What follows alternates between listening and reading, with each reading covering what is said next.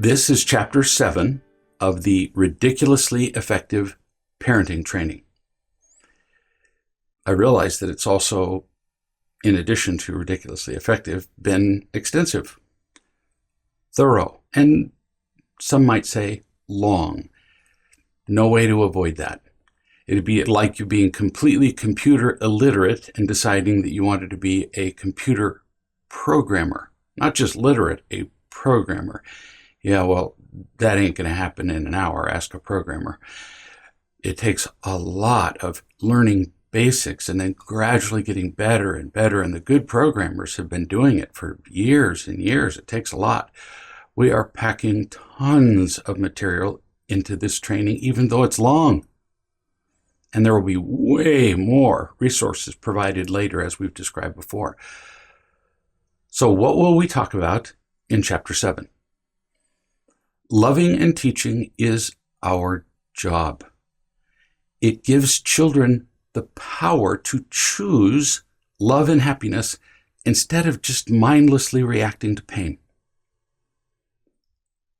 We're going to talk about how the primary goal of family is happiness. So all behaviors that interfere with happiness must be eliminated.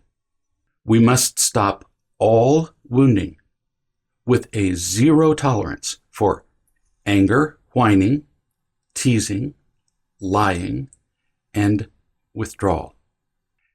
And we will provide many examples of how to deal with wounding behaviors.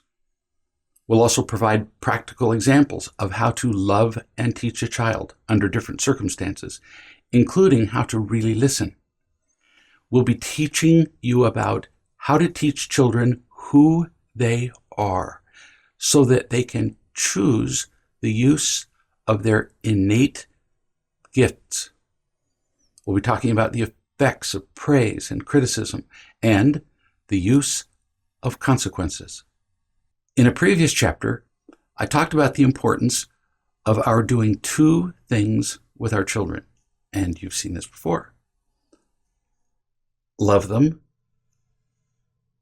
teach them.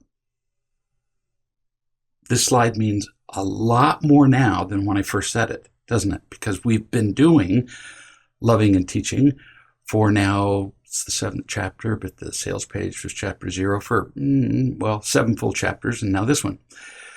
The need for loving is obvious, and we've talked about that. Without real love, our children, cannot be happy.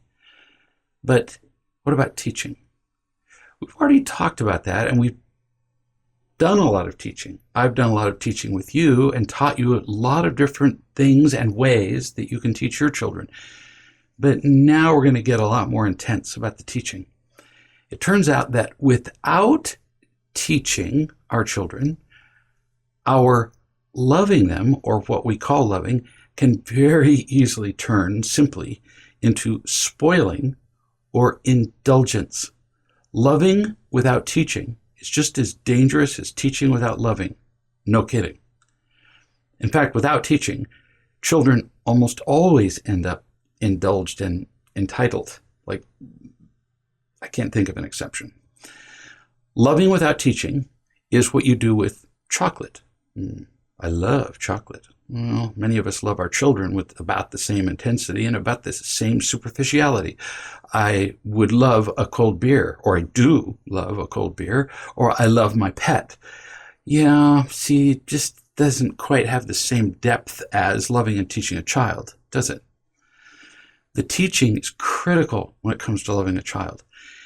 And we're far more responsible for teaching a child than, say, a partner or a friend.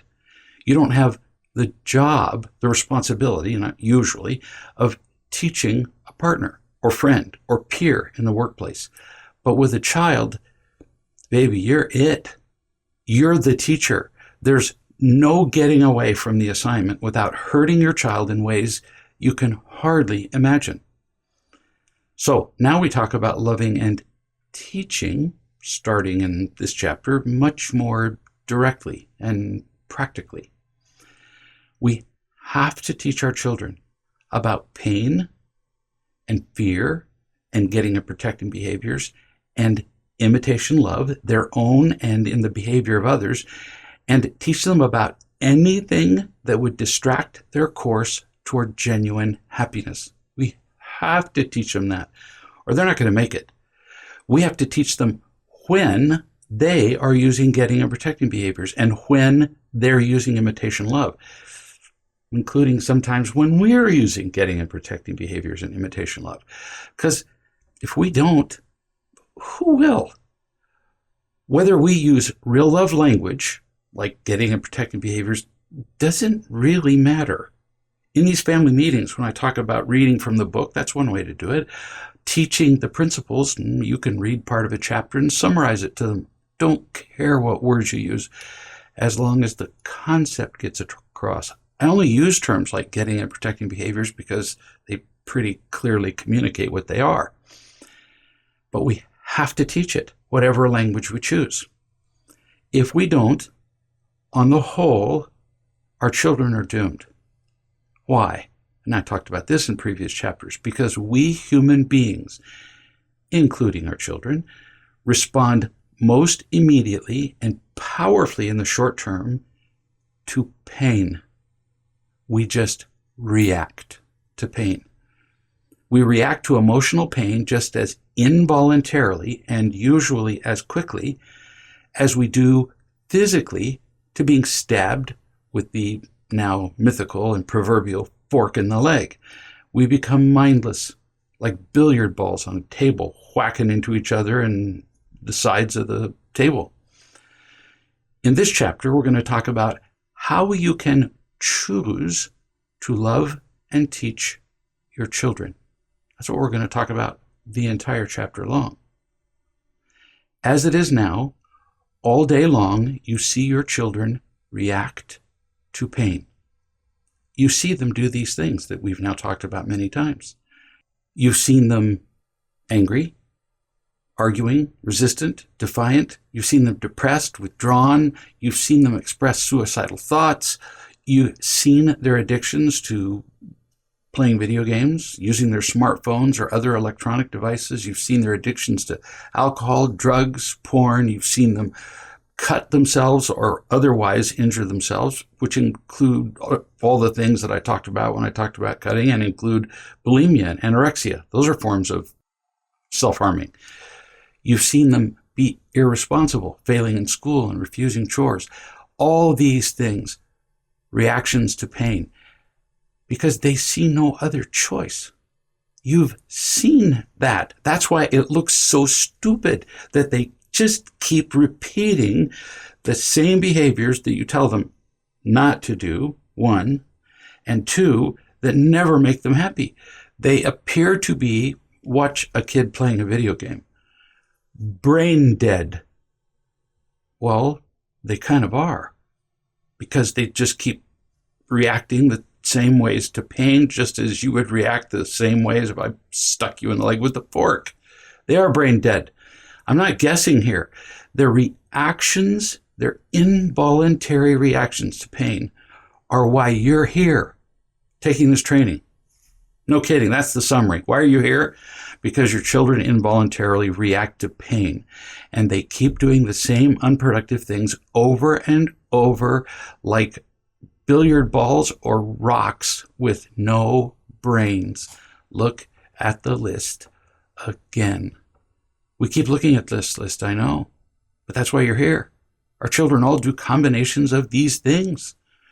One word threads itself through all of these behaviors. Repetition. Well, there are other words too, but this one does. They just keep repeating them. We just keep repeating these behaviors over and over again. There's another word, reaction. They're just reactions. That's why we keep repeating them. And no choice comes to mind. It's two words. Because they aren't choices, they're reactions. And if we do all of that, repeat, and it's a reaction, and it's harmful, and it's not making us happy, and there's no choice about it, that's what qualifies as, by definition, an addiction. All of these are addictions. All of them. So what percentage of the population do you think is addicted to something? If you include anger and being right and lying and attacking and all the getting and protective behaviors, yeah, everybody. And running through these is the thread of helplessness. We don't know how to stop them. And then eventually, after enough helplessness, hopelessness. It's a horrifying list with horrifying characteristics, horrifying commonalities. People repeat the same unproductive, destructive behaviors until somebody teaches them otherwise. That's what we do. I've done that in my life many times, repeated the same thing, sometimes even just a mechanical thing. Something I do outside with a tool or a wrench or whatever, and I've been doing it the wrong way all my life, and somebody comes along, an outdoor expert, a mechanic, and says, "Do you mind if I show you something?" Please. So they show me a different way to use a log splitter, a chainsaw, a wrench, something, and I go, "You've got to be kidding." There was something that much better, and I've never seen it before. And for most of us, that includes, just about every behavior we use with other human beings. Really. It makes us feel a little stupid, but it's nobody to blame. We didn't know. Me in tennis, I thought I was pretty good. It actually was pretty good. I was one of the better players out there on the court. If you only included, the amateur weekend players, I was pretty good. But I got to the place where I couldn't improve. In tennis, your degree of expertise, your class of play, is very strictly regimented, and a pro can step out on the court and watch you play for, not kidding, 30 seconds. He can watch you breathe for 30 seconds and tell you what category you belong in. Yeah, you're a 2.5. Yeah, you're a 3. You can just tell by looking at somebody. I got to the top of my particular class. I couldn't improve. I tried harder. I ran harder. I trained more. It turns out I was just reacting in the same old ways to the ball that I had taught myself. Nobody had ever taught me to play, just like we weren't taught to be parents. I didn't know how to choose to run, where to stop, how to swing. I was just reacting. So I didn't get better. And then I took lessons and discovered that, I was doing everything wrong. Not exaggerating. Like I said, is there anything that I just showed you I'm doing right? And he thought for a minute, actually didn't, which was worse. He said, no. Well, then we got that clear. We can start over, which is true for most of us as parents. Years ago, I remember introduction of those automatic little vacuum cleaners, for carpets and floors, and they go by different brand names. I thought, what a miracle. I mean, these things vacuum the floor and you don't ever have to push a vacuum again. They just sort of bounce around like billiard balls and they clean the floor at the same time. They were programmed to back up or change direction or whatever if they ran into something. But the programming wasn't especially sophisticated in the beginning. I don't know how good they are now. So if they bumped into a dead end just the wrong way, a corner, an angle, something, they would back up and then they'd bang into the wall in exactly the same way. So they just would keep bumping over and over and over in the same place. Well, it's not very flattering, but many of us are about as smart as the old unsophisticated vacuum cleaners. We just keep banging our heads into the wall in the same way, in the same place, over and over till, I guess some of us just get brain dead or unconscious. More graphically, picture a child sitting in a poopy diaper. Still amazes me that most of them just don't seem to care. You're going, you can smell it from, 2 blocks, and they just look happy as can be, just squishing their way along in this diaper. We're disgusted, but it's all they know. They've never used a toilet, so they just sit in their little poopy diaper, and some are content to stay that way indefinitely. It is our job to teach our children what leads to happiness and what doesn't. It's our job to teach them when their behaviors are not working, which is pretty much the same as saying teach them how to be happy. We must. When we don't, it might be the single greatest crime on earth today. To not teach the next generation how to be happy? What? It's the most important thing there is, and we don't teach them that? All of the tragedies, acts of terrorism, selfishness, violence, drug use, wars, and on, pretty much as far as I've seen in decades of observation and reading hundreds of, oh no, we're probably over thousands now, of biographies, history books, and so on. All of this results from children not being taught what they're doing and how to make more productive choices. Really, all of these adults who do these terrible things were once children, and they were not loved and taught, or they wouldn't have turned out like that. Without loving and teaching, children get stuck in unproductive behaviors and become adults who are stuck in similar behaviors, just with different flavors. In fact, behaviors magnified by greater experience and skills. It's not good to have an adult with an adult mind and abilities and experience, but with the pain and primitive reactions of a 4-year-old. Those are the adults who start wars or who kill each other. And simply teaching our children is not enough. We must teach our children until they learn to see the behavior themselves. I'm going to talk about this more than once. If we do the work for them, if we tell them what they're doing again and again, we're just nagging them. They get annoyed. And then nothing is learned. But if we teach our children until they see what they're doing, they learn something. We'll discuss examples of them telling the truth about themselves pretty shortly. What good does that do? For a child to consistently realize that they are being angry, for example, just one of many behaviors that I could pick that makes them unhappy. What good does it do if they realize that they're being angry and therefore unloving, as we talked about in previous chapters? In other words, what good comes from consistently teaching children about what they're doing until they can tell the truth about themselves? That's the magic formula. Well, here's the good that comes from it. We've talked about this. As we tell the truth about ourselves, we feel seen, or at least we create the opportunity for somebody to see us, and then we can feel seen, to then feel unconditionally accepted for who we really are, including our mistakes and flaws, and to feel unconditionally loved. It's a pretty important point.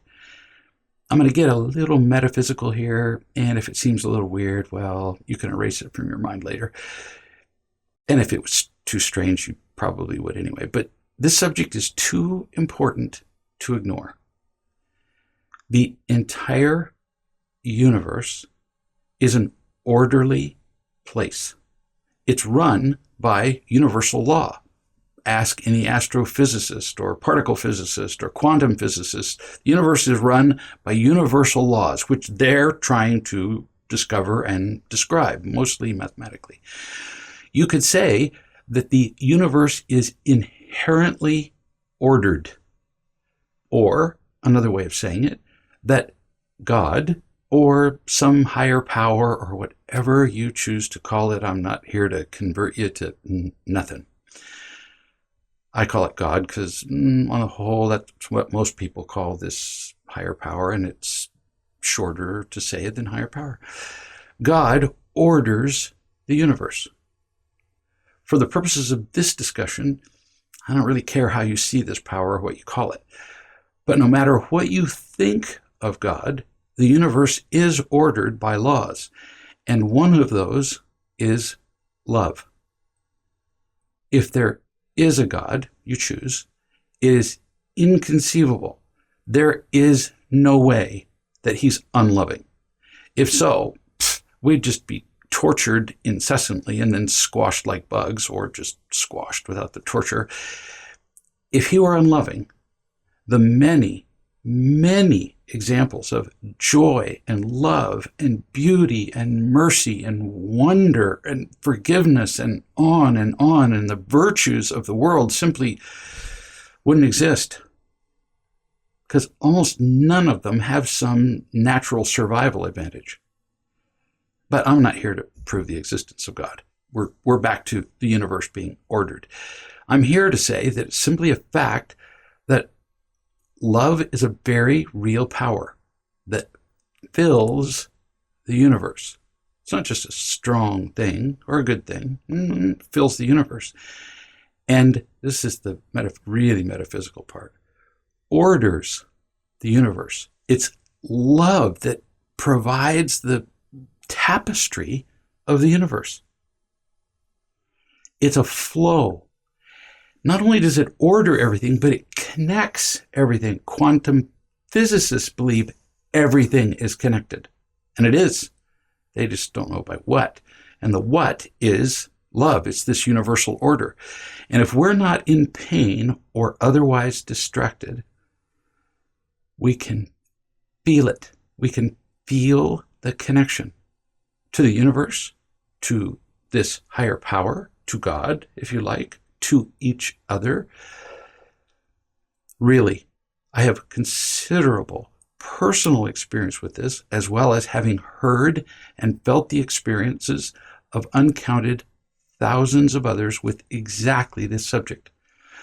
Once we have felt that unifying, connecting, ordering, loving power, we can, usually with guidance, learn what principles are associated with that power and with feeling it. And then we can make choices that keep us in that flow. I have for years enjoyed canoeing. And when I was younger, I would go out whitewater canoeing. And I've whitewater canoed in places that were really actually stupid to whitewater canoe. Class 4 and 5 rapids, for those of you who know what that is. That a class 5 rapid doesn't mean that the water moves fast. It means that you go over waterfalls that are 10 feet high in your canoe. And unless you've done that before, you're not going to stay in your canoe. Like, no possibility. I had been in a number of difficult rivers, the Snake, the Salmon, out in the western United States. Been through class 3 and 4 rapids many times. And then I went and canoed some class 5 rapids and discovered why they call them class 5. I fell out of that canoe repeatedly, and I'd never been out of one. I learned something from that experience and from my experience on other occasions when I'd been whitewater canoeing. And that is, it's not about swinging your paddle with great strength. It's about finding the natural flow of the water. I came to one place in a river where there was a great big pylon that supported a highway overhead, and in the middle of it was painted a bullseye. Many of the rapids are named. Actually, the really big ones are all named by the canoeists or by the kayakers. This one was called appropriately bullseye because almost no matter where you entered that part of the river, your canoe ended up wrapped around the rocks right where the bullseye was, which is pretty frustrating because in a fast-moving river, you can't move your canoe once it's stuck on the rocks. And I watched these old guys on the side of the river, and they were just throwing leaves in the river, which I thought was a pretty weird thing to do in the middle of a trip. And finally, some old guy over there on the side said, "It's over here." And he pointed to a passage in the entire river that was like this wide, oddly the width of the canoe. And he said, right there, right now. That's where the flow is now. And every canoe and kayak went right through that passage and just zipped through the rapids. No trouble. Nobody hit the rocks. That's kind of our goal here, is to be loved and taught. It's what I'm doing with you right now. It's what you're going to do with your kids. to be loved and taught so that we can identify the flow. Love is the flow. We just need to find it and stay in it. If you're not in the flow, it doesn't really matter how hard you paddle. You end up against the rocks, and then you're just well and truly stuck. And sometimes they have to hire a wrecker to pull your canoe out from the road above. Life gets really difficult when you're not in the flow, when you're not either feeling unconditionally loved or unconditionally loving other people. If you're doing either one, you're in the flow. Now, back to why teaching children is so important.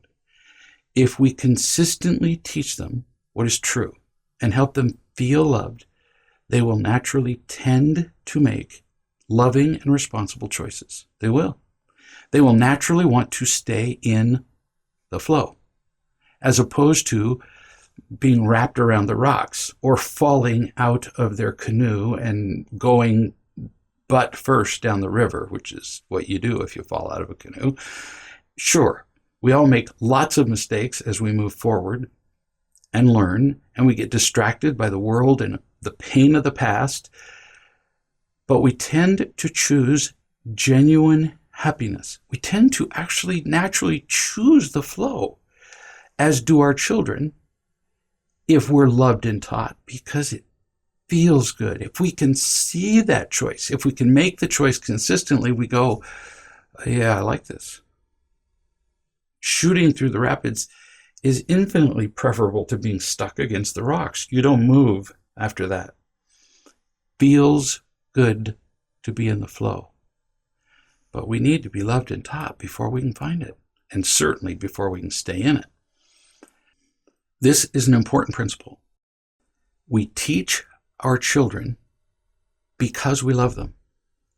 And because they are inherently good, if we expose them to how they can feel loved, be loving, and be responsible, they will naturally tend to make these good choices.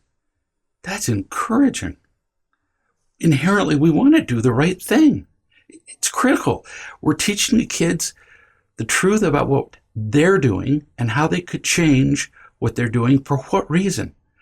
So they're more cooperative with us, respectful to us, obedient to us, grateful for us, more pleasant to be around for us, so they're easier for us? No. We're teaching our children so we can increase their choices, which are different from reactions, that lead to happiness, and their ability to make them. We love them. That is true power. What will we ever do that will make a greater impact on the world than that? Teaching them increases choices, and as they can see the truth about themselves and they feel genuinely, unconditionally loved by us, they become very powerful. An example of them seeing, in an earlier chapter, a couple of times in fact, I think, I described a mother from Canada who entered the room when her kids were arguing, and she just coolly, right out of the index of the book, asked them what they were doing when they were angry and fighting. The 3-year-old, 7-year-old, the 10-year-old. And the 3-year-old said, "Oh, we're just empty and afraid." That is so cool and insightful and encouraging that a 3-year-old can learn this. What matters a lot here is that mom didn't tell them what they were doing wrong. No, they did. In this case, the 3-year-old, but the others were nodding their head. They said it. And yes, she had taught them these principles in a previous family meeting, but yeah, that doesn't mean much. How many times have we taught them something and we've never seen implementation of it?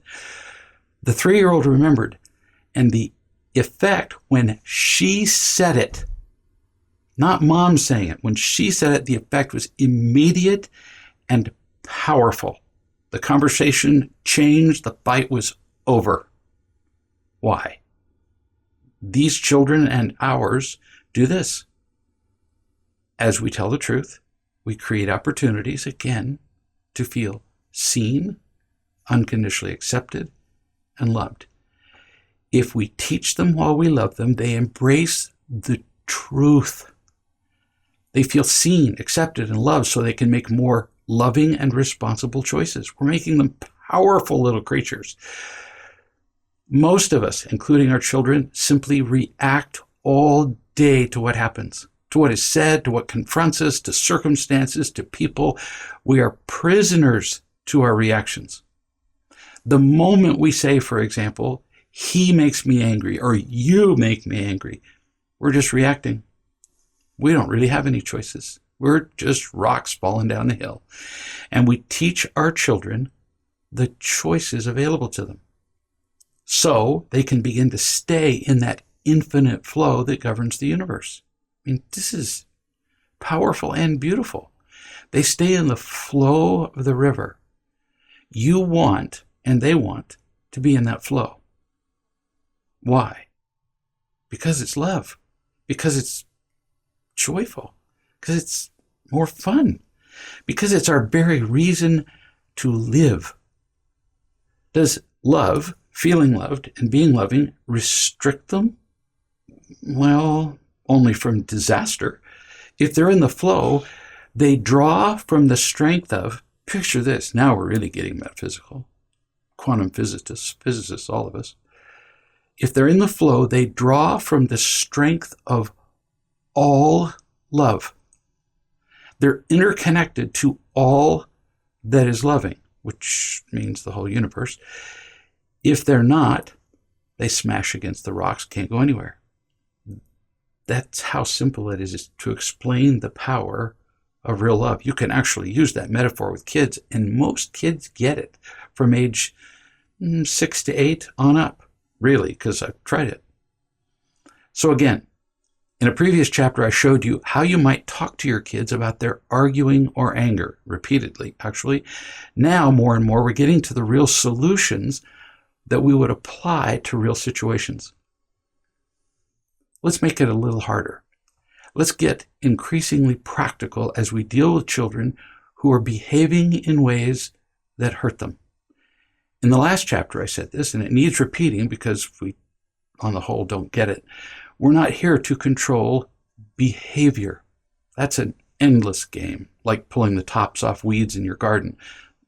They just grow back. We have to get the roots out. How? We know what our kids need is love. That we know. How do we love them? How do we give our kids the unconditional love they need? We've talked about this too. But we're refining and interconnecting, like we talked about with the puzzle, more and more principles with every minute that passes. First, you need to feel loved, and then you can begin to love and teach them. Picture building a house.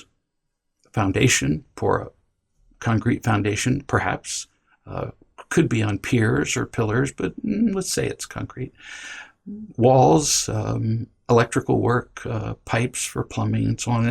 And then at the end of every day of building, a group of kids come and have a party, which has happened on construction sites, knocking down walls, stealing copper pipes, drive a backhoe around and knock down a few, walls. You can destroy a month's worth of building in an hour or less.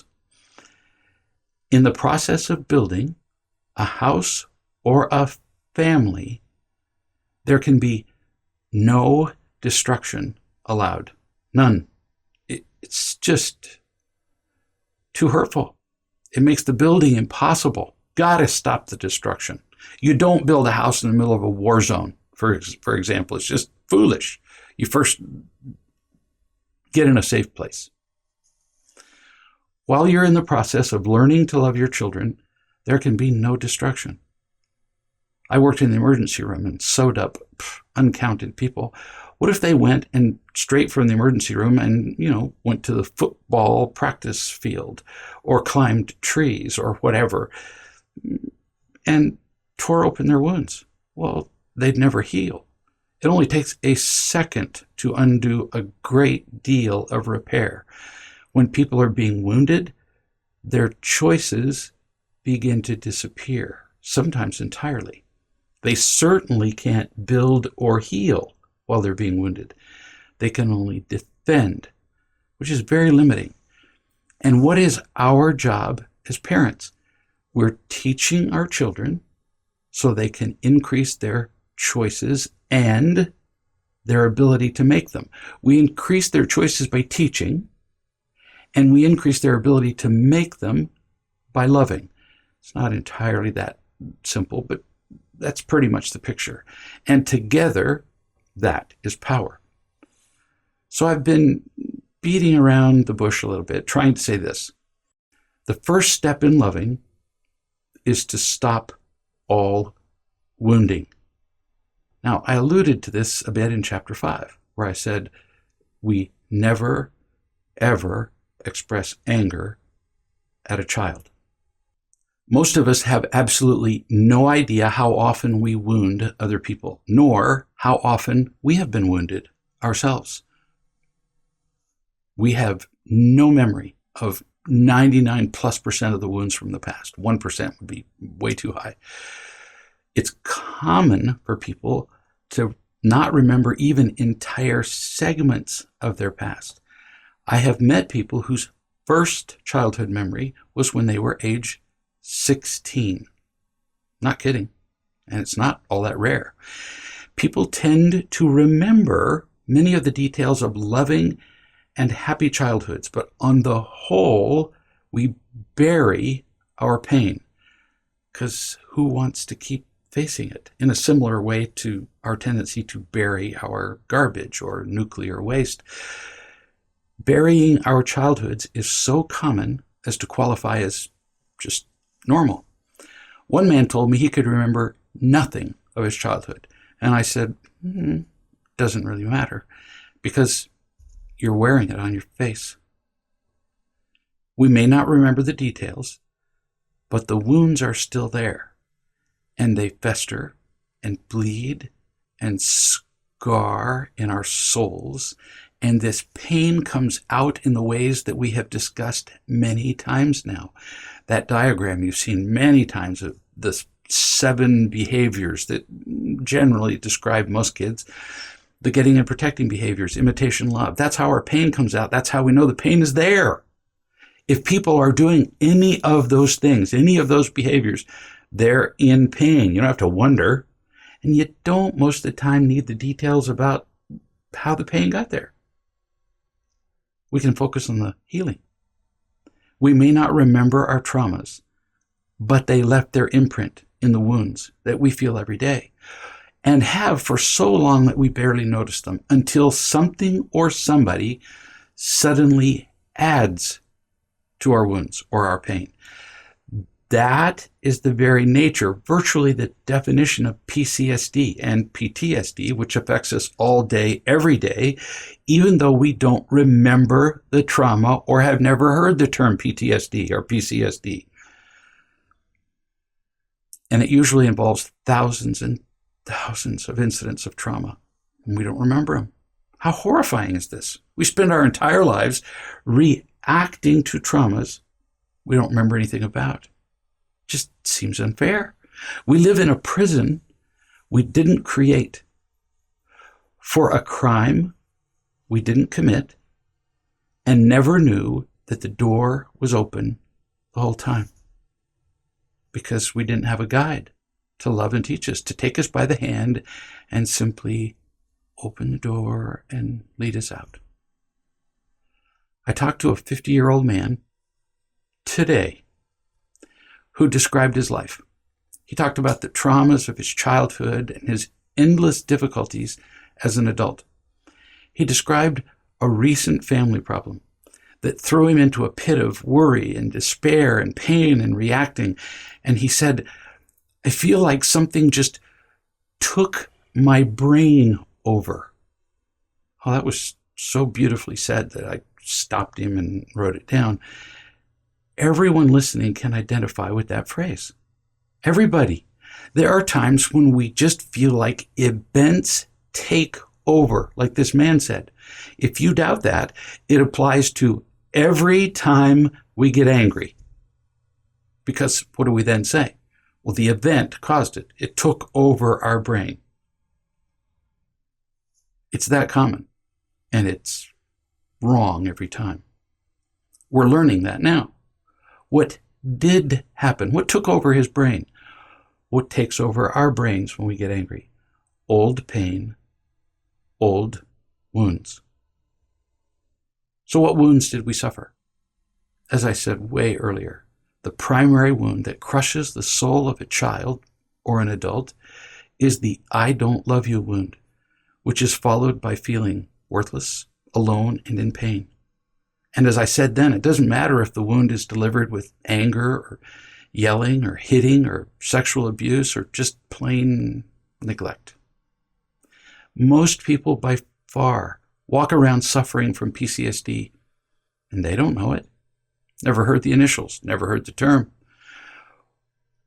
It's worse that they don't know. It's worse that we don't know, because then we can't address it. As a society, as humans overall, we are zealously occupied with our efforts to eradicate the more visible problems. AIDS, cancer, violence, sexual abuse, racism, the list goes on and on. All you have to do is turn on the news to see the latest almost fad of thing that we're trying to get rid of, the thing that we feel victimized most by today, at least on the news.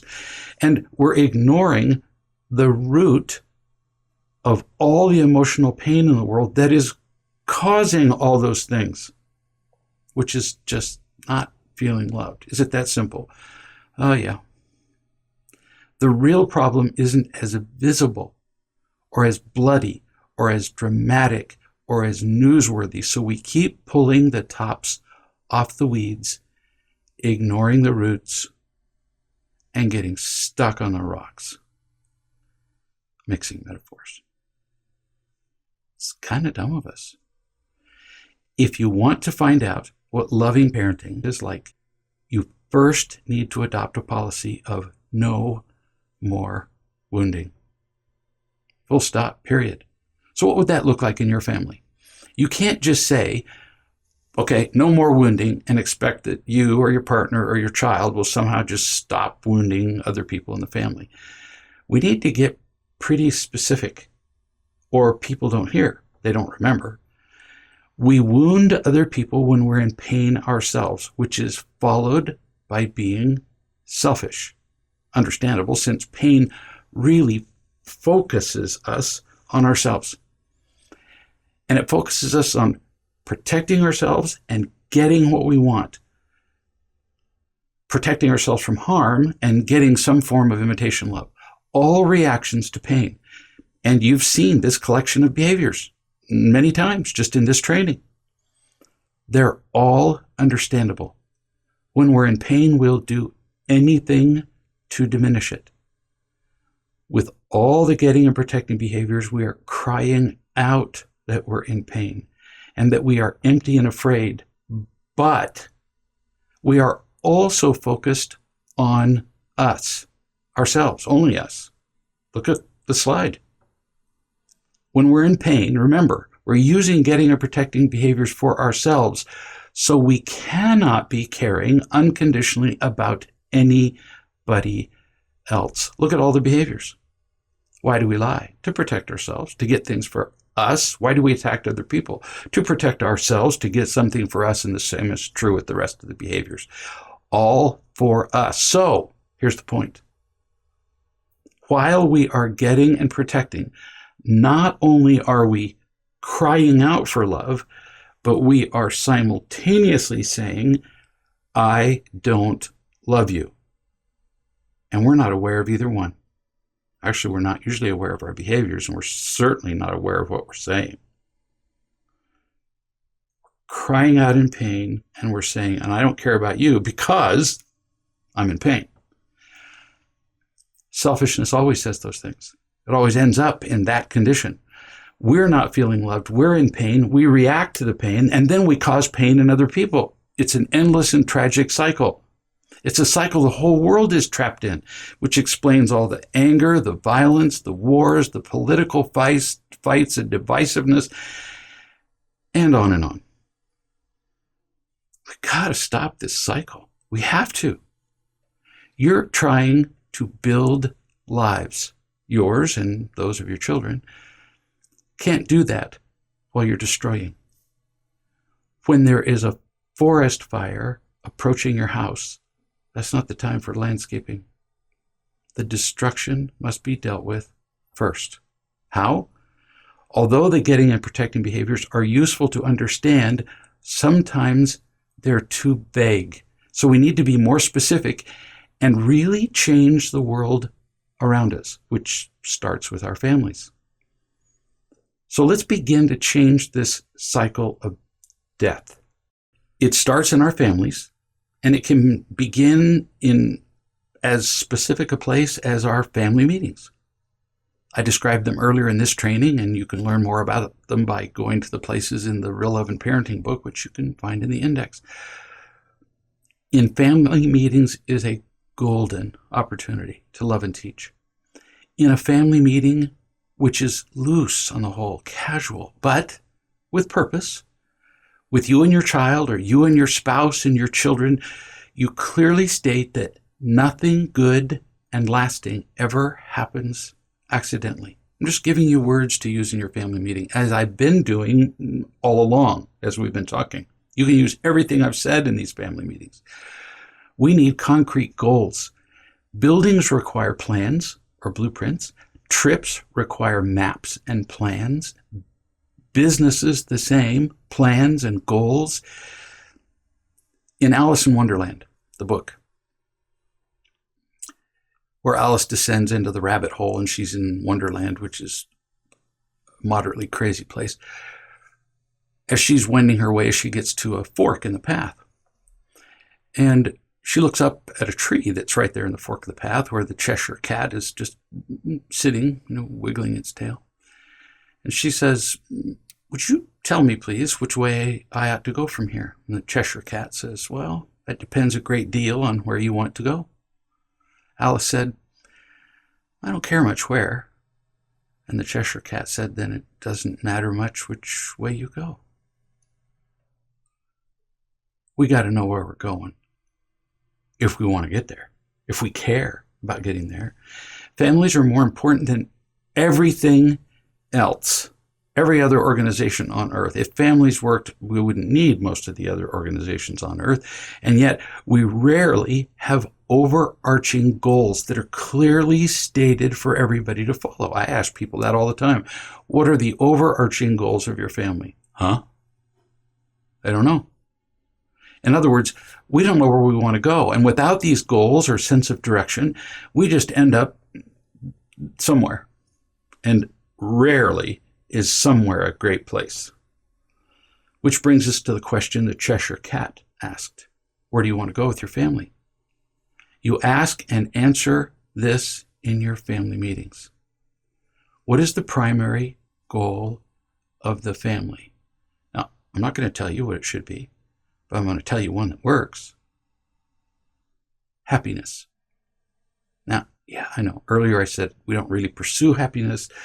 We pursue the three legs of the stool of happiness, and then it naturally results. But for the purposes of the family meeting, you got to start out somewhere.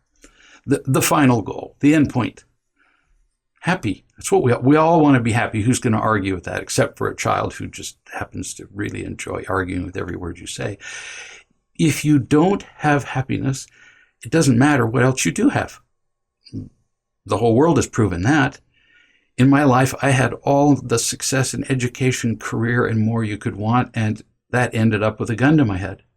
I counsel with billionaires, that's with a B, like a boy, whose lives are a swamp of misery, a carnival of getting and protecting behaviors.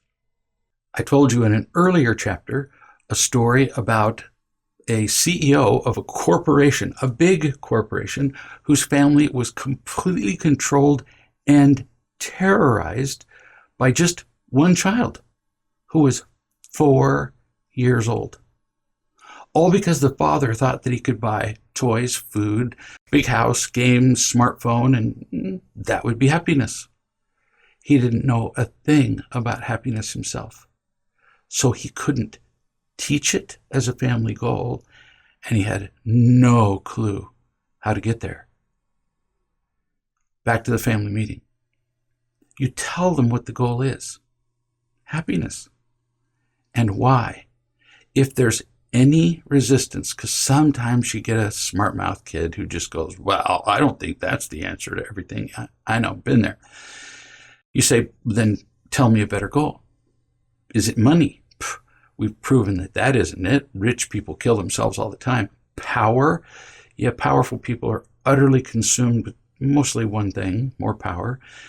Is it Facebook? No, pretty sure it's not that, because we know a lot of people on Facebook who are just grotesquely miserable. Television, food.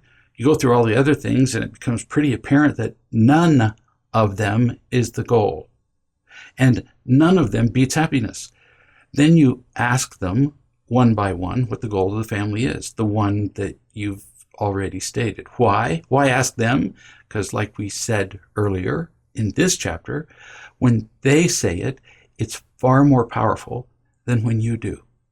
And if they say it with a little bit of an attitude, well, that's okay. If they resist, stay with them until they do say it. You say, well, just sit here until you come up with something better than happiness. Could it be travel? We just had a man who did travel shows all over the world, whose programs are still on Netflix now, and he killed himself. He traveled everywhere. Is it clothing? Just had a recent suicide of a queen of fashion in New York City. Is it money? It is estimated that 50% of CEOs are on antidepressants. So you might have a resistant child, but no answer makes sense except for happiness.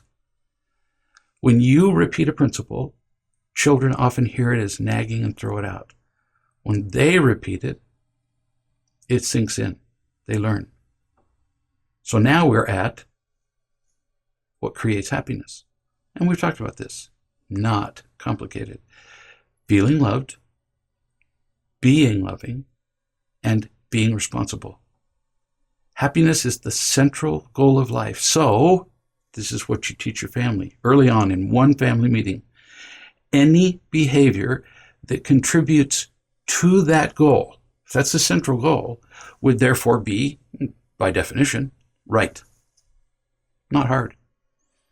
We must constantly be asking ourselves in real time, what are those conditions or behaviors that contribute to happiness? And we've talked about them, and you'll talk about them in family meetings and every day in countless situations where in a particular circumstance, you wonder what to do. So you'll ask that question.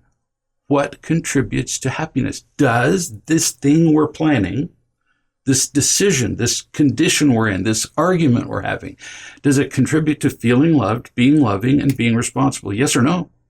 If it's no, then why are we doing this thing that is destroying our ability to reach our family goal and our individual goals? A child has a responsibility to wash dishes. I told you we're going to get more and more practical, and it's going to get more intense. Load the dishwasher, wash them, clean out the sink, put them away. I don't care, whatever. His friends come by and want him to go outside, but he hasn't completed his job. What can you do? Ask the 3 questions. And that's what you say to him. You say, ask yourself the 3 questions.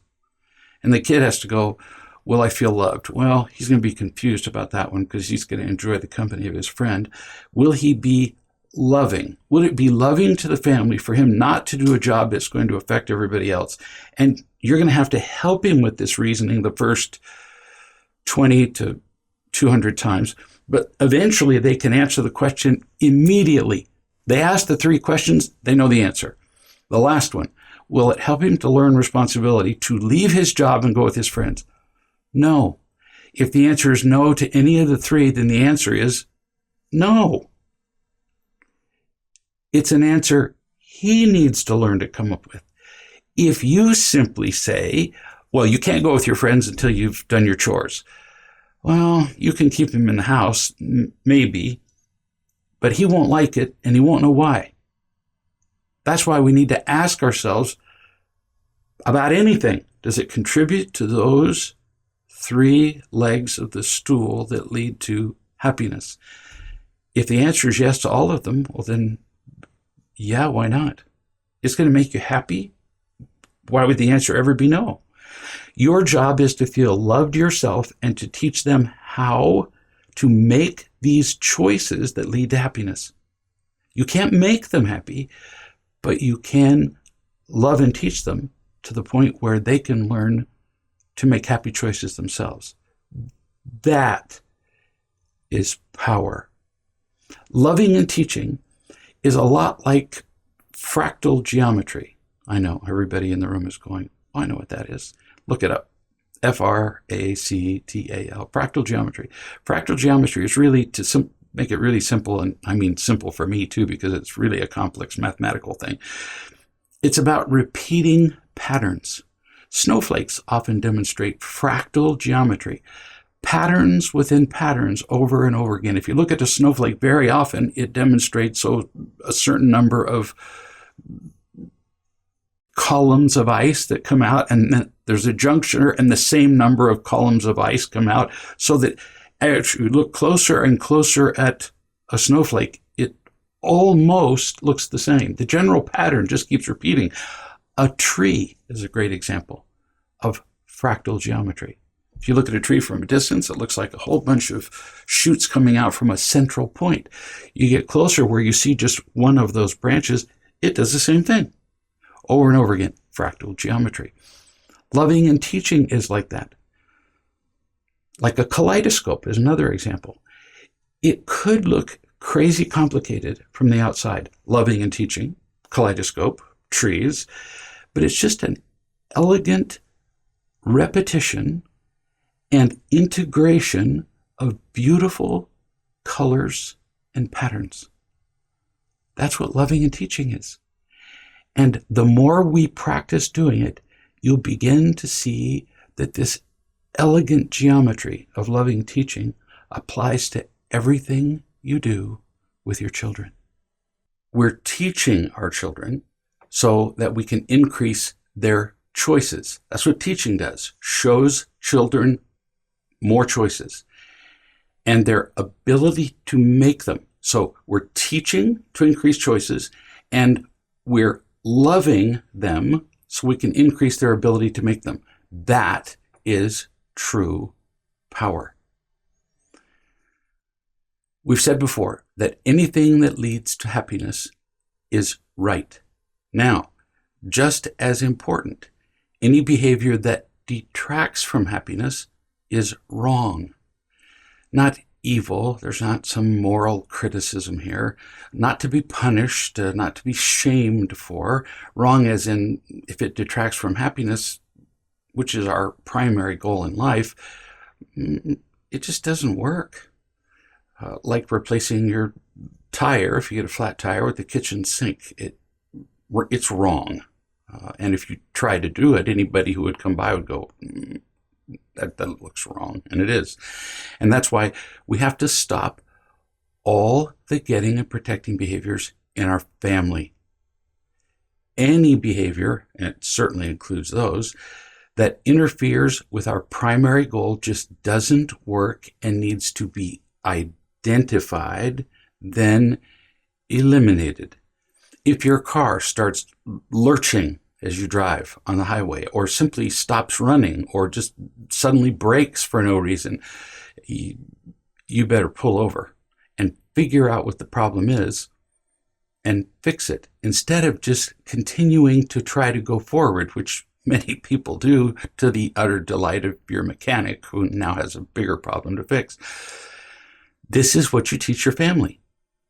Much of what I just said. But you teach them this, and I'm going to give you some really clear words that you don't have to use. It's just an example. Our goal is happiness. Pretty hard to fight with that. And no longer are we going to tolerate any behavior that isn't consistent with happiness. Now, don't misunderstand.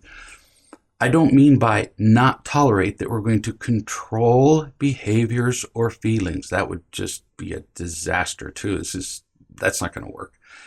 By not tolerate, I mean that when an unloving or irresponsible behavior occurs, which it will, we're not just going to let it continue or let it go. without addressing it in a clear way. What behaviors interfere with happiness? With loving? Well, selfishness. And selfishness includes these behaviors, which we've talked about many times. So no more getting and protecting behaviors because, well, they never work. They never lead to happiness. It's not like, well, 1% of the time, let's give it a... No, never.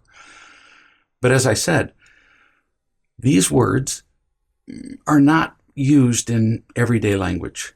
So we need something specific and common that all kids will understand. Kids need more direct words. So you can teach this at a family meeting. In fact, preferably at a family meeting so everybody is instantly on the same page. Another way of saying no getting and protecting behaviors and nothing that interferes with happiness is to use these 5 words because every kid knows what they mean. We're going to have a 0 tolerance for anger, whining, teasing, lying, and withdrawing. Now, if you have a 3-year-old who doesn't understand withdraw, just define it by pulling away, and then the kid has a new word in his vocabulary. That's not hard. Almost all kids understand them. Every kid knows what anger is, and whining. Just make the sound of whining. They'll chuckle because we've all heard it when pretty much none of us like it, unless, of course, we're making no noise ourselves. No teasing, which define it for them. Anything done to another person that person doesn't like, regardless of your supposed intentions. Because when parents talk to somebody who's teasing their brother or sister, they always go, oh, they can act incredibly stupid when they want to. They can see their brother and sister hate it. They keep doing it and go, well, I was just talking.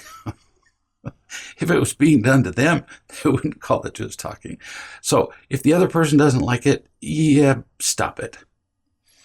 Now, I emphasize done to the other person because you can't count as teasing not doing something for somebody. So because your kids are going to come up with this. They will. They're very clever. They're really clever when they want something. And they become stone stupid when you tell them they're doing something wrong. Because a kid will tell you, well, I told him that I wanted him to go get me a glass of water and he won't do it. He's teasing me. See, he's doing something to me. No, that's not doing something for you. And we don't get to call that teasing. And then we get to talk about the virtues of being loving or not if somebody refuses to do something for you, but that's not teasing. All of these are just more practical words for the getting and protecting behaviors. And you can see that. How anger is attacking and whining is acting like a victim.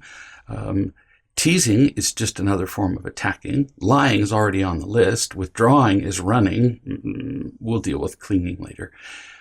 It's just getting and protecting behaviors. It's an easier way for some kids to identify them. If your kids are old enough and they would prefer to use the words of getting and protecting behaviors, I don't care. Now, you can't just tell a child, for example, you're never going to be angry again. Well, you as a parent, you're going to be, so you couldn't form those words in your mouth, surely. It's impossible.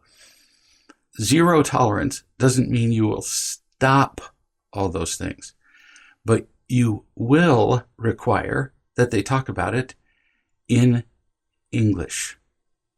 Stomping and throwing things and having a fit is unfocused anger, or I call it spewing. It's not talking. We talked about simply reacting, which is what spewing anger is. That's not discussing it, versus talking. We talked about that in the sales page, chapter 0, a long time ago, the subject then being whining. I talked to a mother this morning about her 17-year-old daughter who just blows up like a volcano And then when mom attempts to talk to her, she says, oh, so now you're controlling who I am. You're telling me how I have to walk and talk and how I have to feel and how so now she's doing even more whining. And the mother explained to her, oh no, you get to be angry all you want. There's a punching bag in the garage. There are some boxes out back. You can go and shred them, stomp on them, eat them. But you don't just get to vomit anger on everybody around you. So take her by the hand. I taught her how to do that. She took her by the hand and took her back to her room, and she said, you can sit here, and in 5 minutes I'll come in and see how you're doing and see if you want to talk about your anger. You can say, Mom, I wish you were dead. I hate your guts. Well, cool. Now we're talking. And mom can say, I understand that. I haven't unconditionally loved you all your life, and now we're suddenly changing the rules, and it just looks really controlling to you. In fact, well, at the very least weird. So I understand why you'd be upset. That's very disarming. But see, now we're having a conversation. That's what I mean by zero tolerance. For spewing anger, staying in anger, as opposed to addressing it. That's a choice. Spewing, it's just a reaction, and anybody can do that. Doesn't take any brains. So why a zero tolerance for these things? Because they're all just really dumb choices, or actually usually not choices. They're just mindless reactions that will destroy our children's lives in all the ways that we've talked about more than once. So all of these behaviors, anger, lying, whining, teasing, withdrawing, they're all destructive. And they are all used to defend a child or to get something they want. And they're all used in these behaviors that we've talked about before. The big 7, the behaviors that in some way are just bound to include your child. Children who are angry, arguing, and resistant. Well, they do all those things. They're angry, they whine, they tease other people because people who are miserable just can't stand to be miserable alone, so they do that. They lie about their anger, and if you confront them sufficiently about their anger, then they withdraw. If they hit somebody if they hit as in encounter, somebody who can attack them better than they can attack, well, then they just withdraw. So they do them all. Look through all the rest of these. These kids do all of those behaviors: anger, whining, teasing, lying, withdrawal. They do them all. Smartphone. Kids who are addicted to a smartphone. Try taking a smartphone from a kid who is addicted to it. You'll get to see all of those things. They're withdrawing already, which you'll teach them. But just by using the phone, they're withdrawing from life and from the family. And if you say stop, then you get whining and attacking, and then they lie, of course, about how much they've used their phone. Did you use your phone within an hour before bedtime? That's just one of the ways of restricting use. No. So they hand you their phone, and you look, and they use the phone 30 seconds before. They managed to somehow drop it on the floor when you came in the room. They do all this stuff. And the reason that we're establishing a zero tolerance for it is because your family's guaranteed to stay unhappy. And then these kids individually are going to leave your family and stay unhappy in the families that they establish. It's because you love them. That's why there's a zero tolerance. And because you're loving them and teaching them. We're loving and teaching our children so we can increase their choices. In many cases, begin to make choices for the first time. And so we can increase their ability to make the choices. That's where love comes in. And again, that's true power. We're giving them choices that don't include destructive behaviors. And we've got to start paying attention right now. We can pay attention immediately to that annoying whining sound that they make. Or we can pay attention now, or we can pay attention to the whining of the police and ambulance sirens that come later. I'm not kidding about this. Just went through this with a parent last night. Had a whining child the parent never paid attention to. And then the child started punching holes in the wall and destroying property and punched his mother. So because the parents didn't pay attention to the whining sound of the child, they got to hear the whine of the police sirens when they pulled in the driveway and got to watch the kid hauled off in handcuffs. Which way do you want to go? It takes a little work in the beginning to change the rules of the game, to teach the family what happiness is like. But it's way easier, I couldn't tell you because I've done this with people many, many times, to wait in line in prison to see the kid for 3 minutes through a glass window. I worked with a kid who, years and years ago, oh my goodness, 20 years ago, did all of these things, the anger, the whining, the teasing, all of it. And I called his parents, which I almost never do because I can usually love and teach a kid and it'll stop. This is one of the first kids I had ever met 20 years ago that I couldn't love and teach where it stopped. So I called the parents and I said, we need to talk about this and possibly work together. And they told me in far less polite terms than this to go away. You can fill that in any way you want to, and it wouldn't be vulgar enough. Well, so I went away, and the kid kept doing that. And since that time, in the last 10 years, I've gotten to visit the kid in ICU when he's been beaten up. I've got to visit him in drug and alcohol rehab. I've gotten to visit him in prison, 30 times, because the parents didn't pay attention to the zero tolerance policy way back when they could have.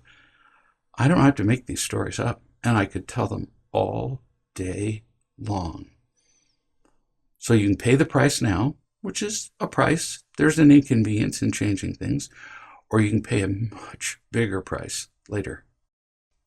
Don't do crisis management. It's just not a way to live. We tend to wait until there's an emergency, and then we say, well, what can I do? Our kid is nearly dead or is dead from alcohol poisoning because we didn't teach them how to live. And then we say, what do I do? Well, I guess bury the kid. Too late now. Or we have a pregnant child or a child in jail or a 40-year-old child because we didn't pay attention all along. And we didn't see the coming emergency, but we've got a 40-year-old child in the basement who is absolutely unemployable. It just slowly crept on us, and then we realize, wow, we're getting older, we're getting less healthy, and we've got a 40-year-old baby to diaper every day. Well, it's going to be pretty tough to change the pattern now. And I know, because I've seen this in uncounted families. We can love and teach our children every single time they use these behaviors that you're looking at, that you've seen before. We have to address it every time. If we don't address these behaviors every single time, zero tolerance, each time we don't address them, the child hears, and I don't blame them, they hear that we're giving them permission to do it the next time. So let's say that we say something half the time that a child comes in and steals money from our wallet. And then we say, well, you can't do that. What's the first words out of their mouth? Will you let me do it yesterday? You've heard your children use this excuse. That's why there has to be a zero tolerance. It's easier to maintain a zero tolerance than to decide which times you're going to get up out of your chair and address these things. That's just a mess, and it completely confuses the child. And we have to address every single one of these behaviors. The big 7 behaviors, the behaviors that are most likely the motivation for your being here. These are really visible ones. We'll talk about lying, attacking, acting like a victim, and running more now. Well, we have been. Clinging later. These are all the same as the zero tolerance things. Anger, whining, teasing, lying, withdrawing. Zero tolerance for all of them. It covers all the things that destroy what creates happiness. Happiness naturally results from feeling loved, being loving, and being responsible. You can't do getting and protecting behaviors or angry, whining, teasing, lying, withdrawing, and be happy, period. Hence, the zero tolerance for those behaviors. So why this almost irrational to our kids emphasis on zero tolerance? Let's talk about just zero tolerance for anger. We've talked about some of the reasons earlier, since anger's everywhere and instantly poisons the whole house.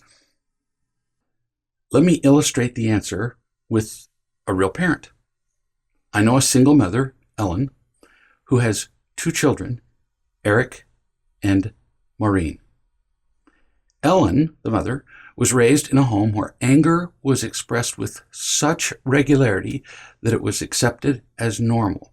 In other words, she was raised pretty much like most of us. So naturally, Ellen learned throughout her life to use anger to get what she wanted. I mean, face it, in the short term, if you want something, you just blow up at somebody and they're just too terrified not to give it to you. So in the short term, anger does get people to move faster. She didn't do this intentionally. As a young child, she just discovered that people tended to give her what she wanted in order to avoid the exceptionally unpleasant experience of her irritation. She was very skilled. Once Ellen learned this lesson, well before the age of 2, she continued to use it. Duh, it works. So why wouldn't you continue to use it? And everybody lets you. So, of course, Ellen used anger all of her life, and she used it with her husband, who left her because he got sick of it. And she used it to motivate her children. Again, children do move faster in the short term when they're yelled at. Get in there and clean up your room. The first few times, that gets them to move faster. Eventually, you're going to get a fight out of this. So, no surprise, the kids, Eric and Maureen, learned anger from their mother and used it back with her and with each other. And we don't see this. It just goes from generation to generation to generation, and everybody's going, why does my child act like that? You're kidding, right? It's a perfect storm of emotional disaster. The kids were stuck in an endless cycle of arguing, and Ellen made it worse by getting angry at the kids for fighting. Ironic, I know. Angry at them for being angry. That's going to work. Ellen taught the kids about the destructive nature of anger after she learned about unconditional love in family meetings. Many of them. But she called me and she said, we're getting better. We get angry at each other less often, but it still doesn't take much for it to come right back out again. The kids will just blow up at each other, and then I find myself getting angry. Then people's feelings are hurt, and then it takes a long time for it to go away. Without the slightest conscious intent, this whole family had settled into a pattern of manipulation with anger. It's easy. It's easy to understand. There's always a great justification for anger, isn't there? Every time you're angry, can't you think of why somebody else is to blame? Why they did something terrible? When they inconvenience us, we always have a reason. Ask an angry person, why are you angry? And they can immediately point their finger at something or somebody. So how would you get a child to clean his room, for example, without anger? Because that question's got to be in your mind. Same way we do everything else with children. Love and teach. Now, you might, it's up to you, offer to help a child clean their room the first time. They may never have seen it done correctly. Donna has had to show me how to correctly clean a number of things because all my life, that much cleanliness just never mattered to me. You get the room clean once, showing them what you're doing, not just to help them get the job done. Then you do more loving and teaching. Now remember, this whole time that you're cleaning the room, if you're helping them, you're just cool as a breeze. And you're loving helping them. You're joking with them and playing with them and talking to them. And if you don't know how to do any of those things with your kids, which wouldn't be unusual, well, we'll learn. You might say, so when we're done, what do you think? How does it look? You might lie on their bed with them beside you. You might say, how does it feel? I'm just giving you options. Come up with your own. How does it feel knowing that you know where everything in the room is because it's in the right place? You don't have to come downstairs and go, Mom, I can't find my shirt, because you know where your shirt is. We just put everything in the right place, a place where you know where it is. How does it feel, you might say, knowing that you won't die on the way to the bathroom in the middle of the night because it's dark and you step on something pointed and lurch to the side and bang into the door frame? How does that feel? Because they've probably done that.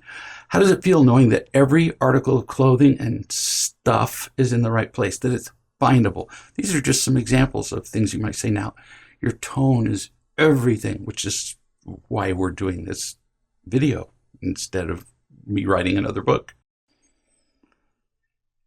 You say, how does it feel knowing that you're not going to die on the way to the bathroom? Like, when you fell down the other night. Do you hear my tone?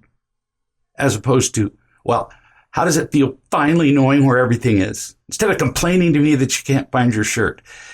See, that's not so much loving and teaching. It's teaching, but it's not loving and teaching. You love them and teach them the benefits of a clean room with a sense of responsibility, organization. If that doesn't work, if the words don't work, you clean up the room once and then they just refuse to clean it again. Then you might have to teach with consequences. Now we're going to talk a lot more later about how you use consequences. But the purpose of consequences is to make the wrong choice so inconvenient that they won't want to make it. So, I'll give you an example. You tell them that the room has to be kept clean enough for your inspection at 6 p.m. every day. We're really terrible at describing responsibilities to our children. We say, you need to keep your room clean. Well, come on. Your room isn't flawlessly clean all the time. Mine is, because Donna lives in it with me. But it's too nonspecific. The child's going all the time. I just rush out of the shower. I get dressed. I throw my clothes on the floor because I have to be at school in 30 seconds and the school is 5 minutes away. Help them. Tell them you're only going to check them once a day, which means that no other time, and you say this to them, no other time other than 6 p.m. will I ever say your room's a mess. You're going to see a smile on your kid's face because they're going, you mean you're going to shut up for the rest of the day? That's what they're going to be thinking. And that's what you're saying. 6 p.m. every day, I'm going to check your room. And then you say, if it's not clean at 6 p.m., you simply won't like it. You don't need to define the consequences. But then if it's not clean at 6 p.m., you start applying consequences, imposing consequences. You might, for example, and we're going to talk more about this later, just simply hold your hand out. They won't understand the first time. And take their phone, which they're going to think is like, stopping their heart with a cardioverter. So you take their phone and you say, well, if you don't have time to clean your room, clearly you don't have time to be using your phone. It's really hard to escape that logic. They're going to not believe you, which is why you have a zero tolerance for their not listening to you. So at 6 p.m., if it's not clean and there's one thing in the middle of the floor and they go, oh, no, I'll go pick it up. Good. And give me your phone. The purpose of that is so that the next time they go to have their room not clean at 6 p.m., they go, do I want to lose my phone? And if you take their phone from them for an hour, they're not going to care. Oh, you take it at least for the rest of the day. And then if they continue to do it, it gets longer.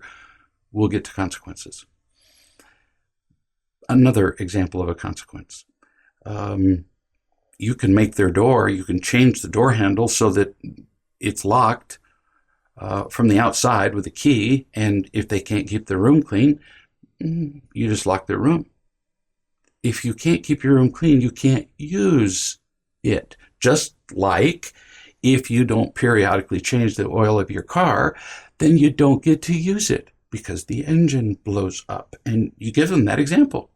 You say, if you don't use a thing well, then in real life, you won't get to use it. In this case, you don't deserve to use it. So I'm going to lock your door. And they say, well, what am I going to do then? You go, well, I don't know. They will eventually figure out they can sleep on the couch or the floor or sleep next door with their brother, who's probably not going to let them do that. There are lots of consequences possible, and we'll talk more about that later. Notice, real love does not mean real indulgence or real entitlement. No, you're teaching children to live the life course, remember, to live in the real world. And that requires real responsibility. The world doesn't put up with you not being responsible. The price of not being responsible is you get to be homeless or dead or in jail or whatever. They also need to feel loved and be loving. And if they combine that with responsibility, boom, they're happy. And it all comes from you loving and teaching. But here's the thing. The family goal is happiness. And nothing that interferes with happiness is to be tolerated, like ever. Anger is a poison and is not to be tolerated. Really, zero. Doesn't matter how much nutritious food, for example, you give your children or your partner, if occasionally, just now and then, you also throw in a couple of grains, that's all it would take. A dose of cyanide the size of a few grains of rice. So just occasionally you throw in some cyanide. But the food is really nutritious and they're really dead. Now, is it possible to ingest a tiny bit of cyanide and live? Yes, but do you know what dose that is? Is it worth the risk? No. Not at all. You wouldn't have cyanide in the house. You wouldn't have it anywhere. Same with anger. You don't know what the deadly dose is. It turns out any is pretty deadly. Only no cyanide is truly safe. And here's the thing about anger. Once you're angry, it's very much like drinking alcohol. Once you've started drinking, your brain is immediately impaired. Always. Same with anger. Every single time, your brain, your soul impaired. And one of the first abilities to go with alcohol and anger, but we're going to stick with alcohol for a second, is the ability to know just how much you're impaired. So how do you know that you've drunk too much to drive? It's almost impossible because your judgment about whether you can drive is impaired by the alcohol. We've all seen the drunk who has said when he's been asked, "Are you sure you're okay to drive?" "Oh yeah," he says, lurching and falling against the car. He really believes it. That's why the legal limits for alcohol have been going down and down from state to state. It's the same with anger. "You look pretty angry." "No," says the person who's clearly angry, just like the drunk. The best way to know that you're not impaired is to drink none, is to be angry 0. Now, again, you can't force a kid not to be angry, But you can make a choice that you're going to talk about it every single time. If you set a standard of less anger, you're going to play around with the maximum allowable limit all the time. Just like somebody who goes to a bar and decides to drink 1 and then 2 and then goes, I'm still feeling pretty good. How would they know? So they drink the 3rd, they get in the car, and then they're dead, or they're pulled over by the police and then they're in prison.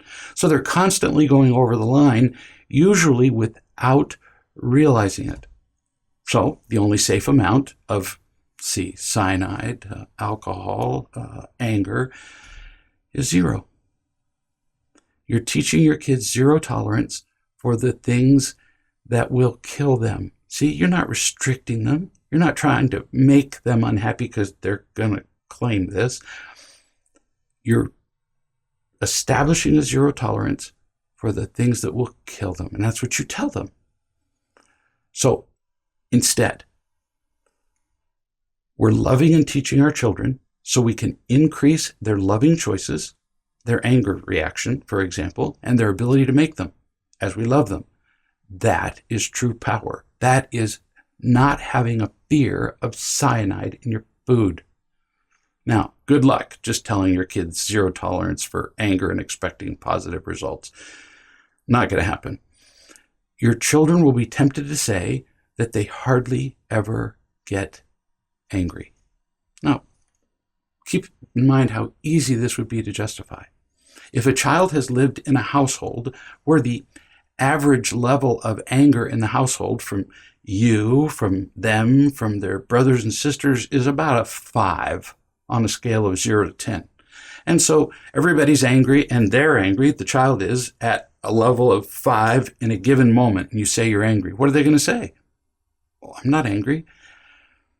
In their mind, they're absolutely right because it's not remarkable. It's normal. It's their new 0. Do you see? And we did it to them. Or they'll find excuses to be angry. Or they'll use the I'm not angry defense. They'll protest. This is a wordplay. I'm just annoyed. There's so many ways to justify anger. Same with, I'm just irritated or frustrated or exasperated or impatient or blah, blah, blah.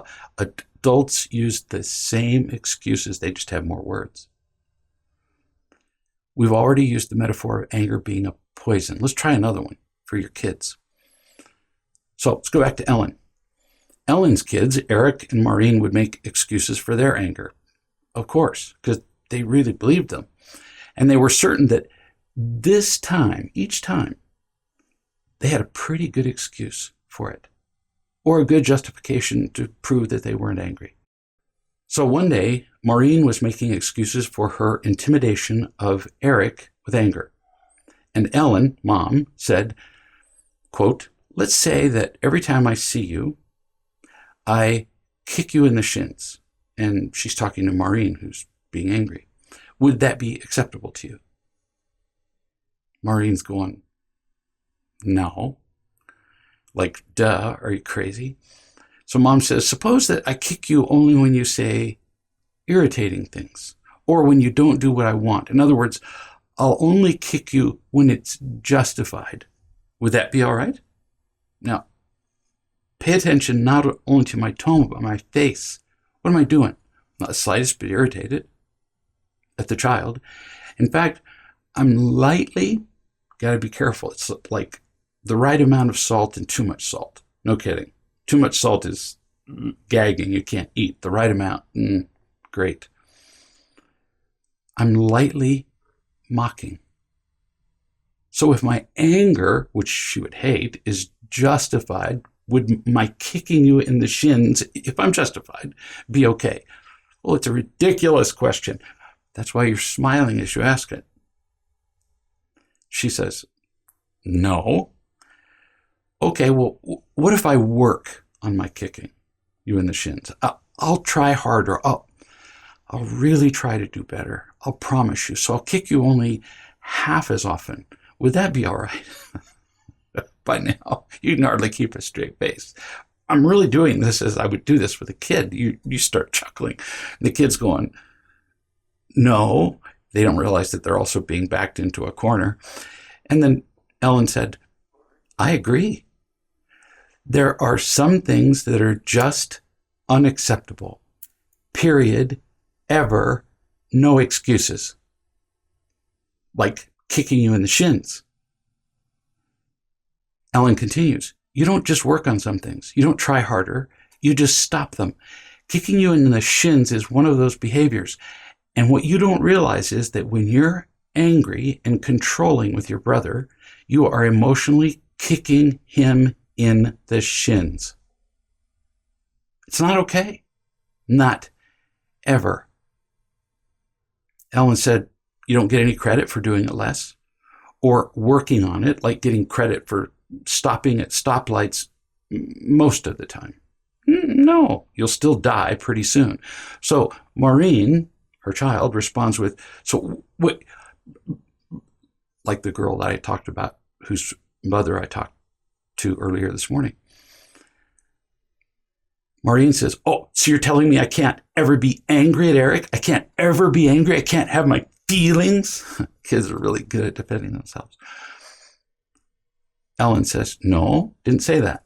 You can be as angry at Eric as you wish, but if you express that anger to him in any way, side words at him, throwing things at him, words, glaring, any of the manifestations of Eric, he will take it as an attack. And then things will go very badly, as you've proven every single time before. And then Maureen asked the golden question. Brilliant child. So if I'm angry at Eric, what do I do with it? Oh, yes. See, if you teach your children enough, they'll learn to ask questions. This is a question, as opposed to making an excuse or attacking, which we often do with a question mark at the end, but it's not a real question. This is a real one. So what do I do if I get angry at Eric? Bless you, my child. Ellen said, you can tell him that what he's doing is inconveniencing you or affecting you negatively in some way, like taking clothes out of your closet just to taunt you. And you can ask him to do it elsewhere or not at all. That's one possibility. And just ask him to stop doing whatever it is. Maureen came back with, predictably, oh, he won't listen, and then I'll be mad again. Ellen says, if you tell me that you're angry at Eric, will my feelings get hurt? Maureen's going, I know I'm being trapped, but I don't know how to get out of it. So she says, no, probably not. She had to throw in the pot, probably, just to hesitate. Ellen says, well, I get angry at you. No, but if you tell me the truth about your anger at whoever, many good things can happen. First, you can express honestly how you feel. You can come in and tell me you're just so mad you want to kill, you want to cut off his head. That's actually very liberating. You can tell me that. I can take that. In fact, it feels kind of great to really just let it go. But you're going to be doing it with me. Second, and more important, how will I feel about you? Will I respond with anger or criticism when you tell me about your anger at Eric? Maureen pauses for a second, looks at her mother. No, you probably won't. Ellen says, in fact, isn't it likely that I will unconditionally accept you? Now remember, they've been having family meetings. Mom's been teaching them. She's been loving them. She has gotten to pretty much zero tolerance of anger expressed toward them. So Maureen's beginning to almost trust her. So when Ellen says, will I unconditionally accept you when you come to me with anger? Maureen goes, well, lately you have so far. So you probably will, because Mom's really learning. Ellen says, so if you tell me the truth about your anger at whoever, like Eric, you'll feel freer and you'll create the opportunity to feel unconditionally accepted. Win-win. Another benefit is that I'm not stuck in whatever crazy thinking is leading to your anger. I'm not afraid or needy. So I can help you see more clearly what the real cause of your anger is and how you might respond instead. That's a lot of cool things, don't you think? This is just brilliant on the part of Mom. And by the way, what could Ellen say about the real cause of anger? Because she just mentioned that to her daughter. The real cause is that her anger, Ellen's, over the years, has made Maureen feel small. So any attack now makes Maureen feel that way and pushes her over the edge. So when Eric touches Maureen, it triggers all the past pain caused by Ellen. As Ellen said, you don't just work on some things. You don't gradually improve them. You just stop them. Now, this might as well be Angela's children from chapters 1, 2, and 3. Remember, she told the kids 1,000,000 times to stop, but it didn't work, did it? But loving and teaching do. In the shortest period of time, Ellen has already gained the trust of Maureen that she might be loved if she tells the truth about her anger at Eric. And that's just in a couple of weeks of family meetings. Maureen and Eric might be your kids arguing over the remote or the game controller or about more phone use, arguing with you, or whatever. You might be thinking, as your child might, but how do I just suddenly stop doing something I've been doing all my life? Reasonable question, like anger. How do I just suddenly go, I am Buddha-like, I am Bodhisattva, and I won't be angry anymore? It's a great question. I suggest a 3-part answer, much like my answer in previous chapters about how to respond to anger, where I said, be quiet, feel loved, be wrong, get loved, be loving. This is just another way. So when I give you a 5-part answer to how do I get rid of anger, and then a 3-part answer, they never contradict. Use them in whatever way you want. Mix them and match them. Turn them into 8 parts. Don't care. Learn as many ways as you can, or create whatever works for you. So the question is, how do you stop completely a lifetime of anger? First part of the answer. The first is that you think before you open your mouth. I know, novel idea. Think before you leap. Think before you open your mouth. You simply make a solemn promise that you will never engage in these behaviors again. This is not an unreasonable solution. No matter how justified you might feel, you would never hit your child or run over your child with a car, would you? Even though the thought may have occurred to you. So see, there are some things you can just decide to stop. I can still remember the day, really, when one of my kids was being so difficult. I had the image in my head. My hands were twitching. I was going to grab this kid. We were only about 10 feet away and just pitch this great big kid all the way down the stairs into the basement. It was in my head. But see, there are some things you just decide not to do. So I didn't. Did I want to? Yeah, I'm not real proud of it, but yeah, I really did. Could I have done it? Was I physically capable of doing it? Yes. Did I have justification for it? Plenty. You just don't do that. For example, you told them not to go to their friend's house after school, and when you discover that they went anyway, you never get in the car, find them walking to their friends or coming back, and run off the road onto the sidewalk and run over them, even if the mental picture pops into your mind. You don't do it ever. Not one time. See, so you can decide. There's some things you just decide not to do.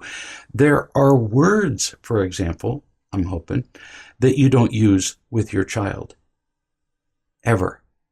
There are many words that my children have never heard me say. Forget saying them to them. They've never heard me say, ever in their lifetimes. They're jokes that you do not tell your children. Why? Because, well, it would be just grossly inappropriate, and so you decided not to. You just don't.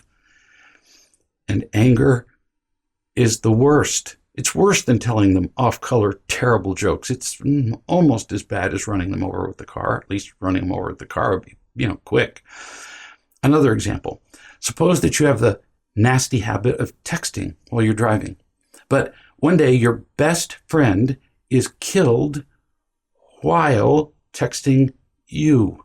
You know exactly when they were killed, and you could see that the answer to your text to them wasn't answered, and you realized that they were typing when they were killed texting you. Do you think at that point you'd be able to make a commitment to stop texting while driving completely? Or stop drinking and driving after you'd seen a child run over right in front of your eyes by a drunk driver? Probably. There's some things we just stop. We don't taper them off. So the first part of stopping anger, and this is just the first part, I'm not saying this is the whole solution, is think before opening your mouth. Will this be loving? Actually, if you did that all day, everywhere you went, you wouldn't believe how mute you would suddenly become. I've had people practice this. All day long, before I open my mouth and speak, I'm going to ask myself, is this loving? And I've had people call me and say, I've been silent all day long. Can I vent my anger at you? Sure, bring it on. We're angry a lot. Ask yourself, will it help the other person to feel loved? Will anybody be happy? If the answer is no, well then I've decided I'm not going to do that. So what's the second part? Feedback. Take the example of you being angry at your kids. We talked about your initial truth-telling in another chapter, where you tell them how wrong and unloving you've been. Now you go further and you say to them, if you've really got some guts, I don't ever want to be angry at you again. It's not loving. I don't want to do it anymore. Sometimes I don't realize that I'm angry, so if I'm ever angry at you, I'm asking you to tell me. End quote. Real courage. Now, a word of caution. It is not their responsibility to teach you not to be angry. You're not giving them that. It's not their job to love and teach you. You're just asking them for feedback, and you make that really clear. And you give them the words that will alert you that you're angry. And you come to an agreement, both of you. You agree on the words that they can say, that they would be comfortable saying, and the words that you could hear. Well, now we've got an agreement that just might work. So, for example, you both agree that they could say and you could hear, you seem irritated. Well, now we got something to say. It's always useful to have something that both parties agree to. Not, for example, the child saying to you, you're angry again, I hate you, I knew you were a liar. Yeah, those are words they could say, but not words you could hear. So you come to an agreement. Another caution. Earlier in the chapter I said, when they don't get what they want, that is not the same as anger. They will try this one on you. And we talked about what to do if they do. So you might say to them, if they say, well, you're angry simply because you didn't give them what they wanted. They say, I want the new iPhone. And well, they just had the last iPhone and the one before that. And probably they already had the new iPhone, but they, dropped it and lost it or broke it. Or you don't always have to give them what they want. You can say this after they say, so you won't give me what I need. So you are angry. You're angry and you don't care about me. What's the response? because that's a tough spot to be in. A lot of parents have been there. You say, thanks for telling me that. So let me ask you something. Are you hearing a stern tone in my voice? And they're going to be stunned because they're going to realize no. And if they can't answer, you say, you're not, because there isn't a stern tone. Is my face angry? No. So you might consider, just a thought, that you simply didn't get what you wanted. And you're calling that anger from me. They need to learn this difference. You'll have to do this more than once. Again, the second part of stopping anger is feedback. This time, let's look at the anger between children. If one child is getting angry, let's say that the other person says, as they both agreed to in a family meeting, for example, you're beginning to get angry. This is one child saying to the angry child, you're beginning to get angry. There is a strong tendency for this to turn into a contest. Well, you were angry first. No, it was you. Then the other one says, well, I only said you're ugly, but you yelled at me and you told me I was stupid. It's a contest of who's worse. I mean, it just goes on and on, blah, blah, blah. Like, you hit me harder, you hit me first. If they can't solve it, the anger, you can give them ahead of time in the family meeting the alternative of coming to see you. But now they know the anger can't continue because you're not going to justify either of them. And now you're going to teach them how to end an angry conversation. Oh, this is heaven on earth. You're loving and teaching them. And you're giving them a way out of an angry conversation. So they know that if they're stuck, they come to you and you'll teach them. There are other ways to stop anger with feedback. And a measure of thinking before we open our mouth. My granddaughter, who at the time was 8, was baiting her brother, just picking at him, and she's pretty good at it. And she was being merciless. He was 2 years older, teasing him, one of the things we have a zero tolerance for, just bothering him while he was reading. He was just sitting quietly reading, and she just kept doing it. She wanted him to get angry so she could feel powerful. That's why we do it. And so she could self-righteously point out to him that he was being angry. We're pretty clever. After a few attempts on her part, he put his book down, he turned to her and he said, I choose not to participate in this conversation. 10 years old. Wish I'd learned that at age 10. Or one child could say, I'm going to ask Mom what I should do next. I'll be back in a minute. Oh, that'll usually end the anger or the teasing or the whatever too. Or one child just leaves the room where the anger is building. And you teach them all these potential responses in family meetings so they've got something. And every time they come to you with anger, you give them another option. You give them things to say. You give them things to do. This is just a bonanza of loving and teaching. Now, I told you there would be a 3-part answer to how we stop the anger. So the third one, you get enough love to make anger unnecessary. Like, duh. The last one, get enough love, we talked about in chapter 2, about how you can find the love that you need. You need hope as you're doing this. This is tough stuff. Know this. 3 things for now. As you're engaged in this phenomenal effort of loving and teaching your children, you need hope. You need to be able to keep hope. So toward that end,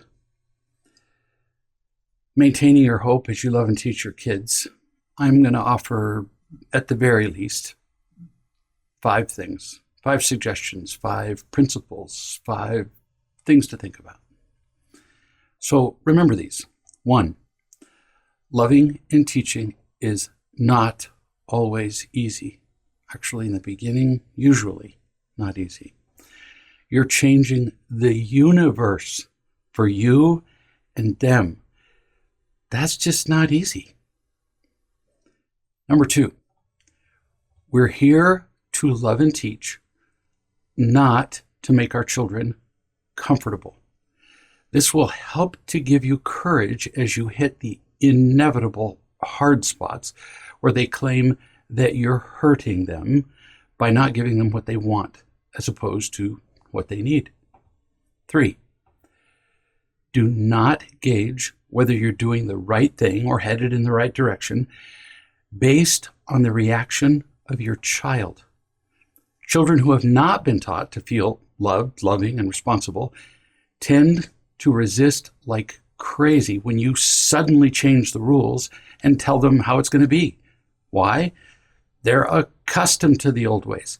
They already know how to manipulate you. They know how to get what they want. They know the old rules of trading. They rely on them. And when you change it all and take away all the manipulation, all their power, they feel helpless until eventually they feel safe in your arms. Hence, your need to love and teach and never, ever give up. 4, the most common obstacle to parents loving and teaching is that they are afraid of their own children. Terrible thing to say, but true. We are terrified of our children's disapproval. So we tend to give them what they want instead of what they need, which is to be loved and taught, including being taught not to do things that they've done and found useful for a very long time. It is not your job to please them. It's not your job to be afraid of them. So how do you overcome this fear? Number 5, keep getting unconditional love from other adults and hang on. Let me give you some additional hope with a couple of more stories about stopping anger. First story, I was passing the door to a room and I could hear 2 kids arguing. 2 of my kids, this was many years ago. One of them said to the other, "Should we stop this now? Or should we wait to talk with Dad about it in the family meeting?" That was the end of the argument, because they knew, both of them, that neither of them would be able to justify their anger, for which there was zero tolerance, in a family meeting. They knew that they were just doing the same old stuff and that it doesn't work. So they just both shrugged their shoulders and moved on to another subject. Next story. This is an example of the end result of zero tolerance for all those things we talked about. Again, I was passing a room and there was an open door and 2 of my kids were in the room. And the first child said, "I was wrong to talk to you like that." The second child said, "No, I think I was more wrong."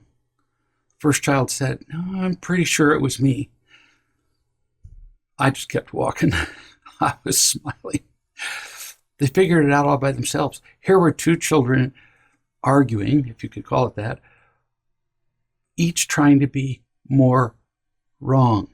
That only happens after a lot of family meetings, I'll tell you, and a lot of practice, and a lot of loving and teaching. Children want, we don't trust this, children want to live in the universal, eternal, and infinite flow of love. They do. They just need guidance. It's where they'd rather be. It's the natural order of things. And once they find it, they tend to want to stay there. Remember that during the times they're resisting you. Now, what if kids are older? It does get harder to stop anger. Why? One reason is they've lived with anger longer. They're more accustomed to it. They're addicted to using it as a tool to get what they want and to protect themselves. And they feel more justified in using it. Again, why? Like I said, well, they've used it longer and they've not stopped. And you've been using it longer with them when they're older. They're hurt by anger more. They need their anger to protect themselves more. and to feel less helpless. And it's become not only an addiction, useful for their pain, but eventually, even if they're not in pain, it becomes just a habit. They're also more experienced and creative, and they can justify their anger with just astonishing skill. So let's illustrate zero tolerance with older children, which still applies to the younger children. It goes both ways. If I'm talking about a 3-year-old, your 16-year-old tends to behave like a 3-year-old anyway. And so children are very similar regardless of their age. Actually, they're remarkably like us as adults. So you're eating dinner, or you call the kids to dinner, or you're just sitting in a room together. The circumstances just don't matter all that much. In comes a child, 13, 14, 16, something, roughly that age, an older child, who can be described with a number of words, often all of them. Grouchy, prickly, grumpy, cross, irritable, bad-tempered, starting to recognize at least one child, snarky, cranky, testy, touchy, snippy, snotty. The Brits have a great word for this, stroppy. It's an emotional, physical tone in everything. You can feel it when a kid with this kind of attitude enters the room. There's a sneer on their face. They're itching for a fight. It's a very common occurrence. In most families, there's a child with this kind of attitude somewhere at some point every day. In some families, most of the kids are like this, or if it's an only child, all the children, because there's one, all day long, because there's so much pain in them.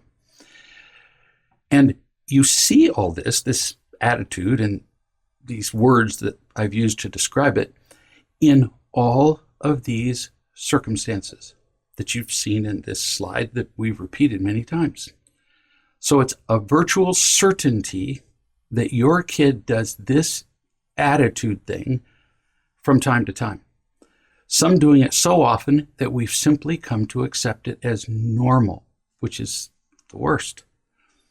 And as you do your job as a parent with this child, you'll help all of these problems, no matter which one your child has. So as you help your child with this attitude thing, with the anger, with the whining, with the teasing, with the lying, with the withdrawing, as you help them with those universal problems, you'll help every child who has these specific problems that we've demonstrated on this slide many times. It's all the same stuff. Pain.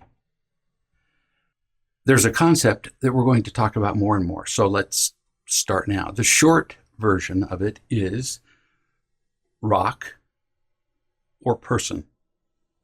Let me explain. We've talked about how most of us react to pain all of our lives. Mindless, like the example I've used of you being stabbed in the leg with a fork. Like a rock being pushed down a hillside. It just reacts to whatever it hits all the way down. It just reacts to gravity. Rocks and billiard balls and most people just react involuntarily and mindlessly. That's a good word to use with kids because no kid wants to be mindless, because notice you're not telling them they're mindless. You just say that's what rocks do. That's what anybody does who reacts. And when we're angry, we react and they're going, I'm not so sure I want to be mindless. Or we can learn to be real human beings, real people. And real people make choices. That's what you teach your kids. I've been teaching you how to do that now for hours and hours. And more, you're going to be teaching your children to choose to be a person, not a rock. And sometimes you can just do it in shorthand. First, you teach all these principles, including this one, in a family meeting. Then at some point, you'll enter a room and a kid has got an attitude, or two kids are fighting, and you just go, instead of explaining everything from the beginning, you go, rock or person, and you just leave. Amazing how often they figure this out. They're not stupid. They're just in pain. So let's make this circumstance more real. Let's give this particular attitude kid, and you'll notice that I'm going to change the circumstances as we go. Sometimes I'm going to refer to this particular child as having a mother and give her a name, and sometimes I'm going to make the parent of the kid you, or I might make it me, because it just really doesn't matter. It's a real story of 100 different kids kind of all blended together, but it's so common. It's also a real story of many specific kids. So let's call the attitude kid Sylvia, and she's 15 years old. Now, boys and girls do have their differences, but overall, not so much. Pain only has so many manifestations, and we've talked about them. The getting and protecting behaviors, that list of 7 major behaviors, getting, imitation, love. We're kind of boring when we're in pain. Overall, boys and girls both just need loving and teaching because of the pain. We will alternately talk about what you might do, what Sylvia's mother did do, and I might inadvertently change her name from time to time, who knows. We'll do boys, girls, we'll do different ages. You'll learn from all of it. Your kids in here, because they're all human beings. Well, nominally, most of the time we act like rocks. And we all have similar needs, fears, and reactions to pain. So the irritable, grumpy child, Sylvia, is doing at least 4 of the 5 things that we have a 0 tolerance for. Pretty obvious as she comes in the room that she's irritated, so she's angry. She's whining, even if she's not speaking. Although she comes in the room complaining about everything. Temperature of the room, she's hungry, why hasn't somebody made her breakfast? Why did they make her the wrong breakfast? She's whining. Teasing, maybe not. But lying, she's certainly not telling the truth about why she's in pain and why she's acting like she is. She's blaming everybody else. And I know it's subtle looking, but she's not really engaging or connecting with anybody. She's just complaining about everything, which actually isolates her. It's easy to identify withdrawal when a kid's alone in their room or they've made a campsite in the woods. But they can be just as withdrawn right in the middle of a group of people. So what do? You do your job as a parent, which always means that you surprise, love, and teach. So let's get to it. How do you love and teach this difficult, snotty, irritable kid? First, notice that in love and teach, the first syllable is love. So we spent an entire chapter on this subject and then some. There can be no anger in loving. That's the first characteristic of loving. It's what it can't be. Remember, we said there can't be any wounding in loving. We can't begin to build a building until we stop destroying it. So the first characteristic of loving is not something. No anger. You cannot be angry and love your child. Get over it. We come up with every excuse on earth to be angry at people, and they don't count because we get to choose, unless you want to be a rock. Not exactly a great goal. Sylvia is doing her very best to be irritating. She's expressing her anger and discontent, which is so very understandable. If you do become angry, you got to blame somebody.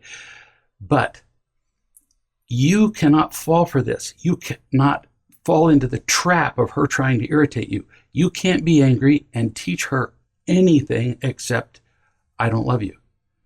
So if you're angry, put your lips together and keep them there. Wait until later to address the subject. If that means that she gets to be angry and snotty and irritable for a few minutes until you can compose yourself, well, too bad. That's how she's been for years anyway. You can't do an angry look or a sigh or a posture or anything. If you do, it's over. If you're angry, get out of the room, because you will communicate your anger. You will, just in the speed with which you move your hand, setting something down on a counter, we communicate anger. Oh, we're just brilliant at communicating it. Not so brilliant in recognizing that we're doing it. You'll swear you're hiding it, but you're not. You'll bite your lip, but it will come steaming out of your ears. So if you feel angry, first put your lips together and then, pretty much get out of the room. Second component of loving: no fear. None. Couldn't say that enough times. Because actually, fear precedes anger. First thing is pain, then fear, then anger. And children can smell fear like sharks smell blood, which means really sensitive to it. That is not to say that they're malicious about it. Sharks aren't malicious. They're just eating. Children are not malicious. They're just really sensitive to fear. And then they'll either back off or they'll manipulate you. Either way, they lose, and so do you. If you're afraid, your focus is on yourself, and you cannot love them. They know that unconsciously and nearly instantly. And it doesn't matter what you say after they sense it. You're done. You're not credible anymore because you're afraid and you're focused on you. Fear makes us selfish. Another simple way to say it. If you're afraid, you're done as a parent. You can't be one anymore. Children translate fear as weakness, and they're right. So then you can't be a credible teacher. You certainly can't be credible at loving them. This all applies to Sylvia. And you will see characteristics of Sylvia in your children from time to time, or a lot. No fear. Next characteristic of loving: tell the truth about yourself. Possibly the greatest breakthrough you can make toward no fear is to tell the truth about yourself. That was the subject of much of chapter 6. You'll do the initial truth-telling with your children or child many times, in various ways, in shortened versions, and so on. Now, you keep going. If you were angry, so in comes Sylvia, you get angry in response, even though you don't yell and scream at her, then you say, I was wrong to be angry. You're always wrong when you're angry. Or to be impatient, or intrusive, or controlling. It's very vulnerable of you to do this, and fearless to admit it in the face of a child who's essentially wanting to take your head off, and courageous. That's what courage is. Courage is moving forward anyway in the face of fear. In this instance with Sylvia, telling the truth about yourself may not always apply if you're not angry. But I'm reminding you of this element of loving. So if you're not mad, I mean, it's kind of silly to say, well, I apologize for being angry. If you are angry, you can also tell the truth about yourself to another adult, which we talked about a lot in chapter 6 and in chapter 2. Now, more about fear. Here's this prickly kid who might be triggering you in a dozen ways because you've got your own pain and you may not know it. Many people who are afraid, most people, don't know it. So how do you know if you're afraid? Well, if you're angry, you're afraid, period. Because anger is a response to fear, so you are. If you're edgy, people just have a little bite to them. Yeah, that's a form of fear, plus a little kind of dash of anger thrown in. If you're frustrated, yeah, that's still fear, plus a little anger, plus a little hopelessness. actually. If you're hesitant, that's fear and a little bit of running thrown in. If you're impatient, that's fear and anger. You're starting to get the picture that with pretty much anything other than loving, we're afraid. No kidding. Do you have to wait until you have zero fear ever before you can love and teach? Well, that would be lovely. That would be ideal, but not really, or you could never be a parent. Wait until you're perfectly loving? No. So what you do is at the same time, you find love from adults and you love and teach your children. It's just the way the world works. We're constantly practicing. We're constantly moving forward while we're imperfect and we get better and better. But if we don't move forward, while it's semi-uncertain or dark, we'll never discover the light that's on the other side. You just have to keep going. It can be messy and imperfect. Welcome to parenting. This is going to take some practice, hence all the resources that I've talked about over and over again. So let's assume that you have little fear. Maybe in that moment, you don't have any. And no anger, because that one's an absolute. If you're mad, you're done. So you can actually be a human, mostly, not just a reacting rock. So now how do you love and teach? Another characteristic of loving is listening. Listening. Listen slowly to this one because it's huge. Listening is the single most immediate and effective? You're kidding. That's got to be good. And practical thing you can do in the process of loving another person. Listening draws people in, it values them, and it connects them to you. Oof, that's a lot of stuff, just like all at once. There are two kinds of listening. There are probably 100 kinds of listening listed in books all over the place, but I'm going to talk about two. Two kinds of listening that I'm going to focus on. There's overall kind of generalized listening, which means to all of your kids or your only child all the time, kind of an overall in the background kind of listening that's always going on. And then there's situational listening, which we're going to apply to Sylvia walking in the room with her, snippy little attitude. We're going to talk first about overall listening, because if you haven't done this, you're dead when it comes to a specific difficult situation. And we're going to be talking about this one for a while, because you have to understand it well before you can entertain the notion of dealing with Sylvia, who's dying to bite your head off, and is being as difficult as she can manage to be, even though she's mostly unaware of it. Then, after considerable discussion of generalized listening, we'll come back to Sylvia, and we'll talk about talking to her and listening to her. So hang on. We're getting there. Every time a child opens his or her mouth, or even, like Sylvia, enters the room and demonstrates a facial expression or behavior, we are presented with a life-changing opportunity. It's not just a thing. It's certainly not a problem. It's an opportunity where we can communicate to that child one of two messages. Pretty much all the rest of the messages are variations of these two. I love you. That's one of them.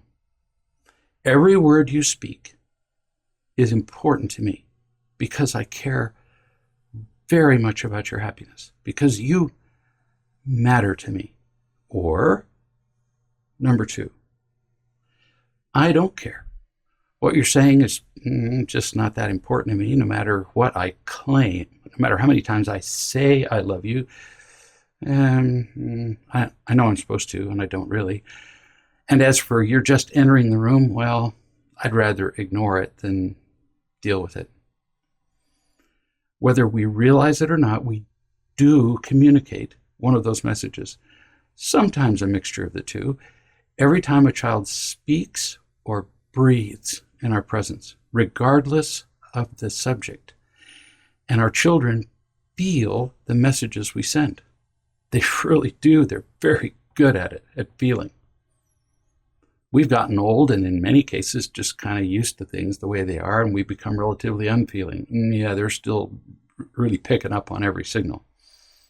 Books and articles describe lots of techniques for effective listening and communication, but you could follow every one of those suggestions and it would help nothing without understanding the primal, urgent, and continual need that a child has to feel loved. None of them would make any difference. An example, one prominent and accepted communication technique is reflective listening. Almost everybody accepts it as a really useful tool. But without genuine caring, it just looks stupid, mechanical, hypocritical. I'll give you an example of reflective listening, which means to reflect back to the person speaking what they just said to indicate that you heard them. So imagine that you have a child who's blowing up or huffing and puffing, and they say, "I hate you," which is not all that uncommon. With reflective listening, you might say, "You seem angry." That would be reflecting back what the child said.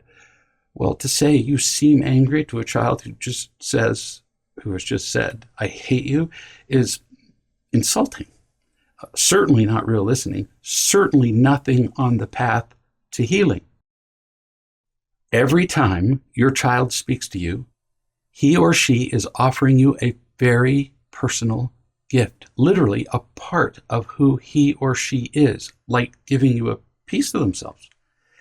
And how you listen is unavoidably perceived, and correctly perceived, it turns out, as a strong indication of how you receive that precious gift. When you really listen, you communicate to your children that they're important to you, that you care about them. Real listening is an expression of love. As I said before, listening is the most immediate, effective, and easy way. Before I said practical, but now I changed the last one. Immediate, effective, and easy way to begin loving a child. Could you ask for a better combination? Let's look at some real examples. Example number one. Your child says, "I'm hungry," which we hear a lot when they're little. And you respond with, "Well, you couldn't be hungry. We just ate 2 hours ago," or some version of that. And I've heard many parents do some version of that. You couldn't be hungry. Without realizing it, you just told your child this: "You're too stupid to even know if you're hungry. If you're hungry, I'll let you know." That's what we just said. That's what the child hears. You're kidding. It utterly invalidates them. You don't have to give your children everything they demand. We've talked about that. We've talked about need versus want. But you still need to listen. So when your child says, "I'm hungry," listen. You can show that you're listening by saying something like, I'm not telling you to say this, but like this: "We'll be having dinner in 2 hours. Now, if you say that to a child who's, 4 years old, 2 hours means absolutely nothing. All it means is, "I ain't going to get no food." Doesn't mean anything. They only know right now. But let's assume that this child is old enough to understand 2 hours. Then you tell them what you're having. "We're eating a whole pig. We're eating a gluten-free hamburger or vegan pork ribs," or whatever. It doesn't matter. You tell them what dinner is in 2 hours. Then you say, "Do you want something now, or do you want to wait for the meal?" Well, it's kind of a rhetorical question because they're going to want something right now. Or you could say, "We'll be eating soon, but if you're starving, you could have a banana or an apple."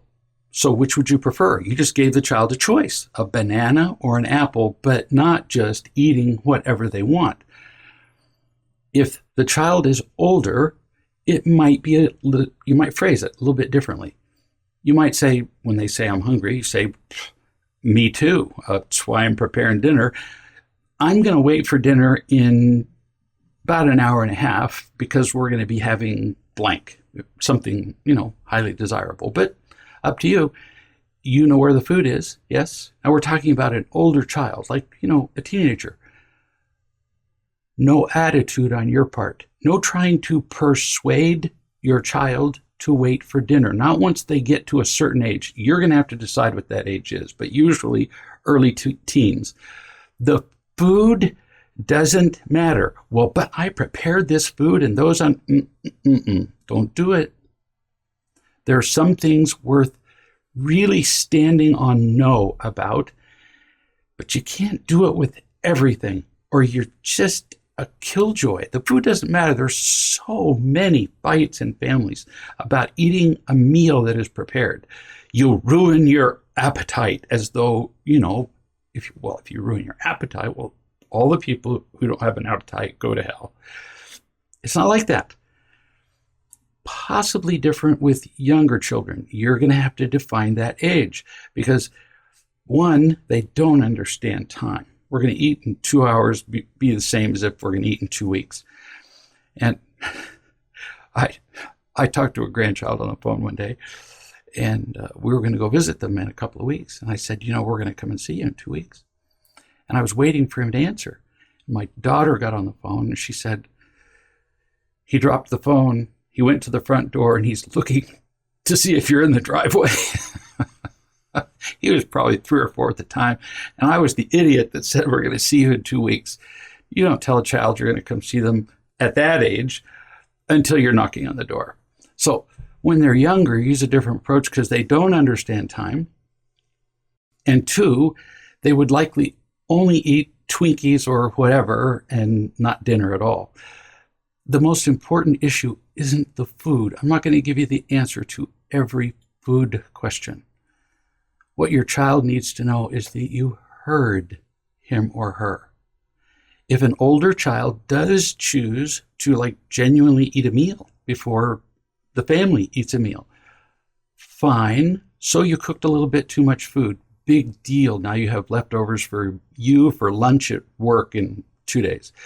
But if he does clean, he has to clean up every tiny bit of the mess he made in preparing the meal. The rule in our family was you want to prepare your meal fine, but it has to look like you weren't there at all. And believe me, Mama noticed if you'd been there. So you see, in responding to this child, you're teaching the child to feel loved because you listened. You're being loving yourself. And if you're saying to the child, well, if you can't wait to eat till an hour and a half, you can't wait that long, then you're responsible for fixing your old meal. Oh, that's so cool. So much better than saying, you can't eat before dinner. It's not a subject worth doing that over. I emphasize that I'm talking about general overall listening. If you've listened like this over and over and over with a child consistently, you won't have a Sylvia who walks into a room with a snotty attitude. You won't. It disappears. I've seen it in family after family. When they feel listened to, they feel loved, and they don't have a need for this attitude. Second example, your child says, my teacher's just stupid. And the tendency would be for you to respond with something like, because I've heard all of this, well, no, she's not. Or don't talk like that. Or stupid is not a nice word to use. We don't use that word in our family. Or, oh, I know you don't mean that. Did you hear all the different tones of voice? But those 4 responses cover nearly 100% of parental responses. That's what we say to our kids.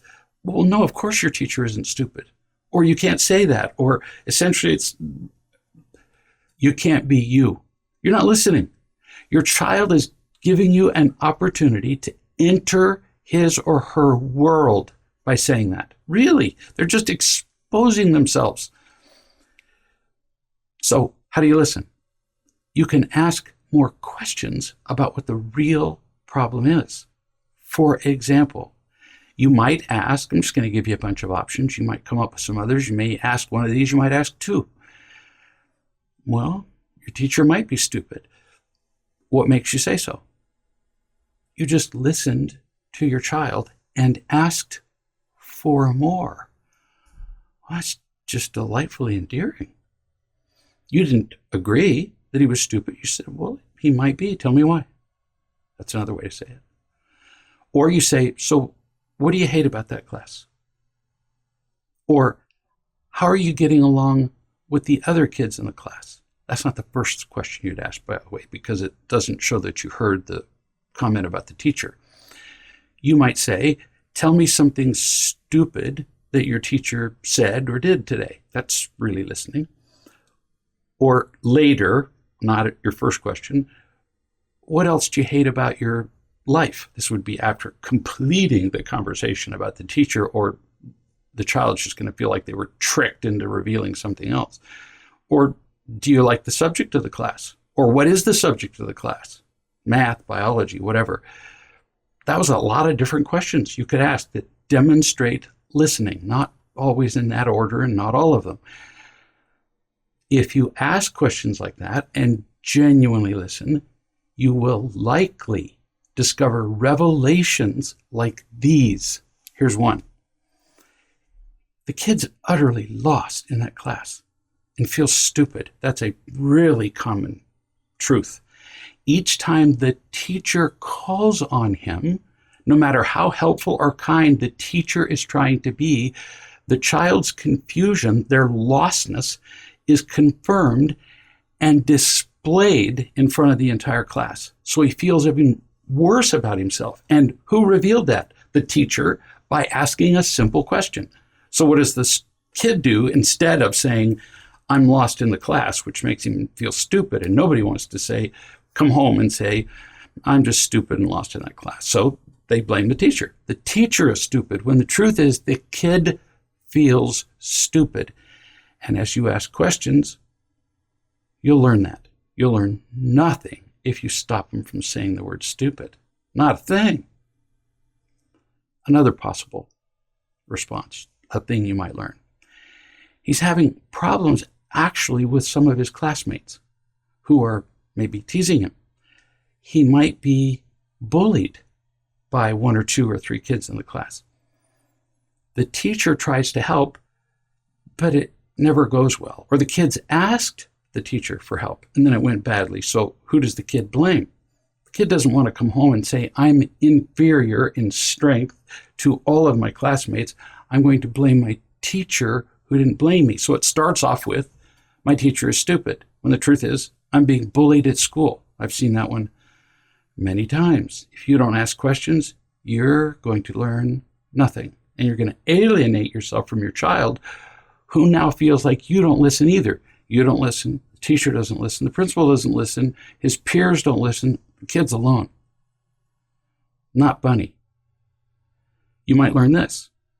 The teacher really is stupid.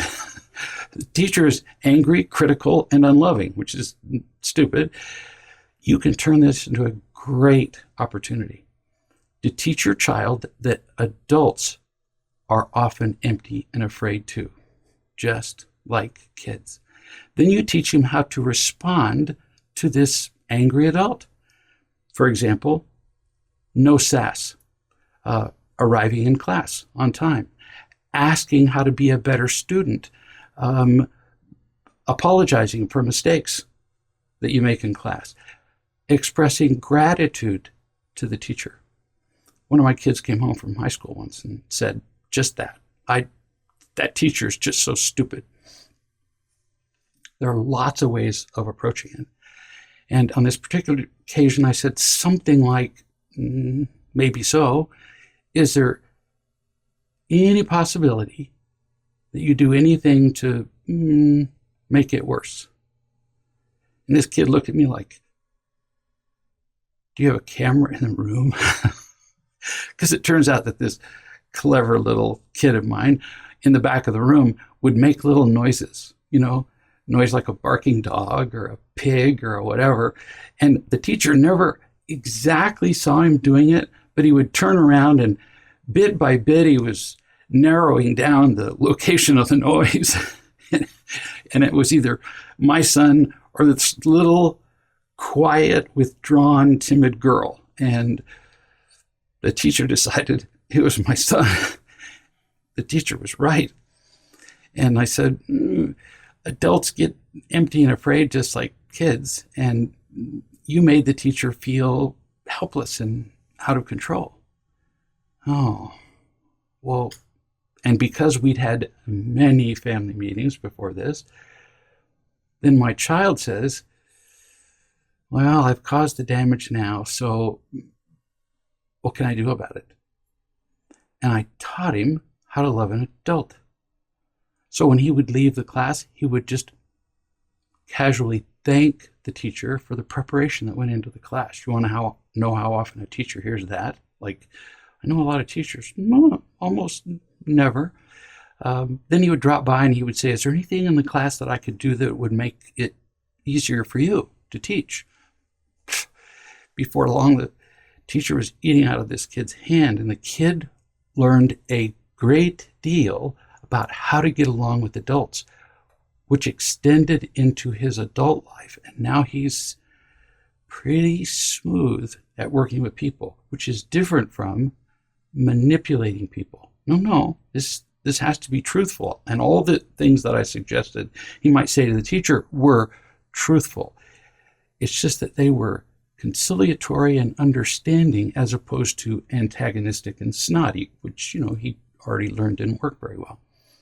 Another thing you might learn, that your child's unhappy about a lot of things at home and at school, which is why some of the questions that I suggested implied that there might be other things wrong, like including with you.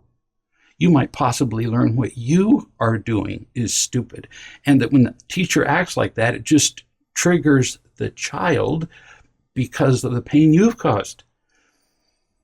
As you listen, you have the possibility of learning so many of these things that are critical to your child's happiness.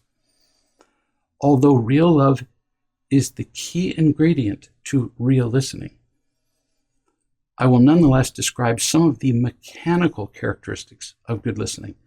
And from these, we can all learn to listen to our children in ways that are more accepting and productive. So possibly the first mechanical component of listening is to, think about it, shut up. Most parents don't really listen. They're just looking for an opportunity, a gap in their child's speaking, to interject something and speak themselves. Adults do this with adults. So they frequently jump into the conversation without the slightest regard for their children. I've watched adults do this with each other forever. Somebody says, I went on vacation to the Bahamas. My aunt was from the Bahamas, says the other person. And off goes the conversation in an entirely different direction. And the person who started the conversation is sitting there going, what? What happened? The conversation was just kidnapped. With our children, we want to correct them, solve a problem, describe our point of view, whatever, anything but listen. Although we often do need to make responses to our children, one of the most important indications we can give that we're listening is that we just shut up. Let your child speak until they're finished. If you're not sure whether they're finished, you're not sure whether he or she has more to say, there's a pause, and you're going, I don't want to interrupt. Oh, this isn't hard. You say, there's something I could say here, but I don't want to interrupt you. Are you finished talking about that? I do that with adults all the time. People will often pause to think about the next thing in their story, and everybody else jumps in because they think that's an opening. No, it wasn't an opening, it was a pause. If you're uncertain, ask. You know that most kids have never been asked, was there more you wanted to say about that? Ever. Like in their lifetimes. That's not good. Another relatively mechanical element of listening. Little advice. In most cases, what children want most from a conversation is surprise, our love and support, as usual. With that, they have the confidence to do almost anything. Regrettably, we often abandon our role as listeners, as loving parents, and instead we offer advice. We fix things as though we were mechanics. When we offer unsolicited fixing, our children usually hear that we don't trust them. We don't believe they could handle their lives without our constant controlling, because we're constantly saying, do this, do that, don't do this, no, that's wrong. What you need to do is watch their faces when you do that. Unfortunately, we're so occupied with ourselves when we say stuff like that we never look at their faces. That's kind of sad. They know we don't trust them. Do they sometimes need advice? Well, yeah, but not nearly as often as you think. We have a lake behind our house. Every grandchild has come to the house, crawled to the edge of the dock, and as they do this. They look over their shoulder, they look behind them toward me or whoever's out there, and the implied question is this okay? And every time, I just wave. That's it. No advice. I'm listening. Because what they're really saying is more than a question is, this is new. And I'm just going, yep, it's new. I'm not giving advice. Only once out of 9 grandkids did a kid get too close to the edge, stumbled on one hand. They're not real agile at that age. I mean, crawling. And in he went into the lake. I know. I have a bizarre sense of humor. I jumped in. I mean, we're talking about the kid was unsupervised in water for 2.5 seconds. Put the kid up in the dock, who by now is spluttering and bawling. And I got up in the dock and I said, was that fun or what? He shook his head. No.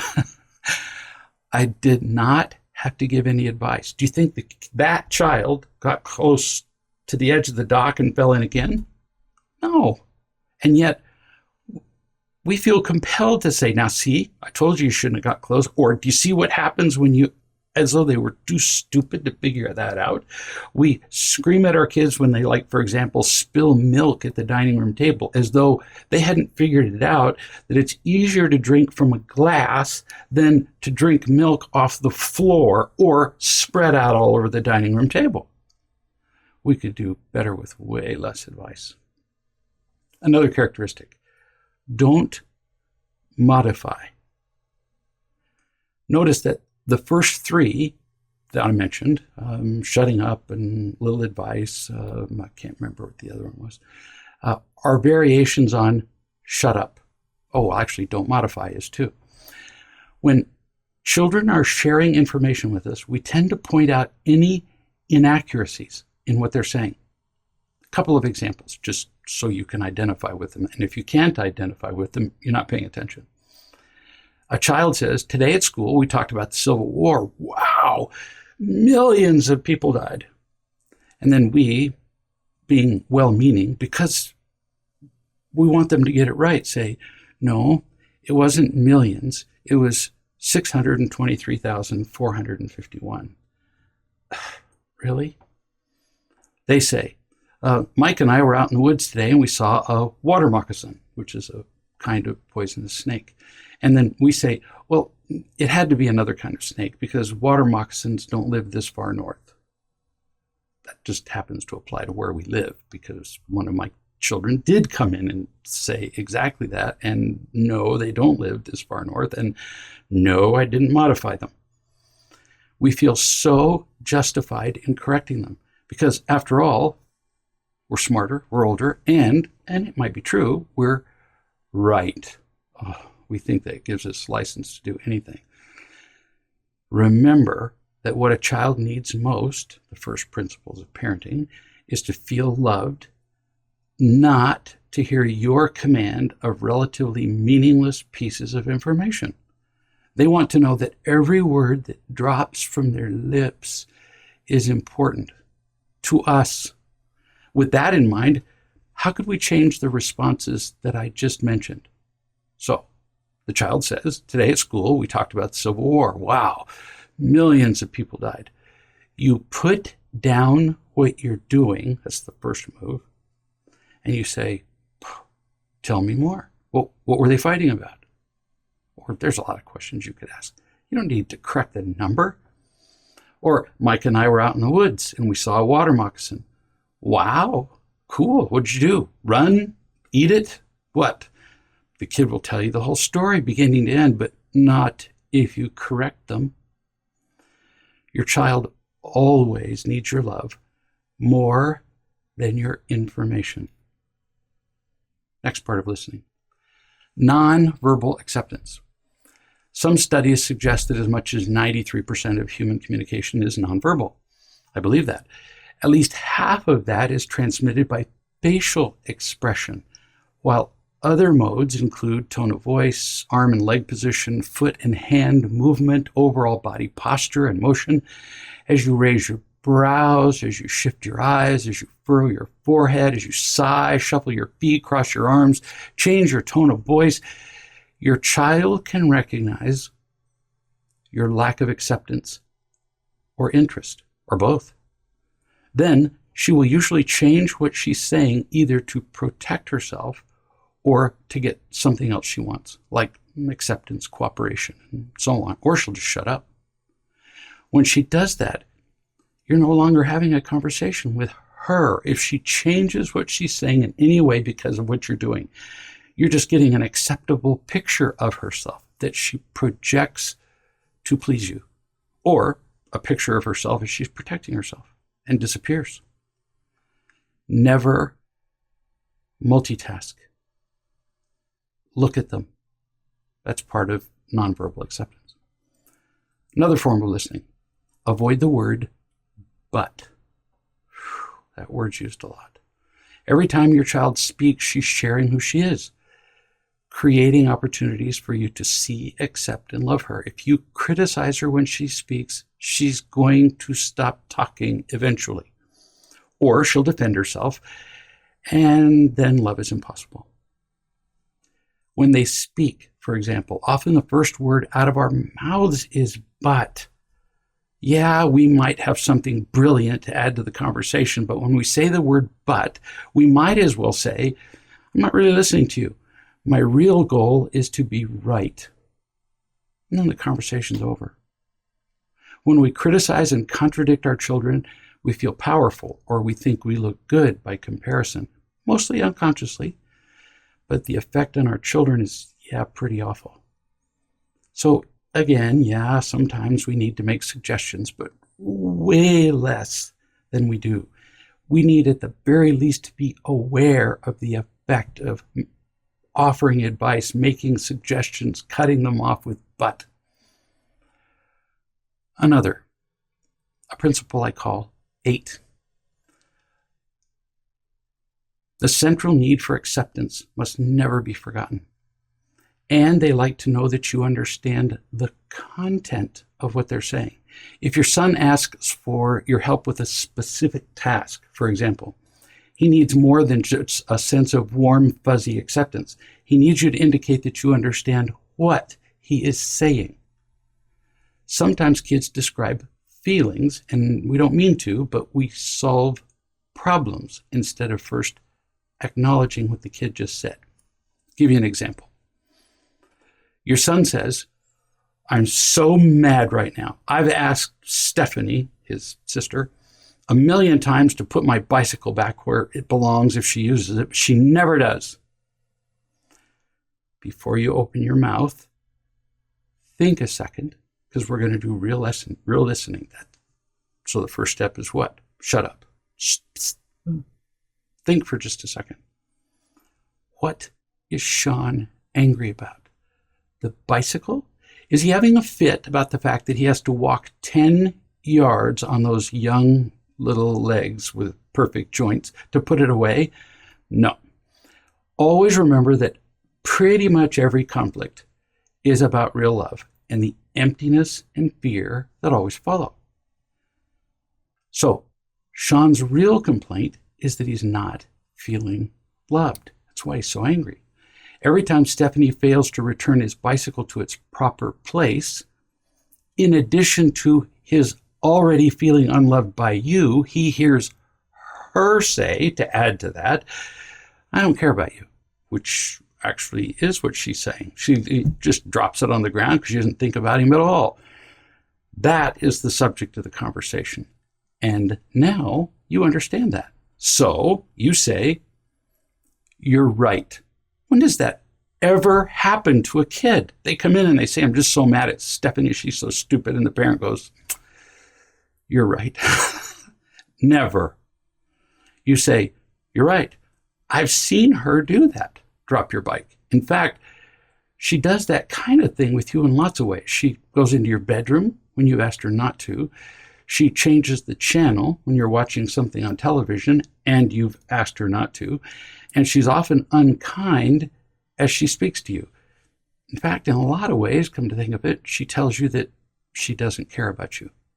Notice, you didn't tell him to be nice to his sister. Boring. Kids just hate that. And you didn't just shut up. Trees can do that kind of listening. You showed that you understood what your child was saying. The calming effect is profound. This is an example of a principle I call 8. Suppose I say to you 2, 4, 6, and I pause. And then I ask you if you understand what I'm saying. And you say 2, 4, 6. Certainly you've demonstrated an ability to repeat what I said. Now I'm kind of mocking, that's what reflective listening does. But you have not shown that you understand what I'm saying. On the other hand, if you simply respond 8, then I know you do understand what I've said because you gave me the next number in the sequence without me telling you. You were really listening and you got it. When your child speaks, he or she is often saying, like this child did, I'm so mad at Stephanie, 2, 4, 6, and it's just delightful to a kid when you say 8, I got it. Heaven for a child. In the next chapter, we'll talk about how you could finish this conversation, this exact one about the bicycle and the sister, with your child and the offending sister or brother, where everybody learns without being emotionally traumatized. Next element of listening, ask questions. I've actually been giving you some examples of asking kids questions to listen. Have you noticed? Like quite a few. But let's get more specific. As your daughter walks in the door, for example, don't just keep reading the paper or watching television. Ask her how she's feeling and where she's been. And then don't respond with grunts or one-word answers. You know, that token, I want to pretend like I'm listening. Ask for more details if she's willing to provide them. Like you ask a question, well, how was school? She says, oh, I'm just too tired. You say, well, me too, but I'd love to hear about your day if you want. And if you say it with that tone, if you want, you have a choice and you've stopped everything you're doing, it's very likely she's going to answer you. Ask her to tell you more about this thing or that thing that she says about this person or that person, a friend or a teacher or an activity. The additional details don't matter. They really don't. This is not an interrogation. What matters is your indication of being interested in her life. Now you're really listening. And you want to do that consistently, over and over. Only if you've listened like this, generally practicing with everybody in the family and practicing with other adults, will you be ready for the kid who stomps into the room with the snotty attitude. Remember, some time ago, we started with 15-year-old Sylvia, who we introduced as the one who walked into the room all snippy at everybody. If you haven't practiced real listening, you're dead. You ain't ready for Sylvia. Now let's look at another example of listening. Your child walks in the door after school, and you say, naturally, how was school? The child says, predictably, okay. while they're still walking away. This is not enough. This is not a parent-child interaction. It's not. We're used to it, and we go, well, I hate to bother them. No, you don't hate to bother them. What you hate is how they respond if you continue the conversation and they don't want to have it. So, no, you don't mind bothering them. And it's our job to bother them. No kidding. Because we're constantly loving and teaching. And sometimes they don't like it. Tough. Then figure out another way or continue until they get used to it. So you say, have a seat with that tone of voice. Go back, play it again. Have a seat. No insistence, no demands, no. And if they keep walking down the hall, they still get to have a seat. They might resist you. They might refuse. They might give you more attitude. First, accept that this might take time. That doesn't mean that you give up. But it's going to take time before they make this shift from the old world where they were the parent, which is pretty much what we've done.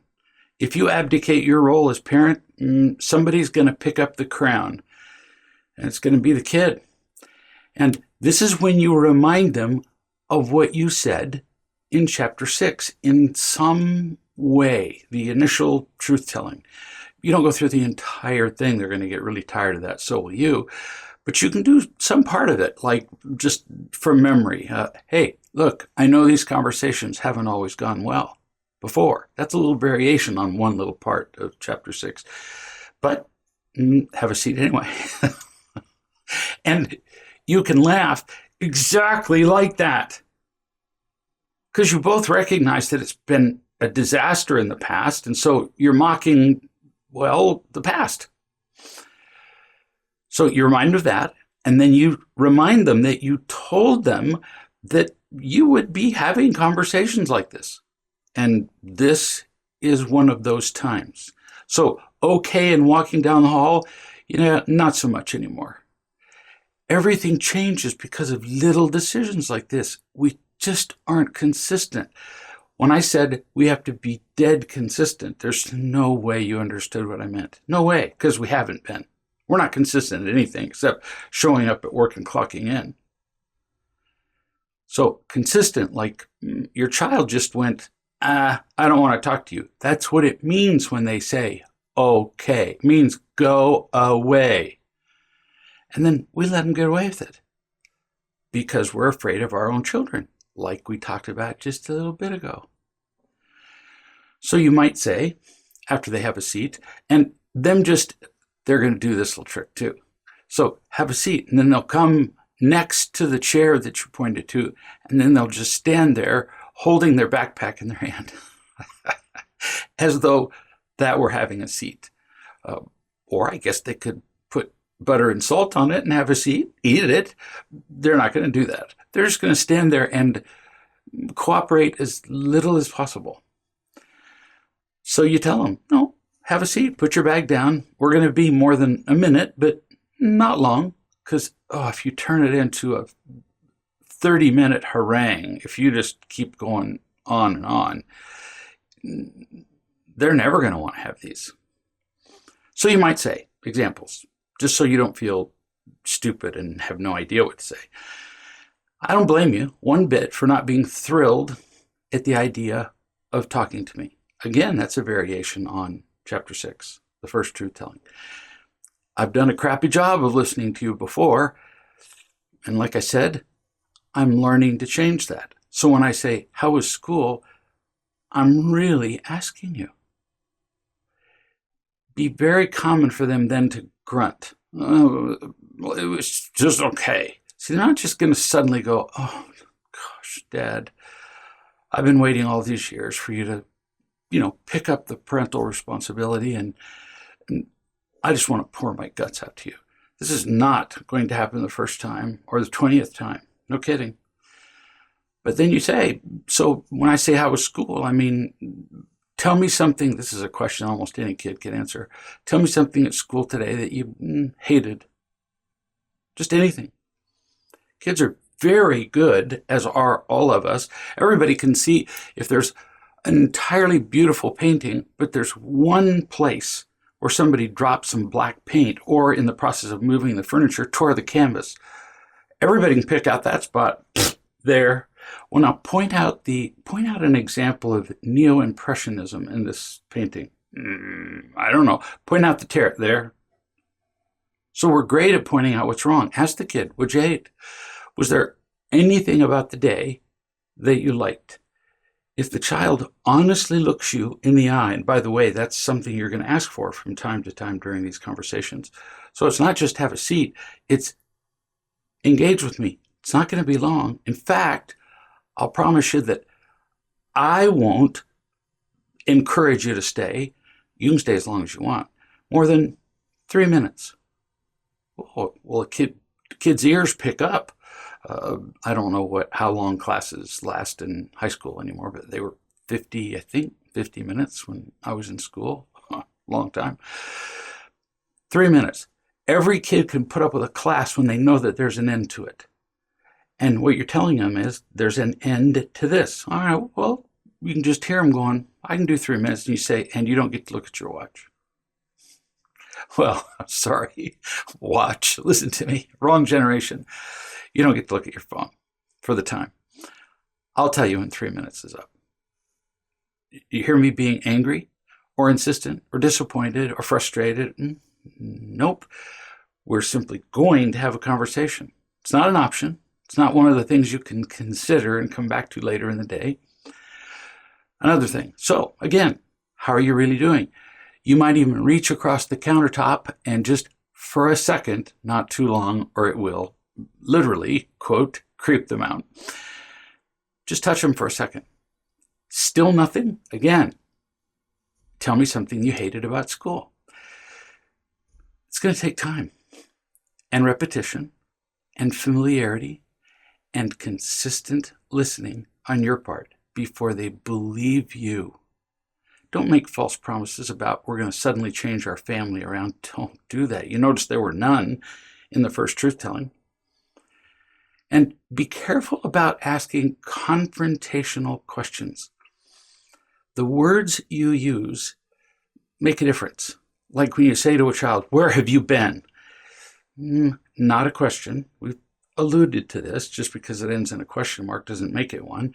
It can demonstrate either a genuine concern, depending on your tone, or it can be an accusation, depending on your tone of voice and other nonverbal clues. And you can tell the difference. I'm not going to illustrate every variation.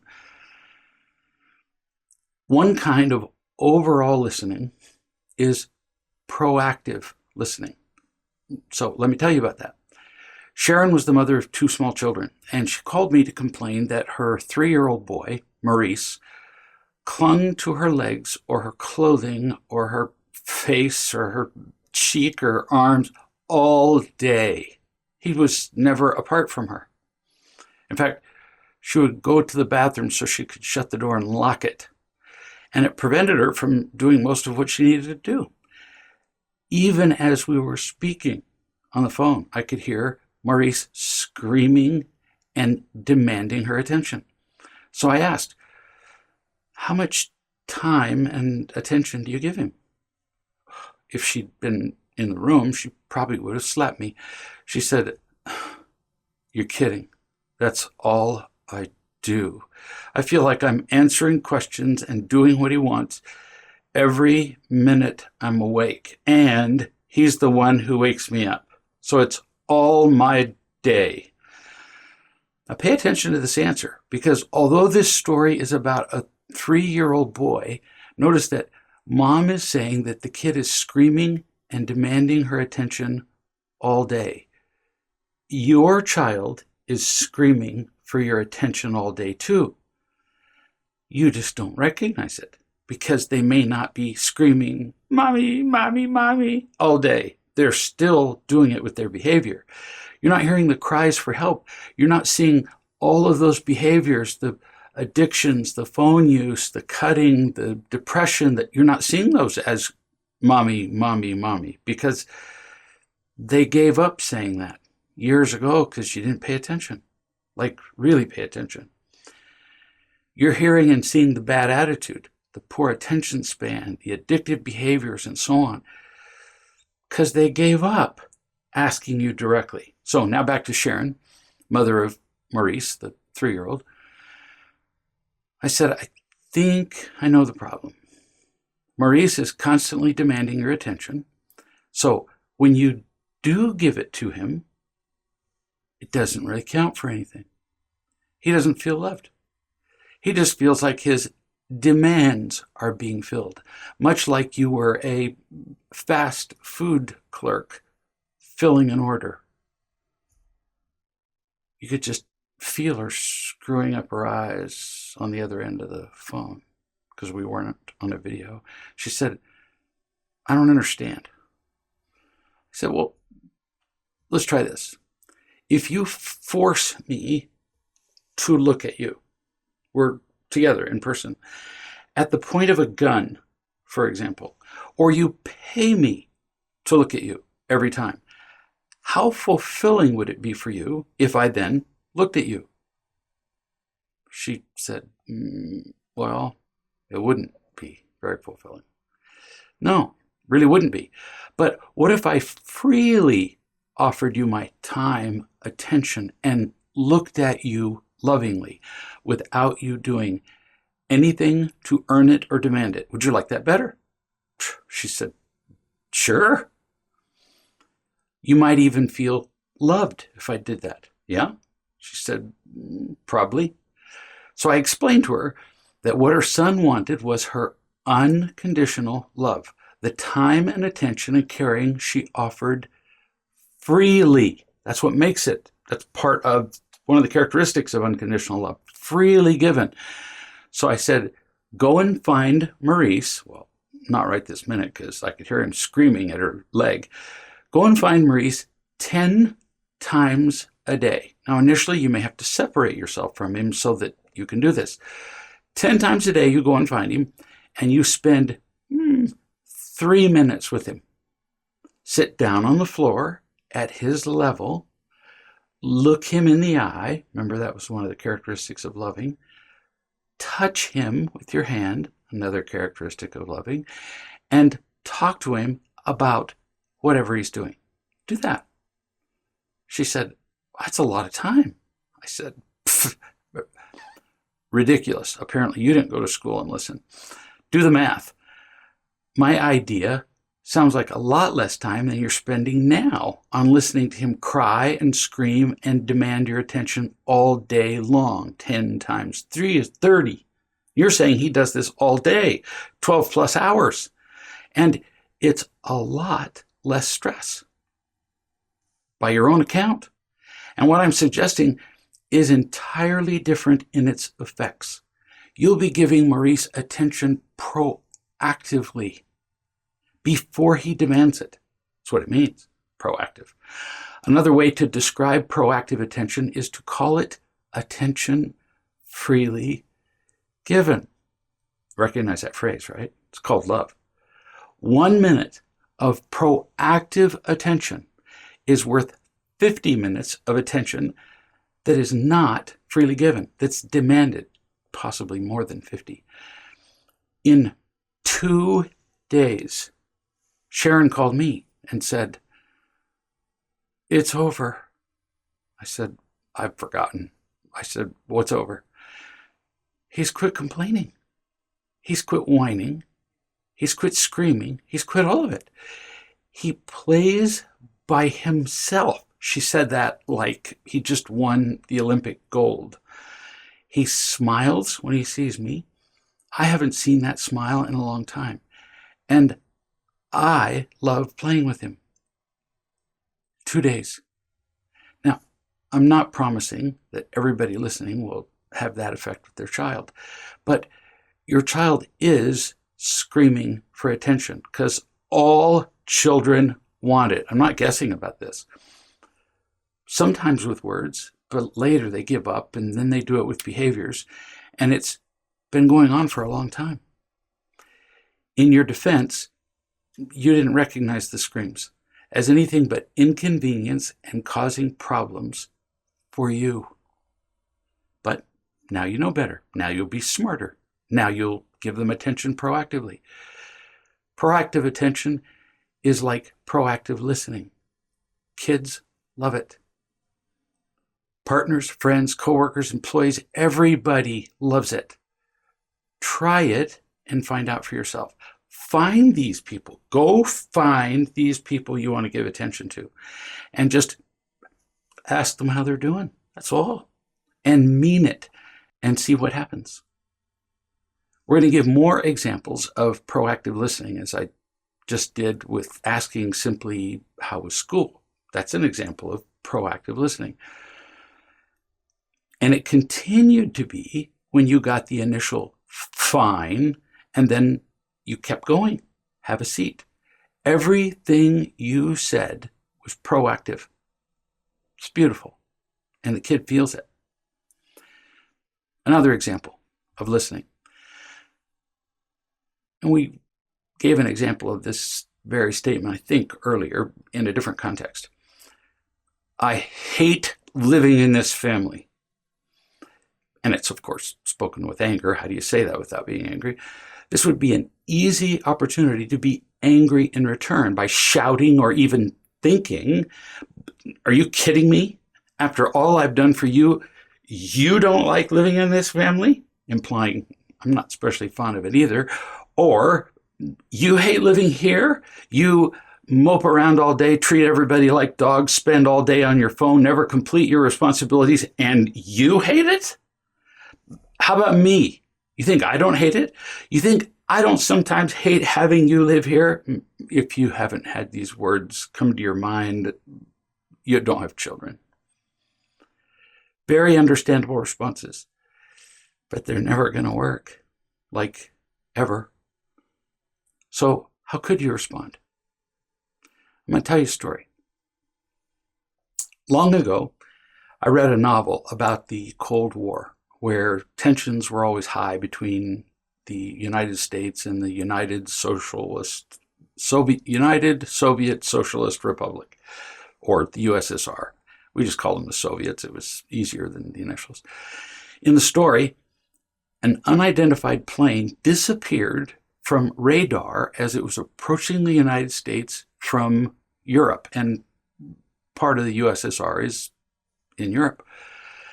The United States reacted by sending bombers to approach the border of the Soviets. Natural response. That was the philosophy back then. Mutual assured destruction. You approach me, I'll approach you. We'll scare each other to death, and we'll back off because we don't want to die, both of us. When the mystery plane reappeared and was identified as a commercial airliner, the bombers, the U.S. bombers, were recalled. But one U.S. flight group was mistakenly ordered to bomb Moscow. I can't remember if it was by computer or they just didn't get the message or whatever. They weren't picking up their phone. The U.S. military then worked with the Soviets, giving them flight paths, transponder codes, whatever, to successfully shoot down 5 of the 6 bombers. So the U.S. cooperated in shooting down their own planes.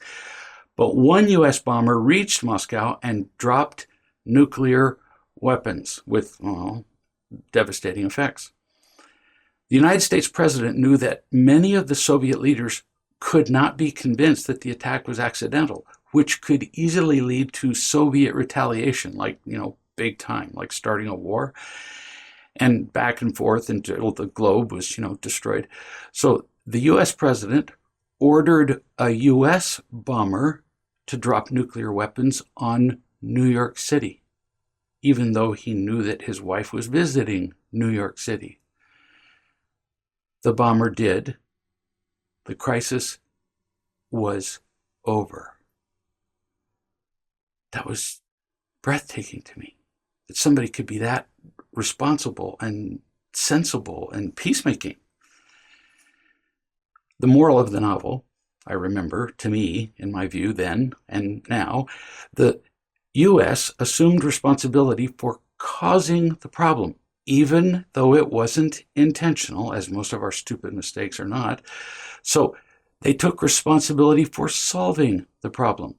Short version is, I caused the problem, I'll solve it. It's similar with you as a parent. Now, hang on, because this is a little subtle, not much, but a little subtle, and it'd be easy to miss it if you don't want to get it.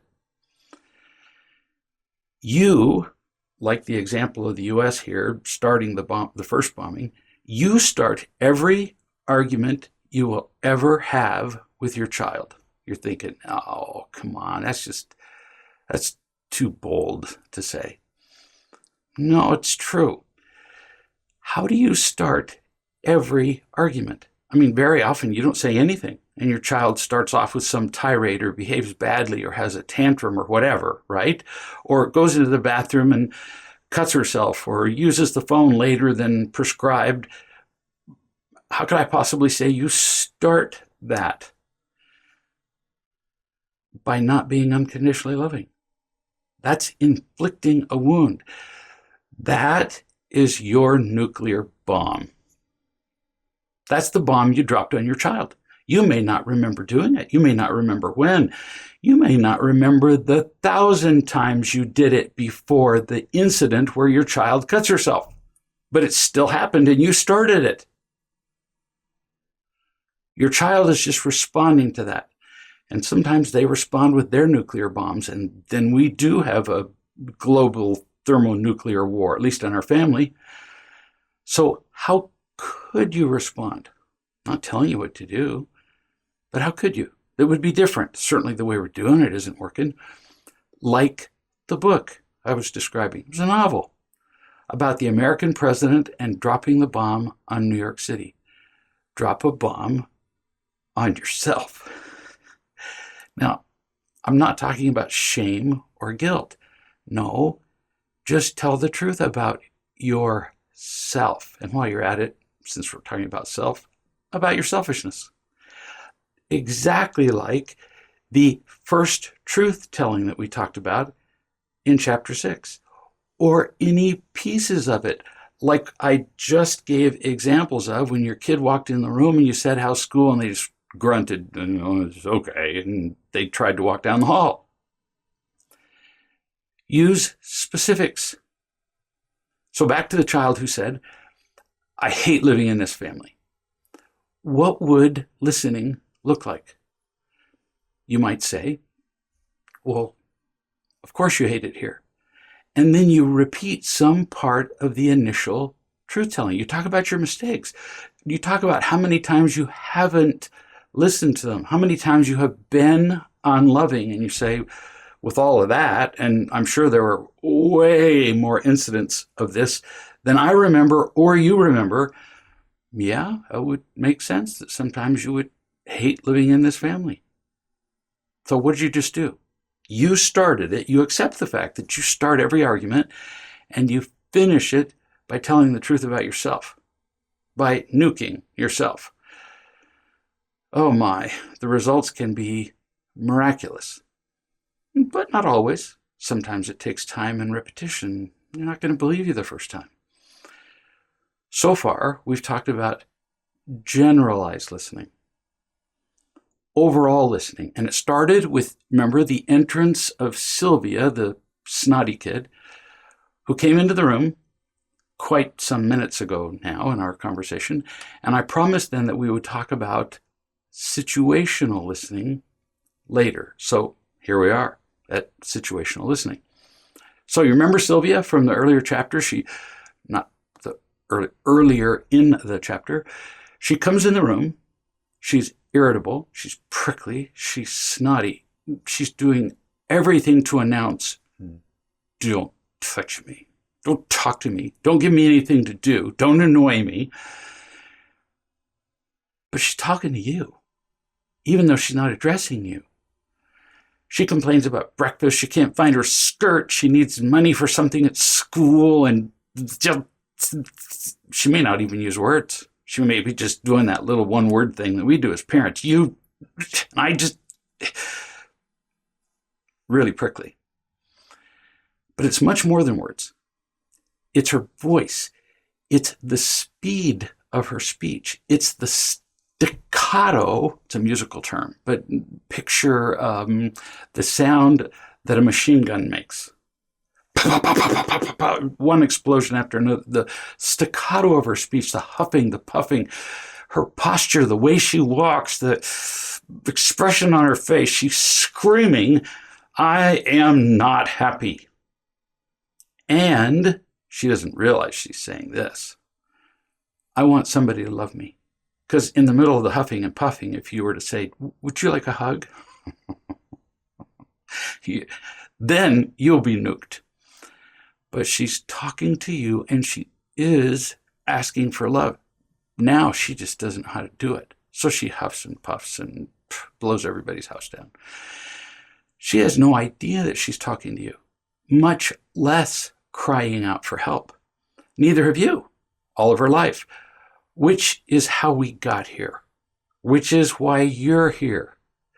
Oh, but see, now you understand what all this means, because we've been talking about it for a good while now. As soon as a child comes in the room, almost always he or she is talking to you. You can pretty much assume it.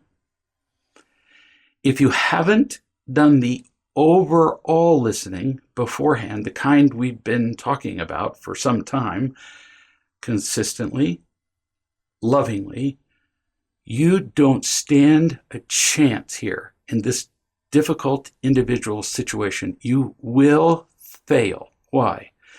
Because she's communicating victimhood. She's whining. She's angry. She's on fire. She's angry at a lot of things, but primarily you. And if you haven't done the preparatory listening, the listening in family meetings, the innumerable attempts to listen to her generally, in this particular situation, she's not going to trust that you're going to listen to her. And even if you are, because she doesn't trust it, she's not going to feel it. If you haven't done a lot of preparatory listening, loving, because listening is, what did I say, the first, the easiest, and most effective step. If you haven't done that with a child, you won't be ready when listening is critical, when it has to be done. If a building is on fire and, gosh, we can't remember where the fire extinguishers are, well, then we just will not have them. If a bigger building is on fire and they haven't done fire drills and nobody knows where the hoses are, or the fire truck shows up and goes, oh, shoot, forgot to load the hoses, doesn't matter even whether they have a fire hydrant.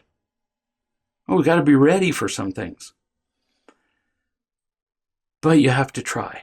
No matter how ill-prepared you are, this is how you get the experience.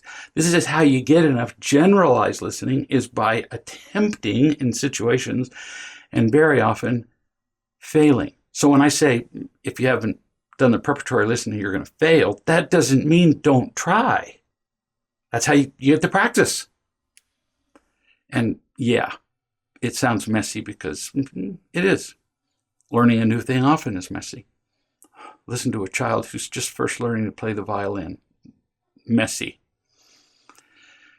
We'll talk about how you might listen to a particular situation, whether you've done the preparatory listening or not. So if you haven't had much practice listening, don't turn your ears off here, because this is how you practice getting to the preparatory listening too, by just jumping in and doing it. There isn't another way. You can read the book, you can listen to this over and over again, and until you're confronted with an angry child, you don't know what listening is.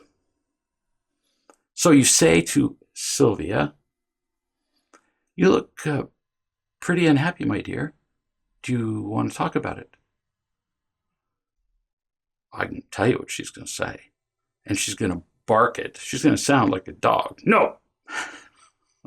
High pitch, low pitch, doesn't matter. It's going to be no, which is her version of no and go stick your head in a toilet. So you walk over to her, and because she's, bustling around and looking at things, but not at anybody, and you touch her gently until she looks at you. That's necessary, because in her tornado of fury, she's going to be looking all over the place and really not hear anything you say. You could say something like this. An example. You can be angry. like a volcano, if you like. I'm not going to stop you. But not talking about it is not really an option. You're part of this family. And we talked about, you do have to do this before you try this. We've talked about this in family meetings. Well, you have to have had a family meeting if you're going to say that. That the goal of our family is to be happy. We can't be happy while we're angry. Now, at this point, she's going to be saying, I'm late for school. You go, 30 seconds. Well, and you go, well, it's 30 seconds now, or we'll just stand here together for all day while you miss school, and we're still going to have a 30-second conversation. We're going to. So you can choose to do it now or later. They respond to that. That's a mini version of a consequence. We can't be happy while we're angry or whining or complaining. And that's what you're doing. If she attempts to interrupt with, well, you just go, 30 seconds. See how calm I am? I've done this in real life uncounted times. You're not going to yell back at her. Well, I'm the mother and I'm telling you we're going to talk. Yeah, that's going to work.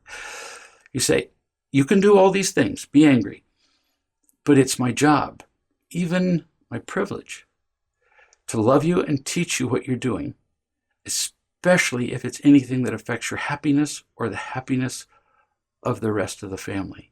End quote. And that wasn't longer than 30 seconds after I said it was going to be 30 seconds, roughly.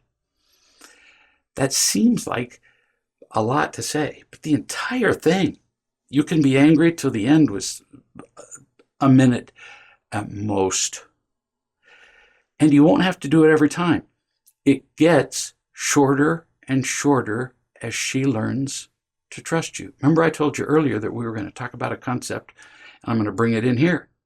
It gets shorter and shorter to the point where you just look at her and you go, you want to be a rock or you want to be a person? Remember that? How we talked about that? Eventually, that's how short it gets to alert her to, yeah, I'm really trying to love you here, and what you're doing is just reacting. You're not choosing. Like, eventually you'll say, I get that you're mad. Now, tell me in English what you're upset about, much like we talked about in chapter 0 or the sales page referring to whining. And if she's on her way to school when you get ready to say this, and she claims that she can't talk because she'll be late, you got a couple of choices. You might say, choice number 1, there are probably 50 or more, but here's one. You might say, all right, we'll talk about this after school at 4 o'clock. You have to set the time, or A, well, she's not going to remember it. She's going to do everything she can to avoid it. And B, you're not going to remember it. And you need to put it in your phone or your calendar, wherever, as an alarm at 4 o'clock that it's time to talk to Sylvia. If she says, well, I have an activity after school, then you go, well, then we can have the conversation now, or we can have it at 4 o'clock. See, saving your child's life, if she were literally on fire, wouldn't you stop everything to put the fire out? Would you say, I'll be back, but I've got to check the cake, and see if it's time to take it out of the oven? Oh, I don't think so. No, got to be right now. Your kid's on fire. The time to do something about it is never presents itself. This would be a good time when nobody's doing anything. No, the time is now. She's not listening when it's easy now. So now you're going to make sure that it's memorable. 4 o'clock, that it's going to happen. That's one possibility. A second possibility, meaning choice number 2, it makes quite an impression if you can say, when she protests that she doesn't have time to talk because of school or whatever critical event she's rushing off to, then you just calmly, if you have to practice this in the mirror with another adult, you do it. Then you say, well, then I guess you'll be late, meaning to school. I promise you she's not expecting that. You say, this conversation is far more important than algebra or anything else you learn in school or cheerleading practice or whatever. I'll write you a note and say it was my fault that I didn't get you there on time. Happy to write it. This conversation impacts your life a lot more than any single event you're supposed to be at. End quote. One mother told me about how she was taking her daughter to the airport to fly with her high school Mandarin class. We didn't have Mandarin when I was in high school. To go to China, which makes sense if you're taking Mandarin, an event that they had been planning for 2 years. But on the way to the airport, the daughter got snippier and snottier by the minute. In fact, I'm going to suggest that she must have thought that since she was about to get on a plane, she might as well get in a few slaps and leave before mom could say much, because there's nothing mom could do about it then. You get it? Would this be conscious? No. So mom, just cool as a breeze, she was driving, just turned the car off the interstate at an exit and parked on a side road. Didn't say a word. The daughter was furious and was screaming about, "We're going to be late, Mom. We're going to be late. What is wrong with you?" You can fill in the blanks. The daughter could have gone on this tirade for an hour. And Mom calmly explained that until the daughter acknowledged how she was behaving and talked in calm English about whatever was really bothering her, they'd had numerous family meetings, so the daughter knew the answers.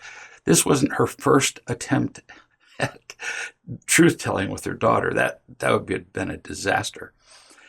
She said, until you can talk about it in calm English, we're not going anywhere. The daughter held her ground because she knew Mom was going to give in. She held her ground and refused and continued the verbal barrage. She just amped it up, the daughter did. She thought, well, if I'm going to get in a few licks, I might as well get in all of them. So Mom just coolly restarted the car, got back on the interstate, heading the other direction toward home instead of the airport. Oh, what I wouldn't have given to have a camera in the car.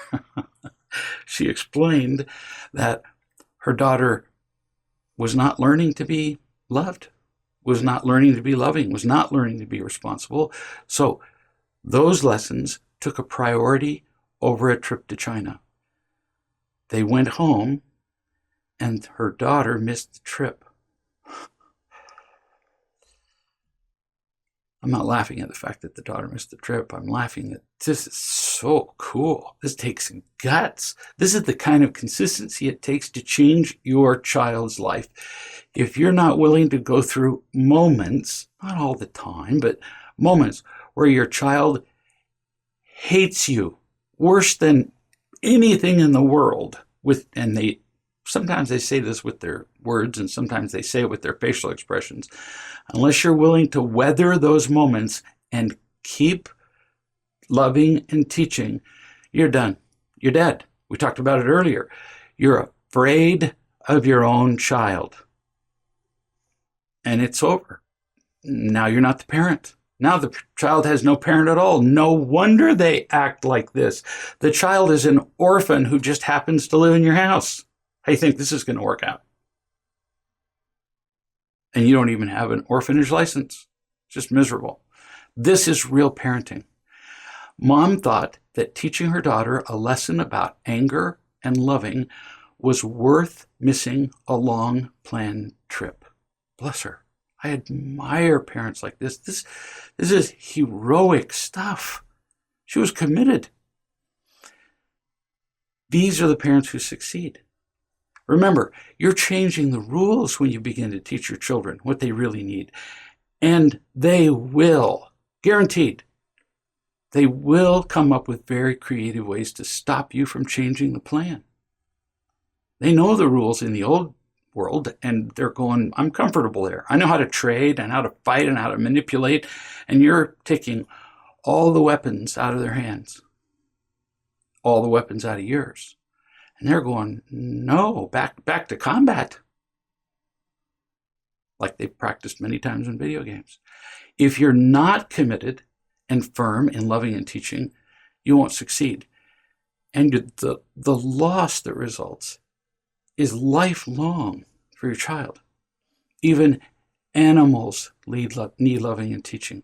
No kidding.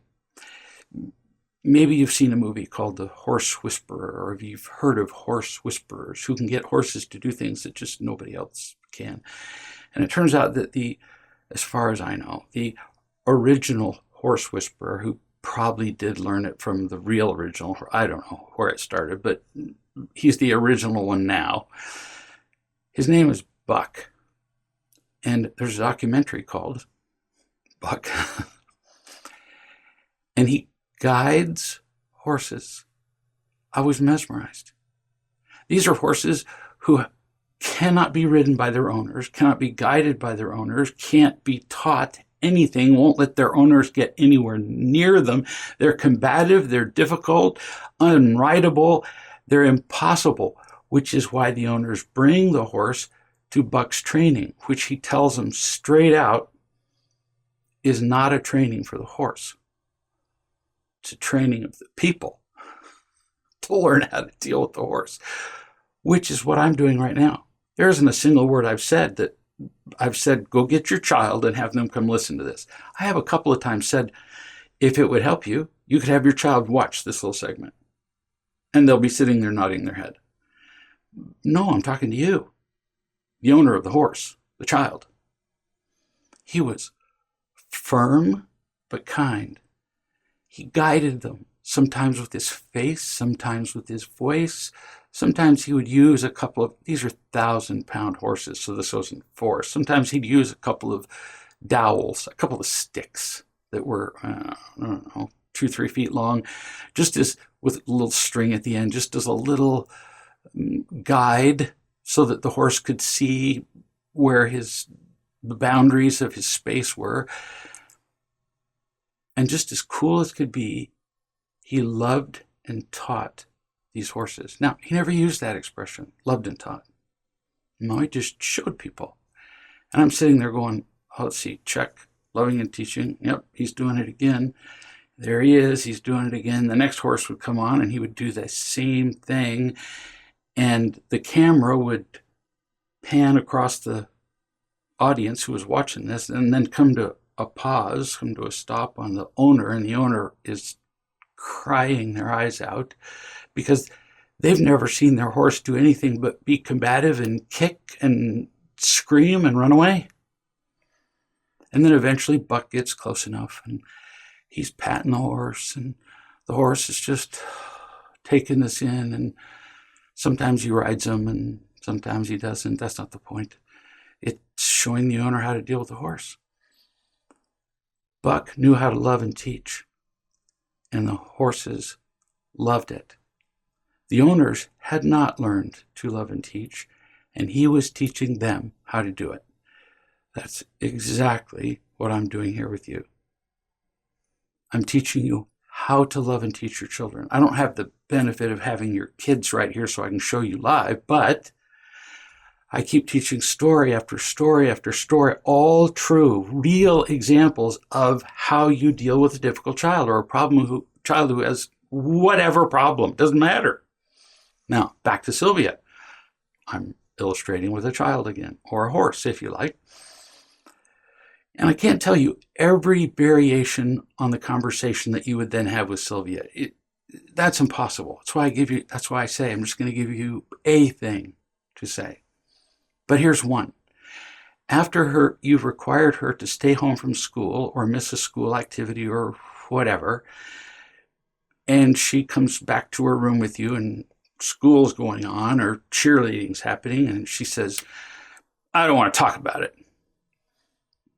She kind of has to say that because she's already so angry at you that you've not listened to her. And now here you are, in her view, pretending to listen And she's going, I'm not going to fall for this ridiculous little ploy, this little game, especially if she, knows that you've been watching some parenting training or reading a book or whatever, and she's going, I'm not a guinea pig. You can't try your stupid little experiment on me.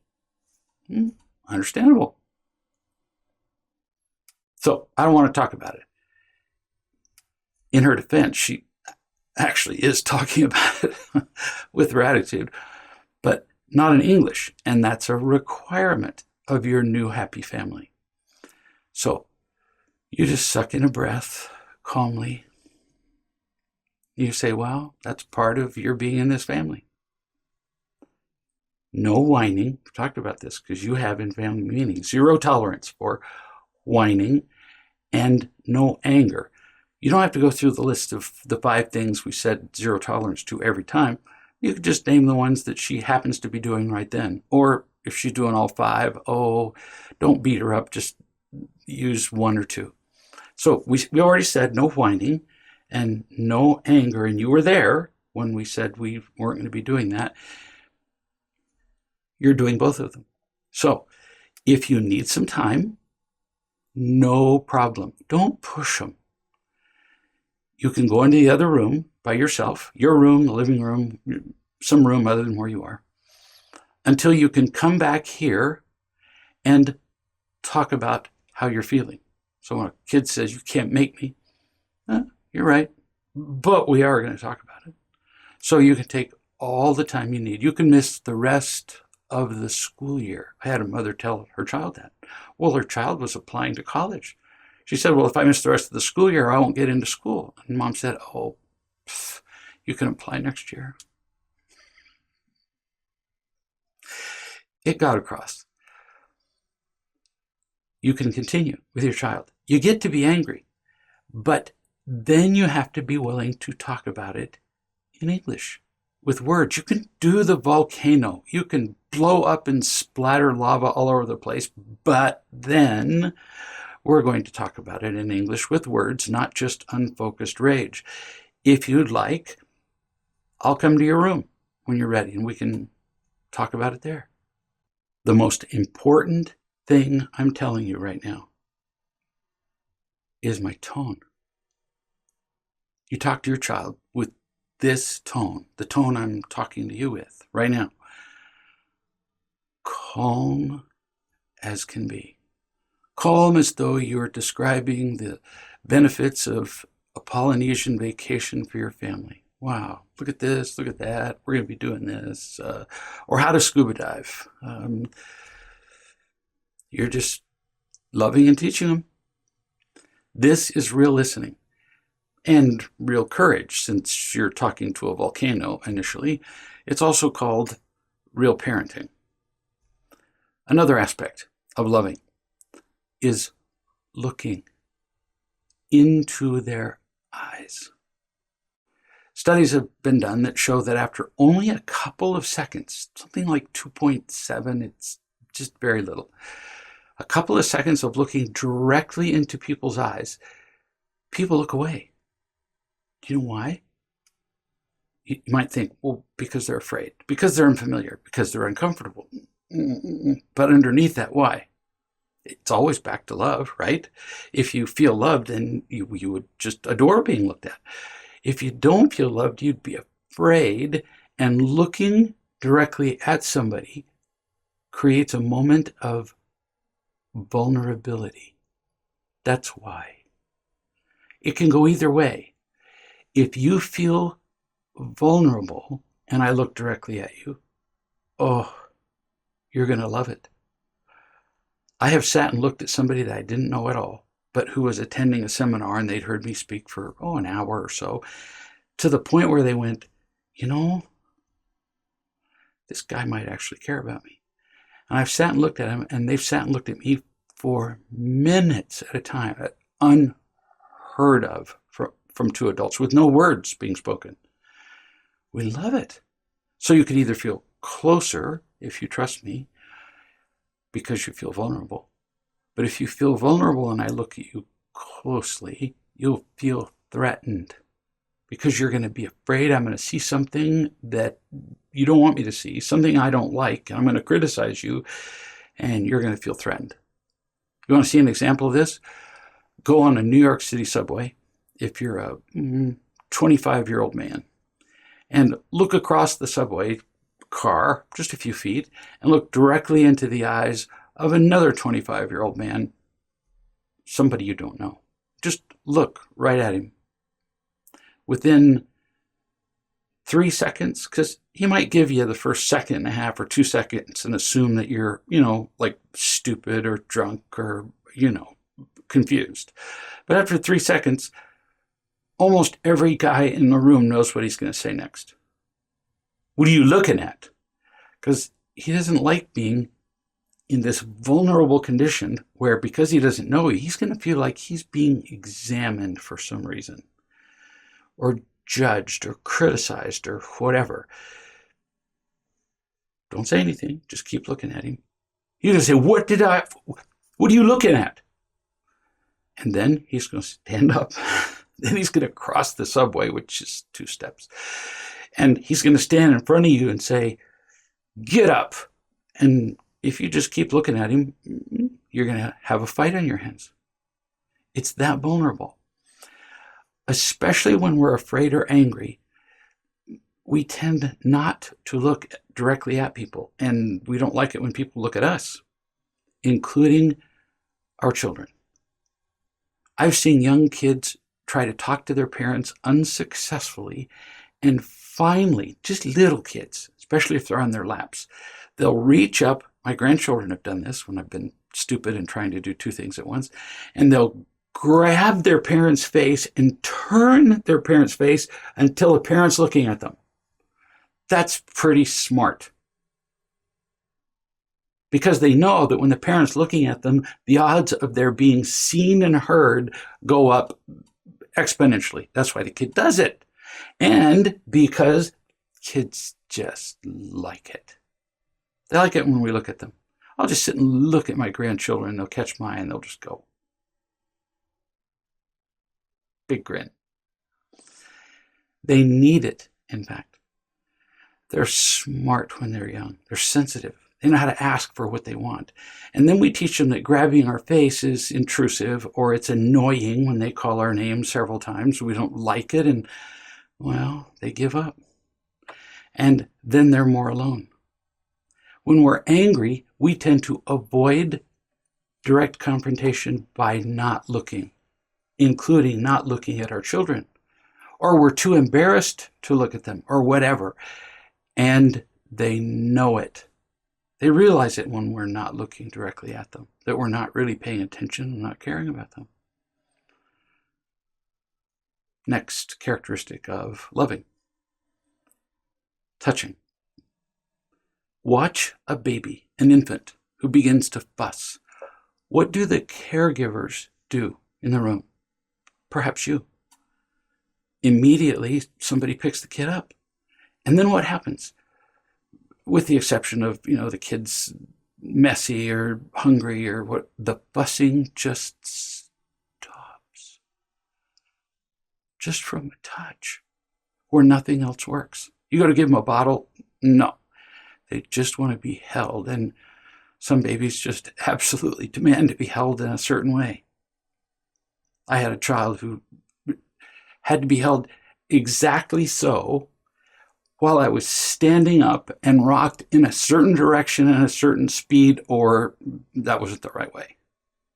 That's what they took as being loved. We have to figure out what those ways are. Studies have shown that infants who don't get touched enough, like in orphanages years ago, physically die from the lack of touch. That's how much we need it. We're very tactile. Infants need touching, so do adults. So do older children. Take every opportunity you can to touch your children. Every time you see them, whether it's high five or as you're passing by the couch where they're sitting, you touch their shoulder, you stroke their face. When they're sitting, when you put them to bed, you lie down next to them and touch them from head to toe and read to them. Every age is different, but they love touching. And yes, in the beginning, they're going to resist that for the same reason they might resist looking, because it's vulnerable. In fact, one mother, when she first attempted to touch her 16-year-old daughter, which she realized she'd really never done other than for necessity, to pick up a child in the grocery store because she was tired and couldn't keep up. But just touching to be loving, she realized when she went to do it, I've never done this before. And her daughter didn't trust her. In fact, the first several times that her mother went to touch her, the daughter said, "You're physically violating me." And mom just backed off. Violating? Are you kidding? She called me and she said, "Well, I can't touch her when she's feeling violated." I said, "Tell her, tough, you'll get used to it. I'm your mother." The girl did get used to it. She just wanted proof of sincerity. Now she'll regularly climb into bed with her mother in the middle of the night just to feel touched head to toe. Sometimes she wakes up there. Same girl that went, "You're violating me." No, she just hadn't been touched lovingly. When they come into the room, if they're initially resistant, just start practicing. They come in the room and you just hold out your hand. If you hold out your hand long enough, much like when Buck would do certain things long enough with a horse, they would respond almost every single time the way that he predicted. Just hold your hand out and wait. Almost everybody understands it's either give me what you're holding in your hand or put your hand in my hand. And then they do. All of this is easier if you do the other loving things before, during, after. No anger, no fear, telling the truth about yourself, and looking. All of this loving, this touching, looking, talking, family meetings is done peacefully and with confidence. There's no syrupy tones here. I don't talk to you like that. It's confident. You know who the speakers are that people pay attention to most? The ones who use the biggest words, the ones who are the smartest, the ones who know the most about the subject. No, the ones who are just dead confident. You can tell they know what they're saying. Firmly, but not aggressively. You can't be tentative, apprehensive, hesitant. If you hesitate before you touch a child, then they will feel threatened. They'll smell the fear and you're done. I often compare raising a child to picking up a goose. I don't know if you've ever done that, especially a swan, but a goose. If you pick up a goose and you've never done it before, you tend to do it like you'd pick up a snake for the first time. In order to pick them up safely, you actually have to pin their wings to their body and lift them up. Well, if you're tentative, they sense your fear. They start flapping their wings and they can either break your finger or they can break their own wing. So being tentative is actually harmful. I've picked up a number of geese. You don't care why. You reach down and you just, in one motion, you approach them, reach down and go, whoom, and you pin their wings to the side of their body, not enough that it would hurt them, not enough that they couldn't struggle. That's not the point. When they feel like you've got them, like, I'm completely safe, it's crazy what they do. They go, it's like you knocked them out. Cattle are a similar way. If they can sense any hesitance or way to escape, it's impossible to give a cow a shot, which is why they lead them into chutes and they pull this lever, which brings in the sides of the chute, and they could still thrash and kick and probably move the chute because they weigh a lot more than you do. But as soon as they feel that, the cow just goes and relaxes. Your children need to feel that. like the mother who turned around on the way to the airport with her daughter, who was supposed to be going to China. She just did it confidently.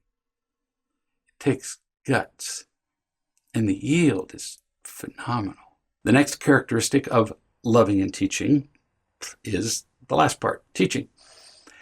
We've talked about the loving part, lots of elements of the loving part, and I've been giving you examples of the teaching part as I've been teaching you the loving part. If you don't remember those, back it up and listen again from the beginning. But now we're going deeper with teaching. We're back to Sylvia, who came into the room just prickly and annoyed. It infects the whole house. We'll assume that you've already looked directly at her in a loving way, that you've listened on previous occasions, that you've touched her many times, that you've taught her about loved, loving, responsible. You've taught her about zero tolerance toward anger, whining, teasing, lying, withdrawal. You've listened to her anger on many other occasions, possibly alone with her in the living room or in her room or in family meetings. In other words, you've already tried loving and teaching her a bunch of times. Now, in whatever location you are, the living room, the kitchen, you have the opportunity, and yeah, it's an opportunity. It's a privilege. It's a blessing. It's not an annoyance to love and teach your child. You have the opportunity to teach this little child, and it doesn't matter if she's 16 and taller than you, the course she's probably never been taught. Not in school, not by you. And we've talked about this. She's learned algebra, history, physics, but she doesn't know beans about life.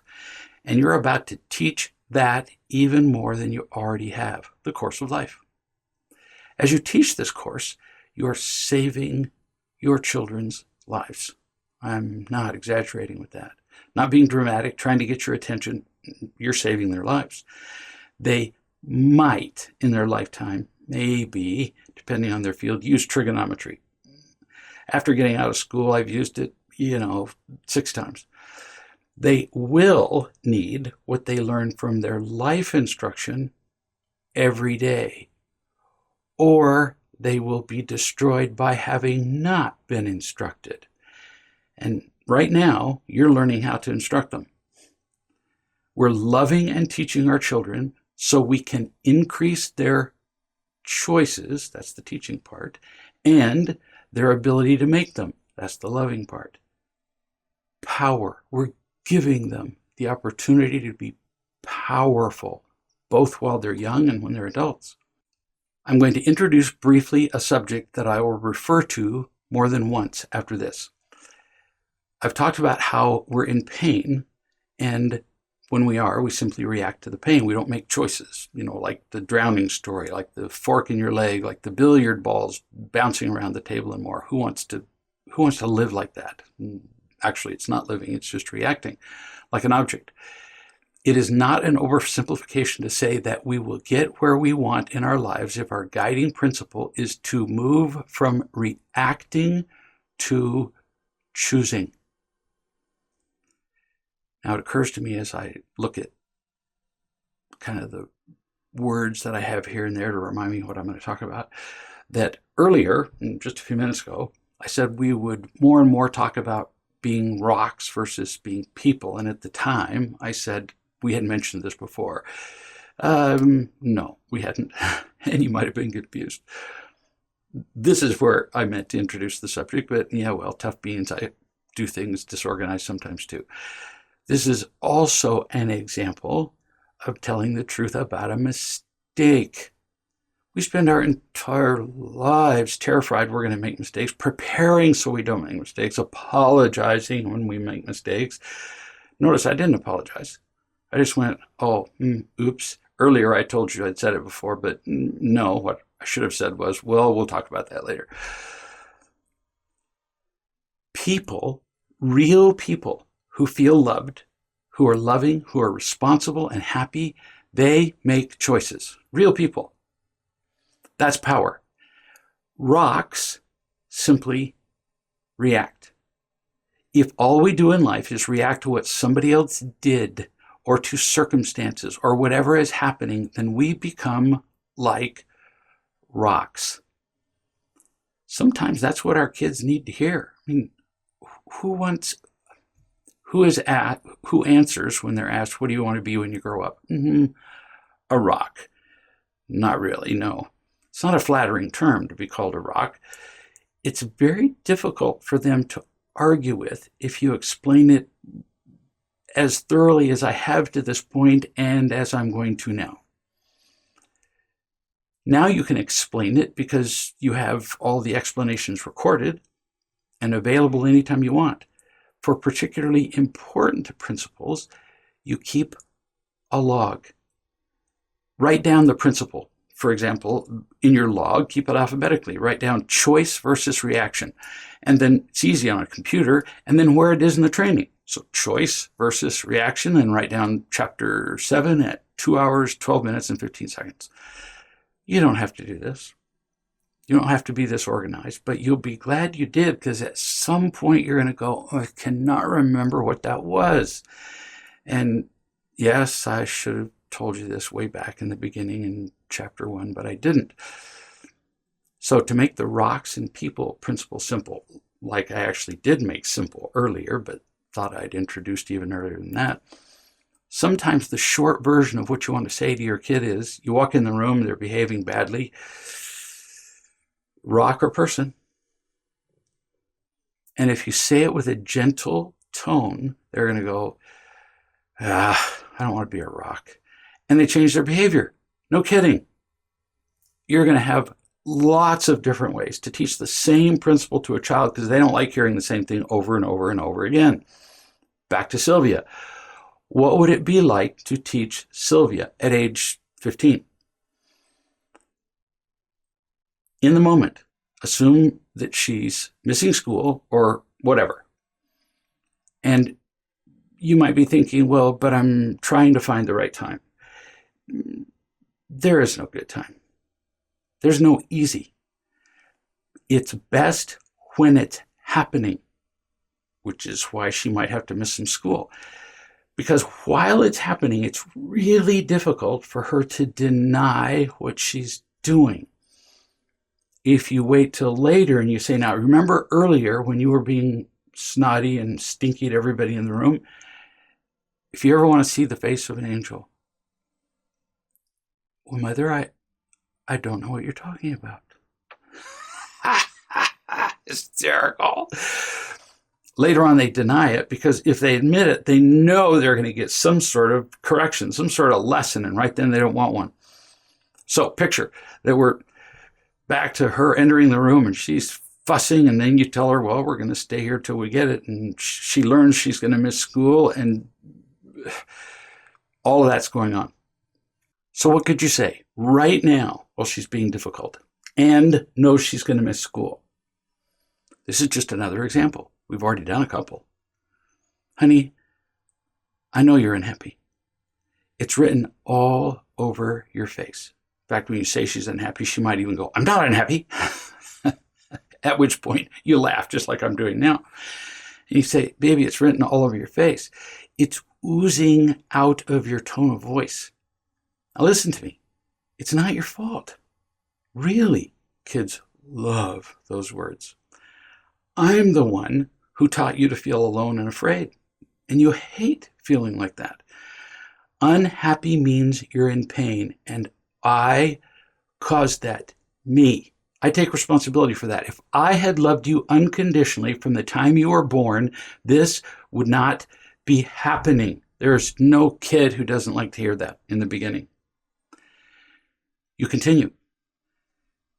If I had taught you, you'd be grounded on a solid rock of love and happiness. If you were, then when little things happen, friends are snotty, you get up late, you're hungry, somebody posts something on Facebook or Snapchat that isn't flattering about you, your sister takes something out of your room, whatever it was you were fussing about this morning, well, those things just wouldn't bother you because you'd be built on a rock. Notice, this is a variation of the first truth-telling of chapter 6, which I said that we'd be using. And it applies to all the kids in this slide, which you've seen before. This approach and every other we've discussed and will discuss applies to your child. Now, back to your talking to Sylvia again. All not your fault. And now we have to do something about it. We're doing something about it for your benefit, not mine. When you fuss and fume, you look miserable. That's what I care about. You look miserable because you are. I'm not miserable, just you. There's just two of us here in the room, and only one of us just really looks like she's been sucking on a lemon. Just you. And the more you express it without really talking about it and feeling loved at the same time, the worse it gets. I'm just learning to love you better and teach you how to be happy. It's going to make a difference if you talk about this and feel loved by me while you do. Finally, notice again, this is just a version of the initial truth-telling. A version of it, parts of it. You can go back to chapter 6 and take little bits and edit and come up with hundreds of conversations. What did you just do with Sylvia? You had a choice. You could have reacted to her with more anger. You could have possibly even overwhelmed her or love her. You had a choice to be, here we are, a rock or a person. You chose to be a person. Now, did that feel good or what? At this point where you're talking to Sylvia, some kids just break down in tears. Kids who have been acting like this for years, they break down in tears and hang on to you for dear life. I've heard it hundreds of times. Really, some of the most difficult and snotty kids you could possibly imagine. Your love is really what they want most, and sometimes they'll just drink it in. Sometimes not. And then you just keep loving and teaching. Some parents have actually said to me, well, but this is taking so long after trying for, like 2 weeks. And I just laugh and I say, oh, you mean 2 whole weeks? After 16 years of making your child feel small? But then I say, what do you have better to do in the world than to love and teach your child? There isn't a single thing. Back to our favorite child for the moment, Sylvia. At some point, Sylvia has to tell the truth about herself, or she learns nothing. You teach her first what she's doing with utter calm. No anger, no impatience, until she gets it. However long that takes. That means she misses school for the whole day. Well, whatever. We're talking about the life of your child. But until she can say what she's doing, that's how long you keep doing it. First, you do it till you see the light in her eye that, oh, I get it now. But then she has to say it in her own words. If that takes a long time, then it does. Then she has to tell you what she is learning. She has to see and say, with your help, something like this, but no less than this to start. Now remember, we're talking about her coming into the room and she's just all snippy and snotty. So what did she learn from your discussion about that? It has to include things like, I was being snotty. I was being selfish. I was in pain, so I was unhappy. And you help her see that it's her pain that causes the snotty and selfish. Selfish comes directly, or snottiness and selfishness come directly from pain, so that she doesn't feel blamed. But she says, I was in pain, so I was unhappy. She says this, I don't want to keep doing this because it's not happy. not happy for me. It's not happy for anybody else. And I do need you to keep helping me with this. That's a lot to say and might take a while. But when she says it, it's like now she owns it. She believes it. You're going to see so much more results when you do it this way. Why does she need to tell the truth about herself? Why don't you just tell her what it is? Hand it to her on a 3x5 card and say, carry this around with you. Well, back to a slide you've seen before.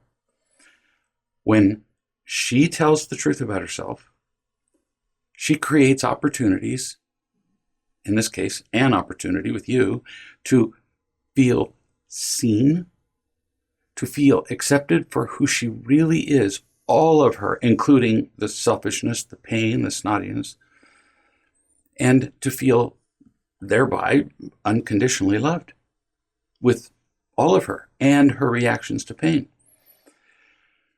I'm going to tell you a true story, like the others, like so many. I could tell them all day. It will illustrate all the principles I've been teaching so far.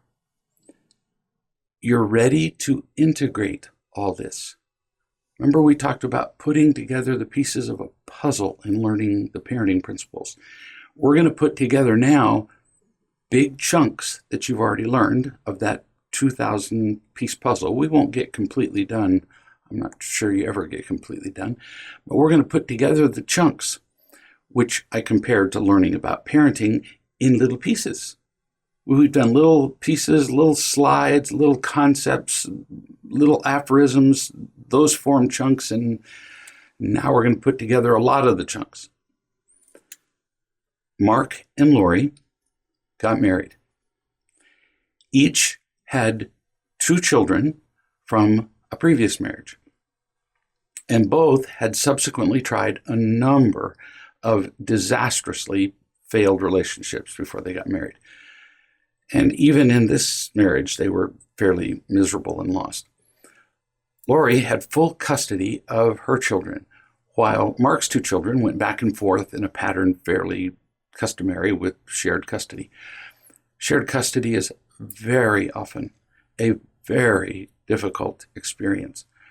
Just one reason being that if one parent is trying to teach a child to be loving and responsible, while the other is just spoiling and indulging the child, along with bribing and manipulating with guilt and yelling, the child can get pretty confused, like sometimes terminally confused.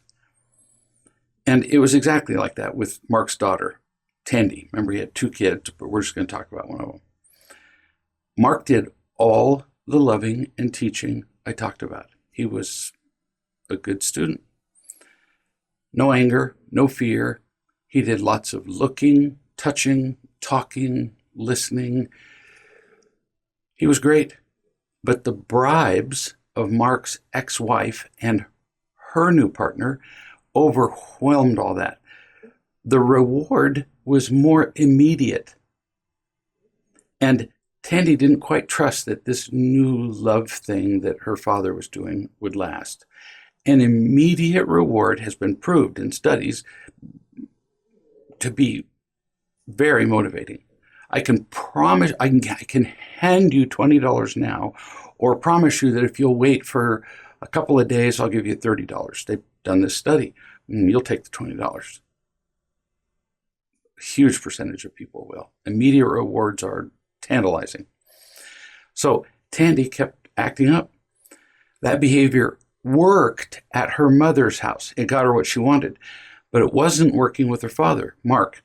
So Mark began to impose consequences for her unloving, angry, and disruptive behaviors. We're going to get to more about consequences shortly, but we've been doing it a lot up to this point. And Tandy didn't like consequences. Gee, surprise. What kid does? Oh, actually, which of us likes consequences? We would love to just stay home from work and have there be no consequences. And particularly understandable with this child. She'd had a lifetime from both parents of, do whatever you want. And mostly I'll let you get away with it, and you'll have to figure out the times that you don't get away with it. That's how most kids are raised. And now One parent is imposing consistent rules. So Tandy's thinking, are you kidding? Why would I go along with this new stupid approach? I know the old one. The kid would naturally rather do what she wants. Like all kids, most adults would rather just do what they want too. And with practice, kids become expert at manipulating their parents for what they want, with disapproval and anger, just like their parents do with them. Tandy finally said to her father, Mark, that she hated him. We almost knew this was coming. And she didn't want to come back to his house ever, despite the, back and forth of the shared custody. Mark told her, of course, that she wasn't the parent and she didn't have the right to make that choice. The divorce decree, he said, legally mandated that she had to be with him half the time. Well, natural response on his part. So Tandy became more angry because she wasn't getting what she wanted, disruptive, selfish, snotty, which created a really tense mood in the entire home of 2 parents and 4 kids. It was awful, and it was getting worse. Mark asked me what he should do. Now, I rarely answer shoulds. I rarely say the word should, but I will present alternatives. Here's a choice, and here are the natural consequences of that, and here's another choice. So when you hear me tell a parent what to do, I suggest that you just understand, make the assumption that what I'm really saying is you have to make your own choice. It's your child. But because the choice that you keep making over and over isn't working, I will make a suggestion to create at least another choice for you to consider. And if your choices have been working really badly, I'm going to suggest that you consider it strongly, which would be close to should. I told Mark, just let her go to her mother's. Stay there. Mark said, what? The court order for custody says, and he went blah, blah, blah, blah, she has to every other whatever and holidays. And if she just gets to do what she wants, he continues, then she'll feel like she's the boss of the family and blah, blah, blah. And he gave me a list of objections, which is understandable. I said, I understand all that thoroughly, better than you might imagine, having heard it before. I'm simply telling you that doing it your way has proven not to work. Your ex is bribing Tandy by giving her everything she demands. New computer, new phone, new clothes, vacations, whatever. So, of course, she wants to live there. It's like living in a candy store. Tandy is like a cocaine addict, actually, figuratively speaking, and she lives with her dealer, her mother. Her mother's her cocaine dealer. That's hard to resist. You have decided not to bribe your daughter. That takes guts. Understandably, right now, you're not demonstrating faith in the truth and in the power of loving or in your daughter. You can't see how the right way of parenting will eventually win out. I continued, you're forgetting that your ex and her partner are very unhappy people. And I knew this from discussions with Mark and with his daughter, Tandy. They bicker with each other all the time, creating a tension that Tandy does notice and doesn't like. Sure, they give her what she wants, but intermittently, every day to some extent, they are irritated with her, yell at her, and make her feel pretty small. In other words, every day they bribe her, but with their disapproval and anger, they also say, I don't love you. So they're giving her gifts and saying, I don't love you at the same time. And overall, she doesn't like that. I suggest that you trust that Tandy will eventually notice that her life with your ex is not genuinely happy, despite sometimes being fun because she gets to do anything she wants to. Let your ex have her.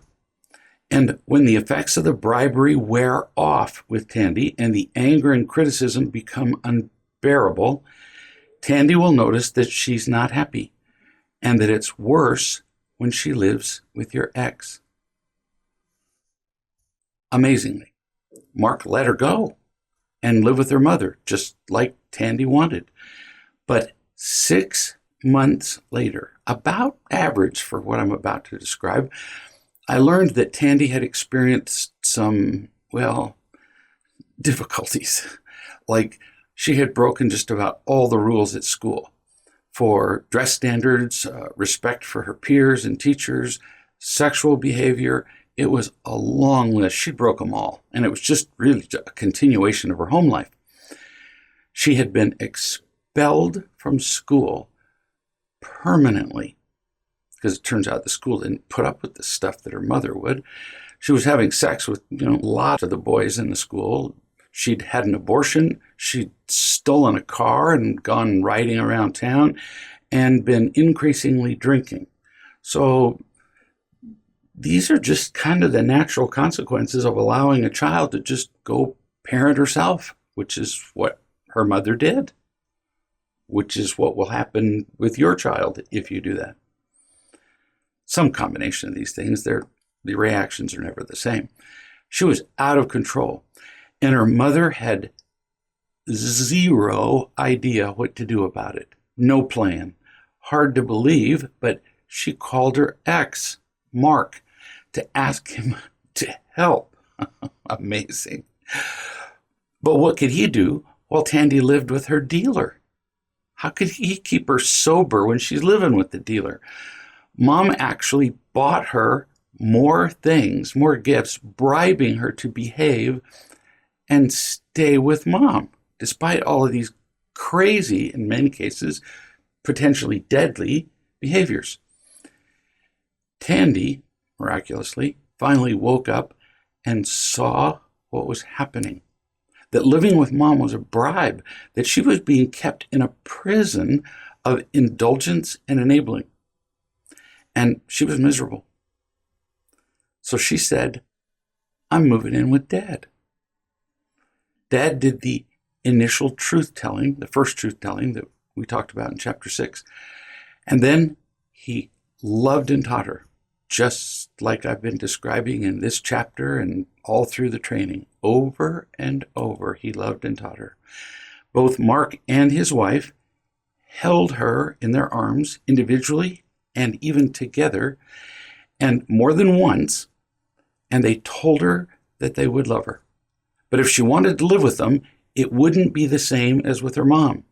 She couldn't have everything she wanted, but she could feel loved.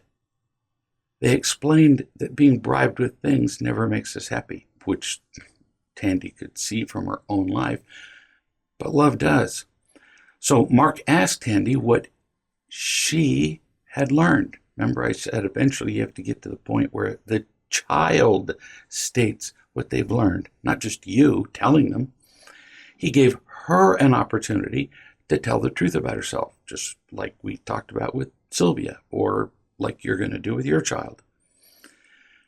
So Tandy talked about how she'd broken the rules, she'd been defiant, she'd let herself just be used sexually, which made her feel small and worthless, and on and on. And if she got stuck telling the truth about herself, Mark would help her. Do you see how you, and then she would continue. Why did he help her tell the truth about herself? Well, it's a new thing. And this process of telling the truth about ourselves so we can feel seen, accepted, and loved is so important. We got to help them. It's a new thing. We sometimes help a child ride a bike. We help a child who's tying their shoes. This was a new thing for her, and so I helped her. Now, back to Tandy coming home to Mark. And she stayed there full time. She refused to go back to mom's house. Her mother went berserk. She went back to court, which is a little ironic because she didn't mind when Mark gave Tandy up for 6 months without a fuss, without going to court, but she went back to court. And the court ordered the child back with mom. That's what courts do. They do what's in the decree, and on the whole, don't pay a lot of attention to what's best for the child. They don't know what real love is, so how would they know what the right thing to do is? Tandy, Mark's daughter, called me, and she said, what do I do? The court's ordered me back to my mom's house, and I don't want to go. I said, well, I really can't tell you what to do. I won't. In fact, I could actually legally get into trouble for telling you what to do, especially if it has any contradiction to the court order. But I can ask you a question. Do you want to go back to your mother's place? She said, no, emphatically no. I said, okay, so do you have options? She said, I don't know. This is a really magical moment. Kids don't know they have options. That's often why they keep repeating the same behavior over and over and over and over and get the same stupid results, much like we adults do. So she said, I don't know if I've got options. Do I? She's asking me a question now where I can educate her that she's not as trapped as she thinks. I said, well, let's see. Let's look at the options. You could go home to mom's house. That's what the court told you to do. She said, well, but I don't want to go. I said, all right. So what would happen if you simply refused to go to your mother's house? Notice, I'm not telling her not to go. Just said, what would happen? She said, well, but the court ordered it. Yeah, I know. I'm asking questions so that you see your options. I'm not telling you what to do. What happens if you refuse to go to mom's? Will you go to jail? Will they tie you behind a truck and drag you home? She said, I don't know. I said, well, do you want to know? She said, yeah. It turns out kids love options. They love it. Would you like this kind of pudding or this kind of pudding or this kind of cake? Or do you want to go do this or this? When my grandchildren come to visit, they love it when I say A or B. And you can see in their eyes immediately what they want to do. Do you want to go out and rake leaves, or would you like to go ride on the ATV? Not a tough choice. But they love being told that they have a choice. And they like to know stuff because on the whole, they really don't know a lot. So I said, well, if you refuse to leave your dad's home to go to your mother's, the judge might not, but there's a fair probability that your judge would order the police to handcuff you and take you in a cop car back to your mother's house. Really. Or social services could come, but it would be involuntary. You would be dragged off.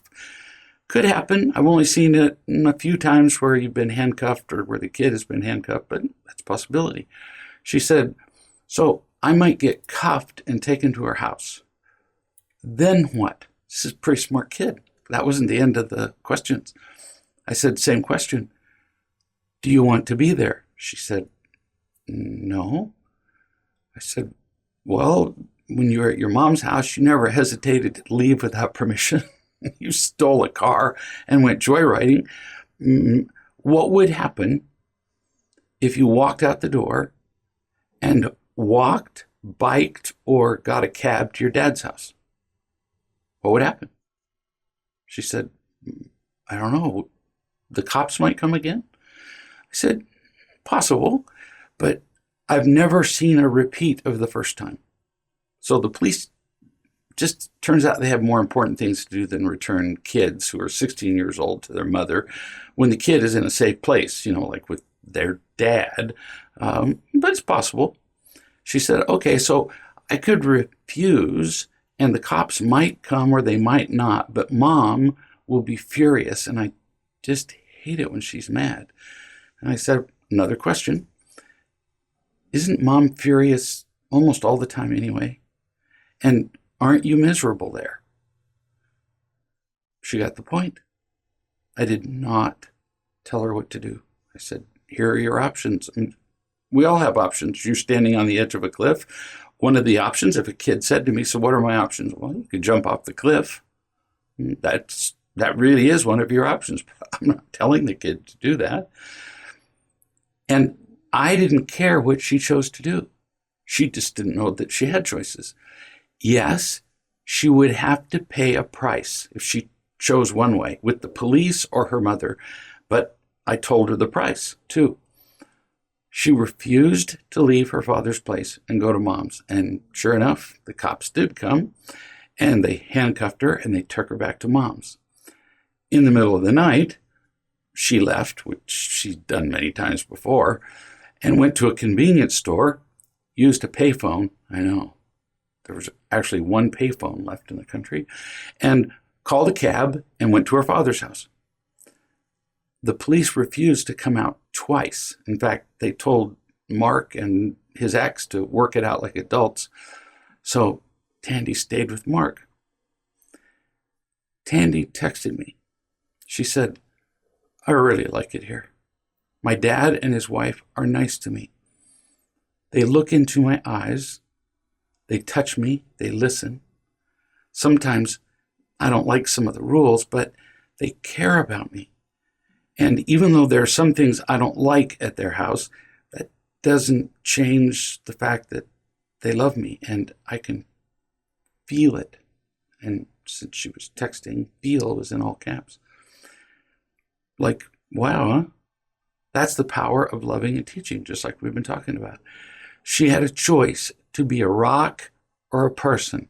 Just react or choose to be happy. Mark's current wife, not the ex, wrote me and said that Tandy had become a different person. She was gentle, kind, not rebellious, fun to be around, tender, and liked being touched. Pay attention to this. That is what your child is like. That. Tandy was like that all along, but nobody knew because nobody was loving and teaching her. If you hear one thing I say, listen to this. When your child is in pain, that is not what your child really is. That's not who they are. That's just how they react to pain.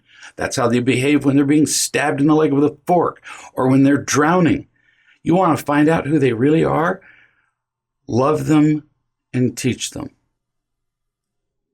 And Mark found out. They found out that she was pretty cool. Now, eventually, the court ordered social services evaluation because the police went, we're not going to go drag this kid over to mom's house. And to his utter surprise, Mark was awarded full custody of both children because they discovered that mom was a raving loony and that Mark, even though the kids sometimes thought he was strict, they went, wow, where did you learn this stuff? Because they'd never seen a parent do love and teach like he was doing. So what's the point here? Loving and teaching might be more difficult in the beginning, not as immediately effective as bribing, manipulating, anger, blaming, guilt, obligation, but loving and teaching works better. Really. It creates genuine happiness, and everyone willing to feel it can feel it. It's available to everybody. Most loving happens even without words. My own daughter wrote me one day, and she said, quote, I was making dinner, and Sylvie, her daughter, my granddaughter, who was then 3, came running into the kitchen where I was. I stopped what I was doing, and we enjoyed a long, tender hug that she initiated. But I was hugging her back. At the end of it, she looked me in the eye and said, I feel the same way.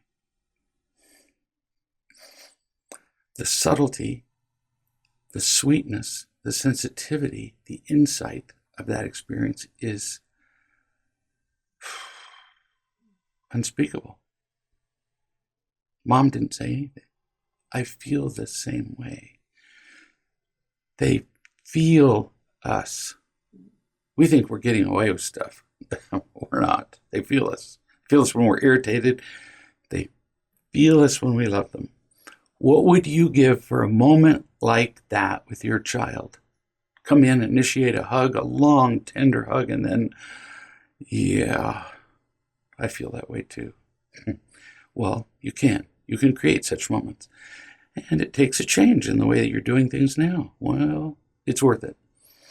Loving and teaching might be more difficult in the beginning, but it creates genuine happiness. Is that worth it? It's well worth the effort to learn how to love and teach. Now, an element of loving and teaching, which we've already mentioned, is to require children to tell you the truth about themselves. Back to Sylvia, who came into the room, remember, prickly and annoyed. We've used her as an illustration several times for a reason. So you can see how many different ways you can love and teach one kid in similar circumstances. Sometimes, as I've talked about her, you've been the parent. Sometimes I named a parent. It doesn't matter. It's a teaching tool, even though all these things really happen. And if your child isn't a 15-year-old girl, well, she will be, or she was, or she acts like one, or he does. Your son acts like a 15-year-old girl or close to it. There are so many Sylvias and variations on it. I've used you as her parent a couple of times, and we're going to do that again here. Let's assume that you, or you and your partner, have loved her many times. Family meetings, you've talked to her many times in ways similar to what I've described earlier in this chapter and in earlier chapters. Things get a lot better. Sylvia listens as she is loved and taught. But sometimes she comes back into the room irritable and snippy, like, for whatever reason. So after a few weeks of this, and it's different for each kid, when she's snippy, you or your partner stop what you're doing. You go over to her, you face her. You look right into her eyes and you say, "Tell me what you're doing right now." That is so cool. It's such a stunning moment, as opposed to stop being snotty. Yeah, that doesn't work. Or you're being snotty, which is perceived as an attack. You go over and with this tone, the tone I'm using is what I'd like you to hear most. "Tell me what you're doing right now." She says, "What do you mean?" That's almost predictable. Kids love to play dumb and make you do the work. You laugh. You go, "You know exactly what I mean. Did you hear me laugh?" It's a slight mocking, not an overt condescending mocking. No, just a chuckle that she would try this trick with you. You're letting her know, "I got your trick." What do you mean? You know what I mean. No angry tone. She sighs because she's been caught with her hand in the cookie jar and she can't get it out.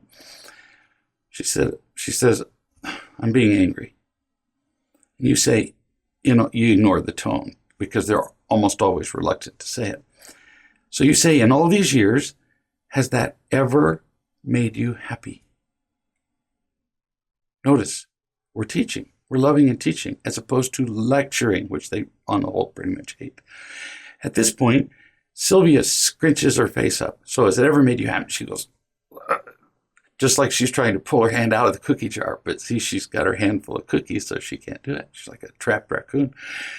She moves her head around like she's in a noose and scrunches up her face. And you've all seen this if you've got a 15, 16-year-old kid. But you've got her. In fact, that's proof that you've got her. And then you just wait while she suffers. And eventually she says some version of, "Well, Not really. So you say to her, you have two choices, kid. You can talk about your anger with me, or you could just remember the lessons we've had about anger and fussing and whining and just realize that you don't need to fuss around and act angry.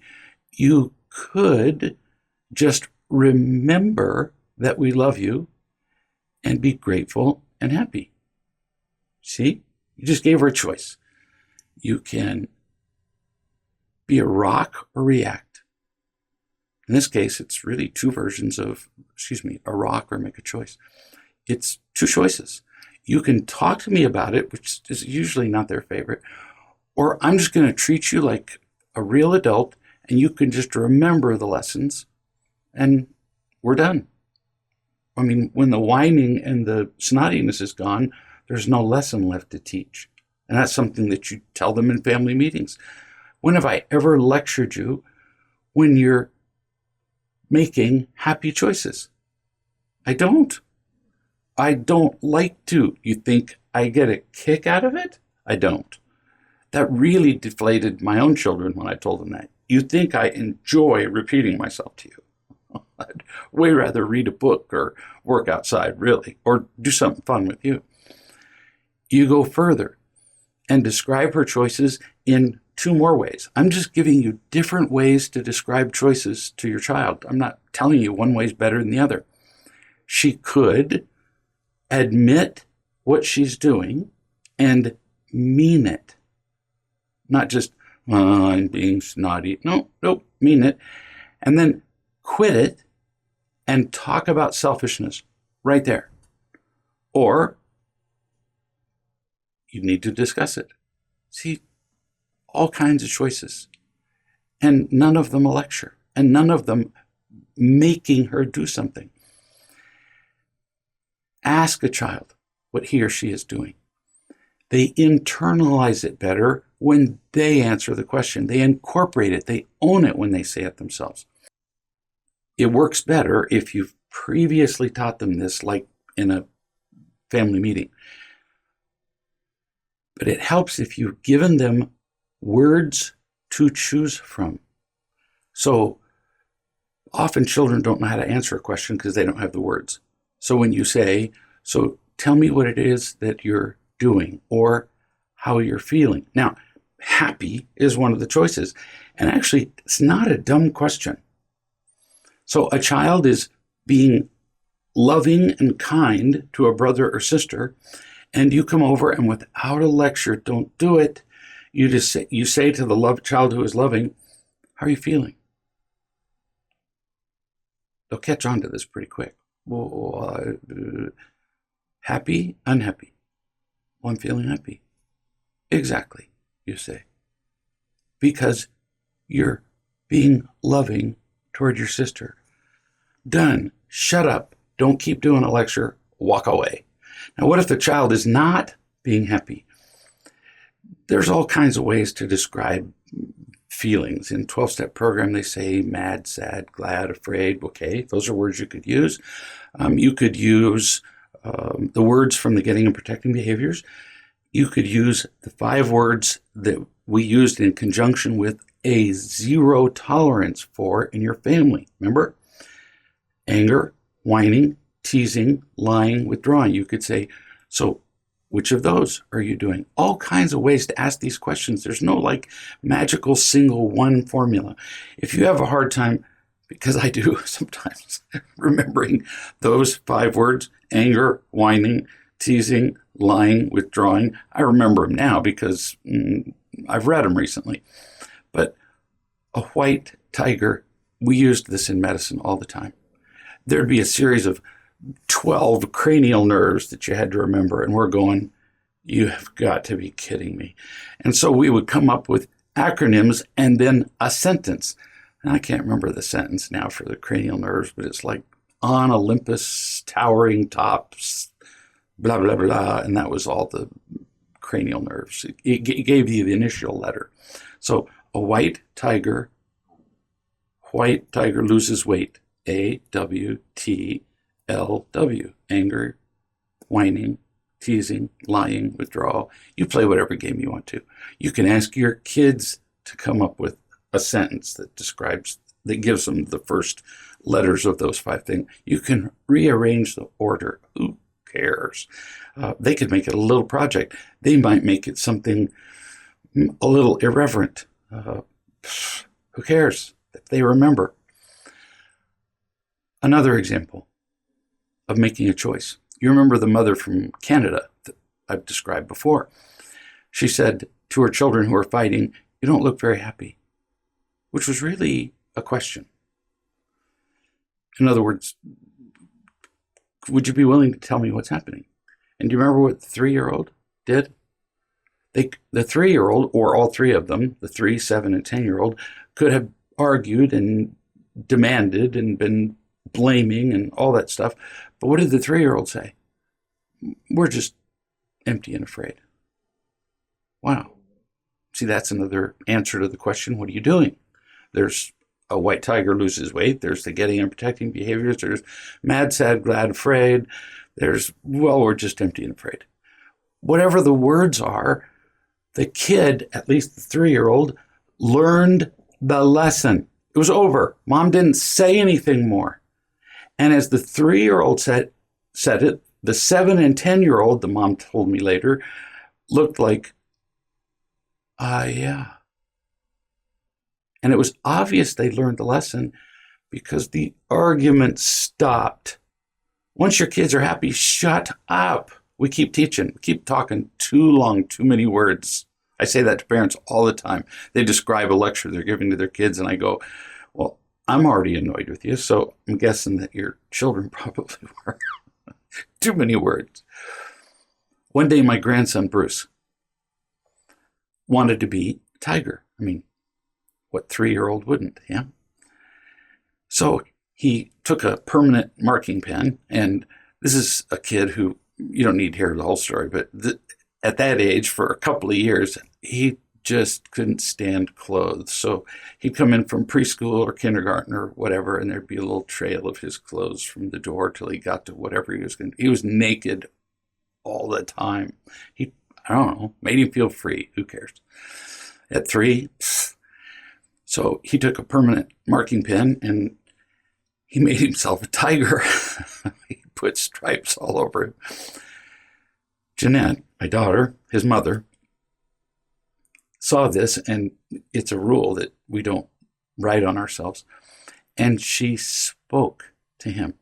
She didn't say, don't. She wasn't irritated. She didn't say, how many times have I told you?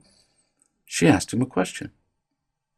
She said to a 3-year-old, Bruce, what is the rule? Did you hear my tone? She used that tone. And I believe her. She told me she used that tone, and you can tell from his response that she used that tone. They learn better when they see it and say it. That's the point of this story, not markers on kids who like to be naked. Bruce said, no markers on the skin. Like, right, I forgot that. And at 3, maybe he did. His mind was overwhelmed with being a tiger. So she cut up some strips of felt and she glued them to a pair of jeans in stripes. And she held them up. She said, would this be okay and make you a tiger? And he said, obviously satisfied and proud, yes. Lesson learned, in great part because he said it. She had loved and taught him previously. You got to have something before this. He learned, he forgot, he stated what he'd forgotten. Done. No, how many times have I told you? That's almost never a question. And this approach, this asking questions and loving and teaching, works at all ages. Now, another important principle involved in loving and teaching. Teaching is not praise or criticism. Praise, in fact, is seductive. From the time we were small children, we noticed how wonderful it felt when we were obedient, cooperative, talented, whatever. And our parents, teachers, and others said things like, "Oh, you are such a good boy, girl, child, son, daughter," or "You're so smart," or "You're so beautiful." Oh, that just feels so good. It's exhilarating, no exaggeration, for a kid and for adults. Go on Facebook and see how addicted to that feeling we still are. And in the absence of real love, these words and the tones and facial expressions that tend to accompany them, they feel like heaven on earth. They motivated us when we were children to keep doing supposedly good things. So what's the problem with feeling good like this? What's the problem with praise being a motivation? First, the effects are temporary and superficial. We work hard for praise, like really hard. We study hard to pass our tests and get good grades, and we work hard before we go out on a date to get ready so that we look beautiful and to be competent. And the older we get, the more work it takes to get praise. But then, how long does it last? You look so beautiful. You can't tell the other person would just keep telling me that all night, would just follow along behind me. A, that's going to be a little weird, and B, it wears off. So it's gone. And it's disappointing to have it gone. And it's the same for kids. We praise them. They really like it. But then eventually the effects wear off, not just in the moment, but they wear off long term, and it becomes frustrating. So the effects are temporary and they're superficial. It doesn't feel remotely like unconditional love. Second, praise never brings us genuine happiness. When praise fails to make us happy, when it wears off, like we talked about, and it always does, you don't carry around with you the effects of something nice somebody said to you 2 years ago. It always wears off. The disappointment can be enormous, especially when we screw up and the praise is just jerked away. And it's the same for our children. But we teach them to keep trying to get the praise. Well, if you'll work harder, then I'll praise you more. We don't say those words, but that's how we act. So then children feel, number 3, pressured to keep earning it. Story. Possibly, I think, yeah, I did. I told this story earlier about how children like to color with crayons. And I said to you, why do children like to color with crayons? I've asked adults that many times. And they go through their minds, well, they have a color center in the brain. Nah. Children color with crayons because they like it. And then we come along and we say, oh, you did such a nice job. Now we have just transformed the inherently pleasurable activity of coloring with crayons to it's an activity they have to do to please you. Oh, drag. You just stole one of their little secret pleasures and turned it into pressure to perform. That's what we do with praise. This has been studied, by the way, and proven. It's not just my opinion. The more we praise a child about a thing, they quit. Praise becomes an addiction. We got to have something. It's an endless cycle. In the absence of real love, we got to have something. So we earn it. It feels good. Then we're disappointed. Then we try harder. And that takes more and more effort to get praise. And it takes more praise to get the same effect. And we end up being people pleasers. Talk to a real people pleaser and ask them if they're not just flat tired. It's a true addiction. Another effect of praise is that children continue using it as a substitute for real love for the rest of their lives. Long time.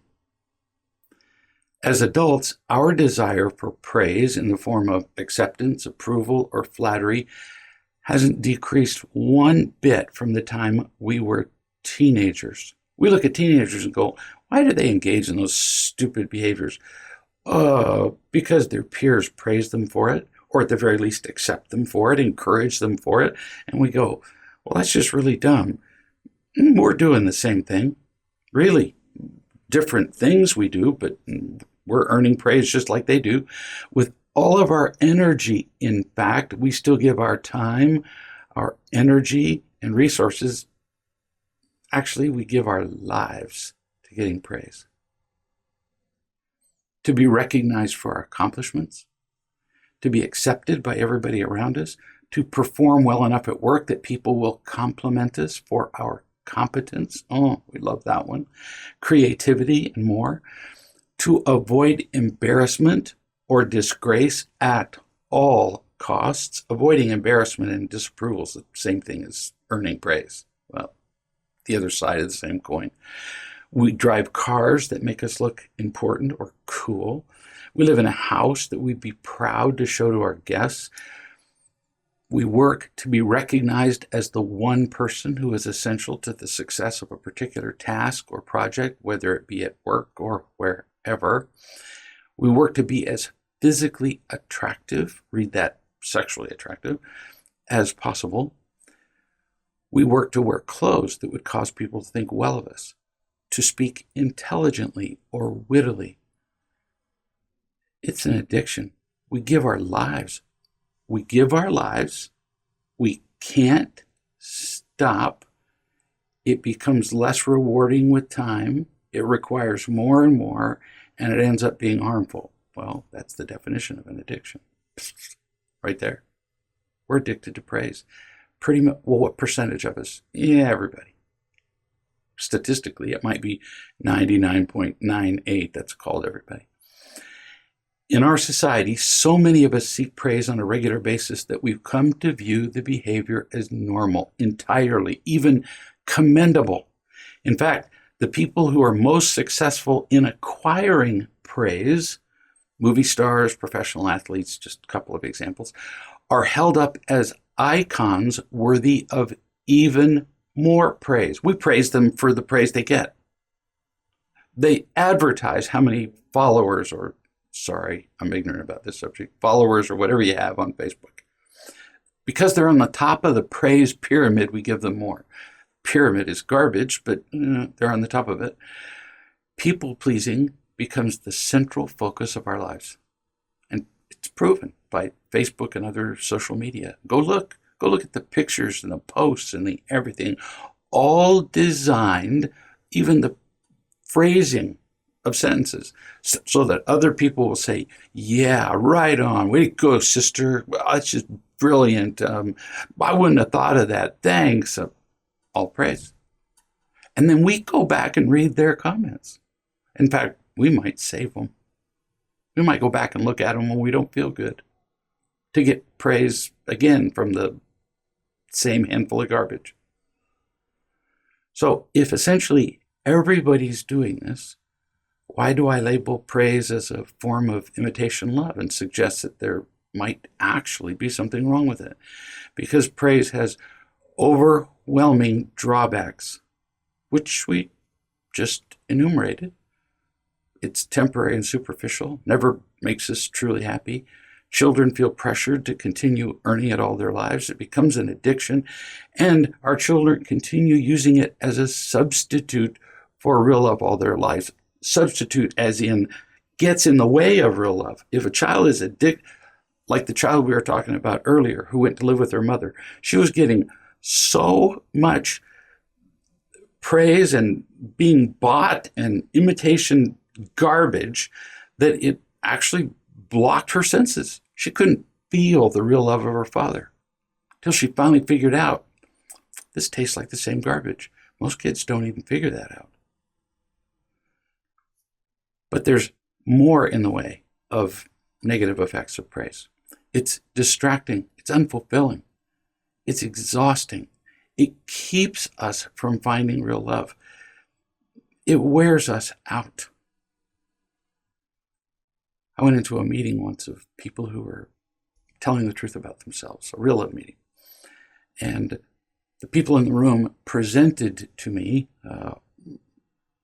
almost in a way of introducing me to royalty, somebody in their group who was kind of their queen. She was like the Mother Teresa of the group. And they introduced her as the only unconditionally loving person they knew. I took one look at her and went, this isn't going to go well, because she was not happy. So I asked her just one question. This is a people pleaser who, made all the quilts and brought the food over when a mother delivered or somebody was sick, or she was Miss Service, of the world. And I said, how's your relationship with your husband? And right in front of their eyes, to their terror, she just blew up. She said, he's just the most ungrateful, difficult, and I don't remember all the words now, but she was really angry. I said, you must be exhausted. She said, I am sick and tired of trying to make everybody happy.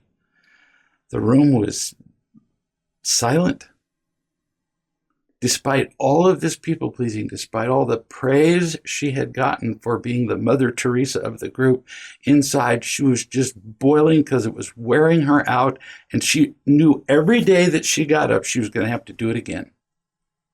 Drag. So why did I ask her the question about her husband? Because he wasn't giving her praise for the things she did anymore, and she could focus her displeasure on him, and then it just spread like a bomb. Another disadvantage of praise. It increases anxiety. Kids often tell me things like this. I ask them how they're doing. I say, really? I'm really asking. And they look at me like, and they can tell from my tone of voice, I'm really asking them how they're doing, as opposed to, as you pass, how you doing? Fine, fine, everybody's fine. So they look at me and they think for a second, well, okay, but it's like something's just missing. They look unsettled. So I say, do you feel like you just never quite get there? Like you just can't win? And their eyes light up. It's like, yeah, right. And then they describe it to me, that they work so hard to earn people's approval or praise and avoid disapproval and make their parents happy, and then at the same time make their friends happy, which often turns out to be mutually incompatible. The praise works for a minute, but then it goes away. And in the meantime, it just increases their anxiety. It's a creepy feeling. When they say something is missing, they always move their shoulders. Like something is just missing. Makes them anxious to have to earn praise, in addition to being exhausting. It blinds us, another characteristic, negative one, to the needs of other people. While we're frantically earning praise, while you're trying to look great as the head cheerleader and everybody's going, wow, isn't she cool? You're not thinking about anybody else. You're thinking about just you, which is very often why the person who's the center of attention is really resented by some other people. But some other people get closer to the center of attention because they get some of the, reflected rays of the sun. We cannot, while we're frantically earning praise, unconditionally care about other people. We can't love. Competition is an example of doing this. The person who is the winner raises their hand in triumph for who? For everybody else who participated in the meet, for themselves. And this happens in school, it happens in athletics, it just happens everywhere. I'm not a real big fan of competition because for every winner, there's a whole bunch of losers. It's tragic to see, like at the Olympics, to watch somebody who just won the silver medal. They were the second best in that event in the world Out of 7 billion people, they were the second best, and they look like they've been hit by a truck.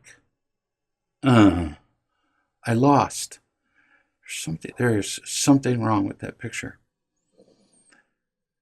Another negative aspect of praise is that it robs us of meaning and motivation. It robs us of who we are. Let me illustrate. Well, let's just use the crayon example again. Kids do things like crayons for fun. Then we praise it and we take away from them the sense of who they are. They become slaves to our praise. And again, studies have proven that. I'm going to tell you a story. If you listen closely, you will see yourself and your child in this.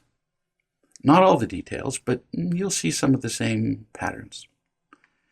I know a man, personally, John, whose daughter, Adriana, played basketball. When she was a young child, she loved the game. She was dribbling a ball when it weighed as much as her. With a smile on her face and light in her eyes, she would dribble and shoot baskets for hours. When she was just a little thing, they would lower the basket. But it wasn't long before she was shooting at a full height basket. She was just a little teeny thing, and you're thinking, no way she can do it. Yeah, she could do it. She just kept at it and at it. She began to play competitively in school. And because of her years of practice and her native talent and her enthusiasm, she was more skilled than pretty much all of her teammates. John attended his daughter's games, and he paid her more attention as she succeeded. Lots of praise for her and pride in her accomplishments. And she could see, although she couldn't put words to it until way later, that his reaction was greater if she scored, for example, 30 points than if she scored 3 points. I mean, children are not stupid. She'd score 3 points and he'd go, oh, good game. She'd score 30 points and he was just, wow, that's the school record. And he'd grab his friends and go, that's my daughter. You think kids can't see that and feel it? He was not, which is unusual, critical of her mistakes. That's odd, which actually makes the story more powerful. He just went crazy overboard with the praise. That's all. He talked to her and to her friends and to his friends about how great she was, always referring to her basketball skills. But then, over a period of a year or two, she began to just practice less. It wasn't even noticeable in the beginning. The smile on her face and the twinkle in her eye slowly faded away. Eventually, she refused to practice or attend games, and John was obviously heartbroken. A feeling that Adriana couldn't possibly have missed. It wasn't conscious on his part, but every day for years he had communicated this to her. I'm so proud of you for being a basketball star. It makes me look like a great father because people assume that I motivate and help you, and I get a vicarious thrill from your successes. You give me a sense of excitement, even drama, and a sense of worth when you're really good at this. I love those feelings. Now, I love you, but I love you more, again, unconscious, when your success lights me up. Nobody knew what was happening. Nobody knew what was happening during all the time that he was praising her. John thought he was genuinely loving Adriana as well as he'd seen any parent do. And for a long time, Adriana thoroughly enjoyed all the attention she got from her father. Like, duh. But other than for basketball, he didn't really pay much attention to her. He didn't sit and love and teach her. It was all about her playing ball. But because she had nothing else, his praise for her athletics was pretty welcome. They both accepted it as love. It's all they knew. Nobody does this consciously. But Adriana began to sense that John loved her only for his own self-gratification. She began to feel like a trained monkey, performing tricks for her dad. But in the absence of real love, the applause she got for performing tricks felt better than nothing. But then it got tiresome. We talked about the disadvantages of praise, and here they all are. It got tiresome, as earned attention always does, like every addiction does. It feels false. It's exhausting. Adriana felt all that. She played with less enthusiasm, missed more practices, ran slower down the court, stopped practicing on her own, and finally, she just quit the game. She just put her ball away. When I spoke to her, she confirmed everything I've said. She wasn't having fun anymore, feeling constantly pressured to earn that praise. In fact, it was worse than that. She was losing interest in life overall, not just basketball. In fact, unknown to her father, she had begun to cut herself, and he didn't know about it. If she doesn't get unconditional love from John, she'll bounce maybe to success somewhere else, or to pleasing men, or whatever. Like I said, she had already started cutting to deal with the withdrawal of the praise. And all of it feels good for a bit, but she'll still be left empty and alone and miserable, moving from one addiction to another. Without real love, we'll settle for anything that feels good, however superficial and temporary the effect might be. But until we fill the real emptiness, till we fill the hole and heal the wounds, we're doomed to bounce desperately from one distraction and shiny entertainment to another. And that is not living. If kids feel less meaning and motivation, like Adriana, what follows? It decreases their learning. Because if what they've been doing before doesn't work, they lose motivation, not just for the one thing they were doing, like Adriana. She didn't just quit playing basketball. She became kind of discouraged and unmotivated to do anything, hence the going to cutting. No motivation. So, well, who cares? Then they have no sense. If you don't care about anything, then what motivates you? Kind of by definition, right? Nothing. They have no sense of responsibility. They develop these symptoms. They often fail to give close attention to details, or they make careless mistakes. They often have difficulty sustaining attention. They often don't seem to be listening when they're spoken to, because it's like, who cares? It's not going to get me anything.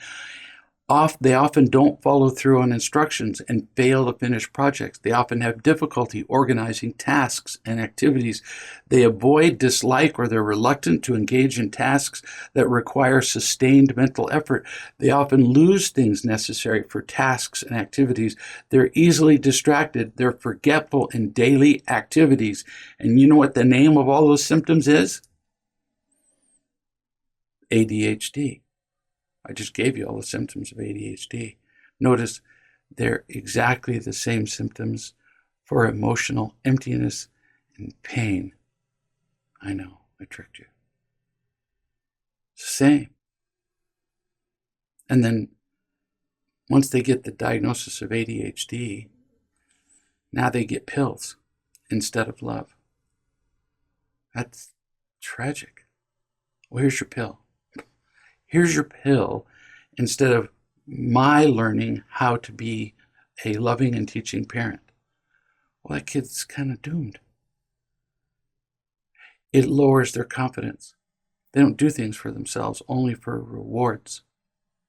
They become like trained dogs.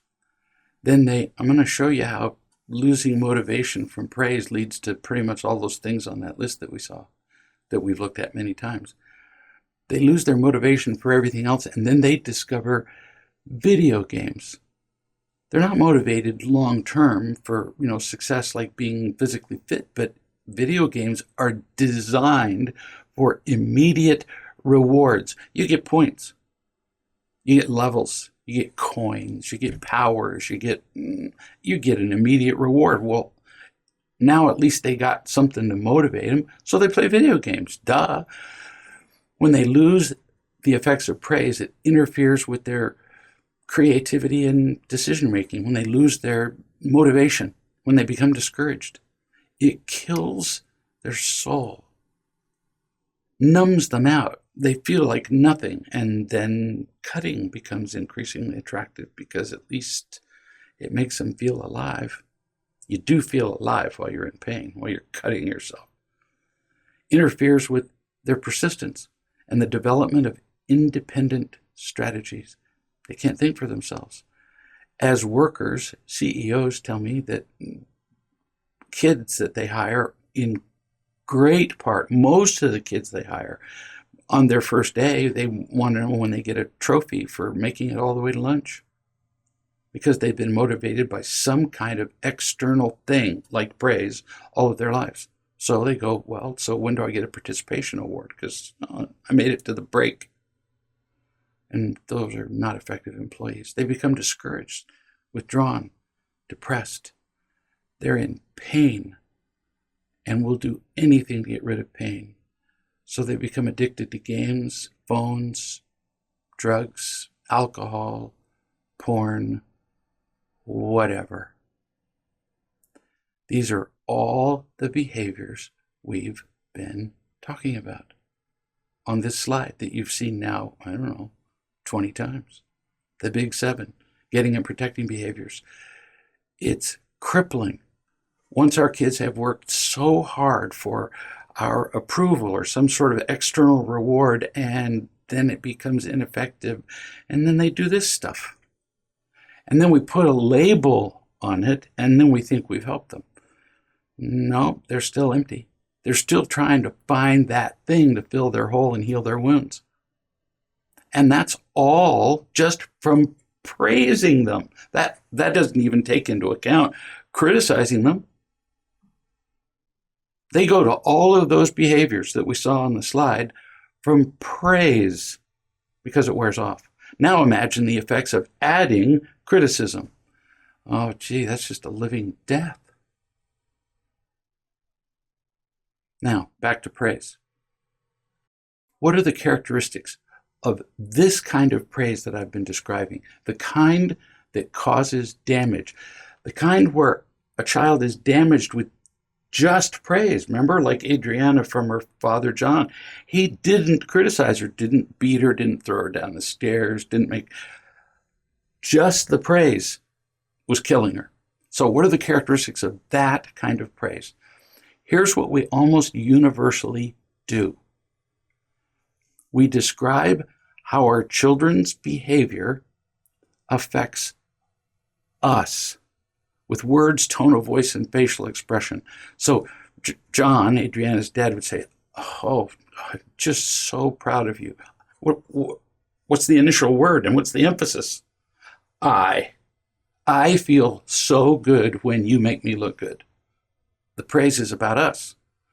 Second characteristic of this kind, we make children responsible for our happiness. It becomes an incredible burden. We light up as we praise them. They clearly make us happy when we say they're good. Oh, you're such a good boy, we say with this big grin on our face, which they only see when they're being praised. The clear implication is, actually it's not an implication, statement, is that it's their job to keep doing that, to keep making us smile like that when we're praising them. It becomes a crushing burden. Third characteristic, we place a value on the child with this kind of praise. When we say things like, I'm so proud of you, and great job, with our tone as much as the words, the child cannot avoid hearing this message. You are more worthwhile when you perform to this standard. You can translate that, my standard. Especially using the tone we use to say those things. So they're doomed to earn our praise or feel less worthwhile.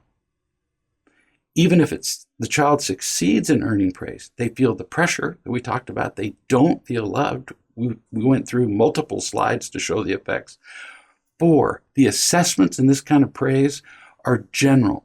You are so good, great, beautiful. There's no teaching in there. Real loving means loving and teaching. You do loving without teaching. It's indulgent, it's manipulative, it doesn't work, it's praise, and overall just really causes a negative effect for your child. It's not useful in teaching a child how to be happy to just say, you're so great. The kid's going, well, I guess I have to repeat the behavior I just did. Well, that's a boring lesson. There's no instruction, loving and teaching. It creates an unreachable goal that they have to find. And this kind of praise involves personal approval. I like it when you, again, what's the emphasis? The first word, I. I like it when you. So when we praise our children, it's really about, well, us, most of the time.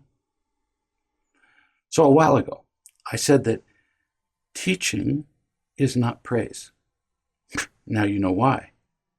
Real teaching involves instructing our children about how to feel loved, how to be loving, how to be responsible. How many different ways and from different angles have I said that? Because it's that important.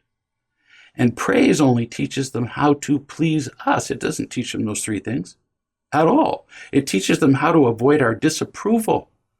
Traditional praise is a disastrous seduction, and it creates a pit of exhaustion and disappointment for the kid. You want to do that to your child? Do you? You want to destroy your child, and you can do it with praise of all things. Every parenting book says praise your child. They do, and they're wrong. You want to condemn your child to a lifetime of people-pleasing and addiction to praise? Well, of course not. Well, this begs the question, because everybody listening is asking, well, so if the books are wrong and praise isn't the best thing, what are we supposed to do? First, all of the loving acts that we've talked about. There's lots of stuff to do other than praise. Listening, which we're pretty bad at. Looking at them, touching them. You go back and go through the whole list. There's tons of things that we can do to indicate to our children that we love them. And then teaching. So where are we again? Love and teach from yet another approach. And one element of teaching is something that could look like praise, but it's not. And the distinction is not thin. The line between praise and what I'm about to talk about is not razor thin. It's like the Grand Canyon apart. And what I'm going to talk about is giving positive feedback. As opposed to praise, positive feedback is very useful in teaching. It's part of teaching. It is teaching. Let's do a few examples. And as we talk about them, you'll see why they're not praise. So my son, Rob, was an excellent swimmer in high school, routinely winning events where his school entered the meet. And when he'd come home from a competition, we often had conversations like this. I would say, "Did you have fun?" And he'd say, "Yeah, it's a great meet. Pizza was really good. My friends were all there. We played around on the bus on the way up and back. We played cards and threw balls in the bus, and the teacher didn't like it all that much, but we had a really great time." And then I said, "So how was the swimming?" And he said, "I swam well. I got my personal best time in one event." That's what swimmers do. Winning is part of it, but improving your time, every swimmer knows exactly what their time personal best is in every event. And he said, "And so did another guy on the team get his best time." He didn't make this all about him. This is a loving and teaching experience that looks pretty obvious, but only because we'd have several hundred loving and teaching experiences before it. Here he is caring about somebody else while I'm asking him how the meet went. And that didn't happen the first time. I said, so you feel pretty good about it, the meet? And he said, yeah. I said, what'd you learn? He said, mostly the usual. Some people are so serious and competitive, and the parents are yelling in the stands, and geez, they just can't have any fun. He said, I'm glad I don't do that. He said, I'm glad you don't do it either. And there was one guy on the bus who was a real jerk, but I remembered that, he was just drowning. That sound familiar? That came from a family meeting. So I just chose to stay away from him and not pay attention to him, and so it just went away. And as usual, I learned that if I put in the practice, swimming, just like anything else, I get better. That's why I got my personal best time. Notice, I did not ask whether he'd won his events, because it didn't really matter. Later, I've interviewed thousands of adults who won meets and got A's and were the top of their pick a thing. They don't remember any of that stuff. And it didn't keep them from being unfulfilled, empty, afraid, miserable, divorced, blah, blah, blah. So I didn't ask Rob whether he won his meets or won his events. I asked only if, one, he'd had a good time. In other words, were you happy at the event? And he knew what I was asking. And if he'd learned something, because that's what really matters with our kids. Are you happy? Are you learning? Loving, teaching, which corresponds exactly what we've been talking about. They feel happy when they're loved. They learn when they're taught. Actually, they feel happier when they're loved and taught. Several days later, a neighbor told me that Rob had won 3 of the 5 events that he'd entered, and he'd helped his team win the competition with a whole bunch of other teams there. Interesting, but not important to his happiness. Really. If a parent elevates winning to a position of importance with a child, notice I didn't say great importance or undue importance. I mean just importance, winning to a child. That child will look for happiness all his life by earning imitation love in the form of different forms of winning, praise, power, and he's never going to find it. You pretty much doom your kid when you do that. This single story about Rob and swimming highlights evaluating how we avoid the destructive kind of praise that we've described at great length, what it looks like and what its effects are. We make loving and teaching our first priority rather than praising. We're talking about how to do positive feedback instead of praising. So loving and teaching is first.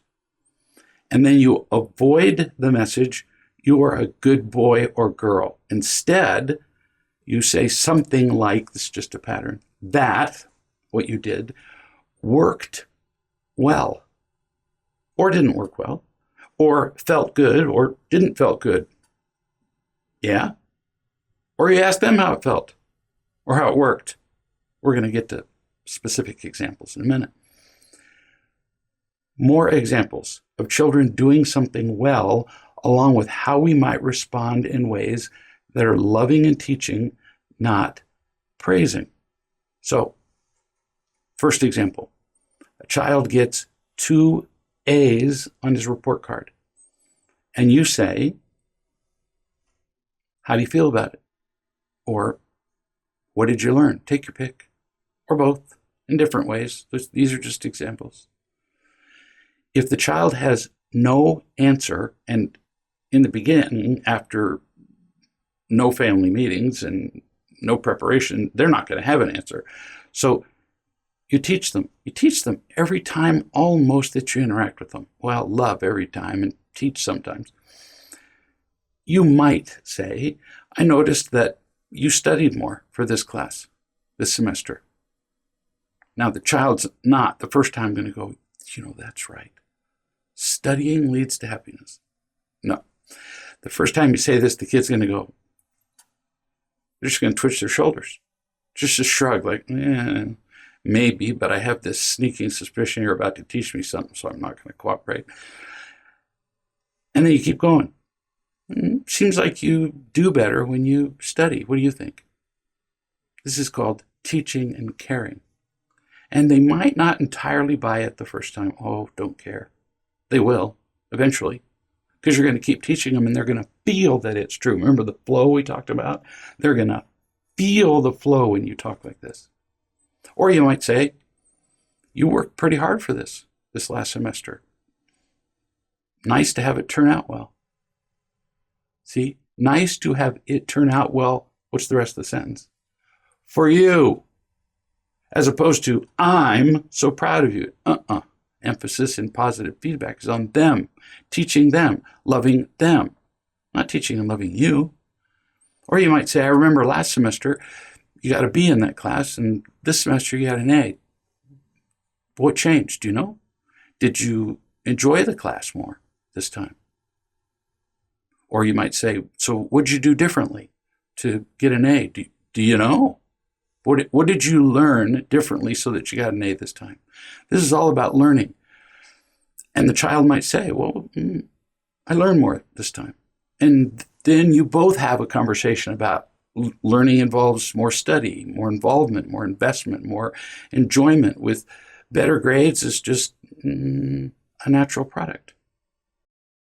Now, a second example of children doing something well, along with how we might respond in ways that are loving and teaching as opposed to praising. So a child cleans up the kitchen and does an especially good job. You might say, the parent might say, just looking at this gives me a peaceful feeling.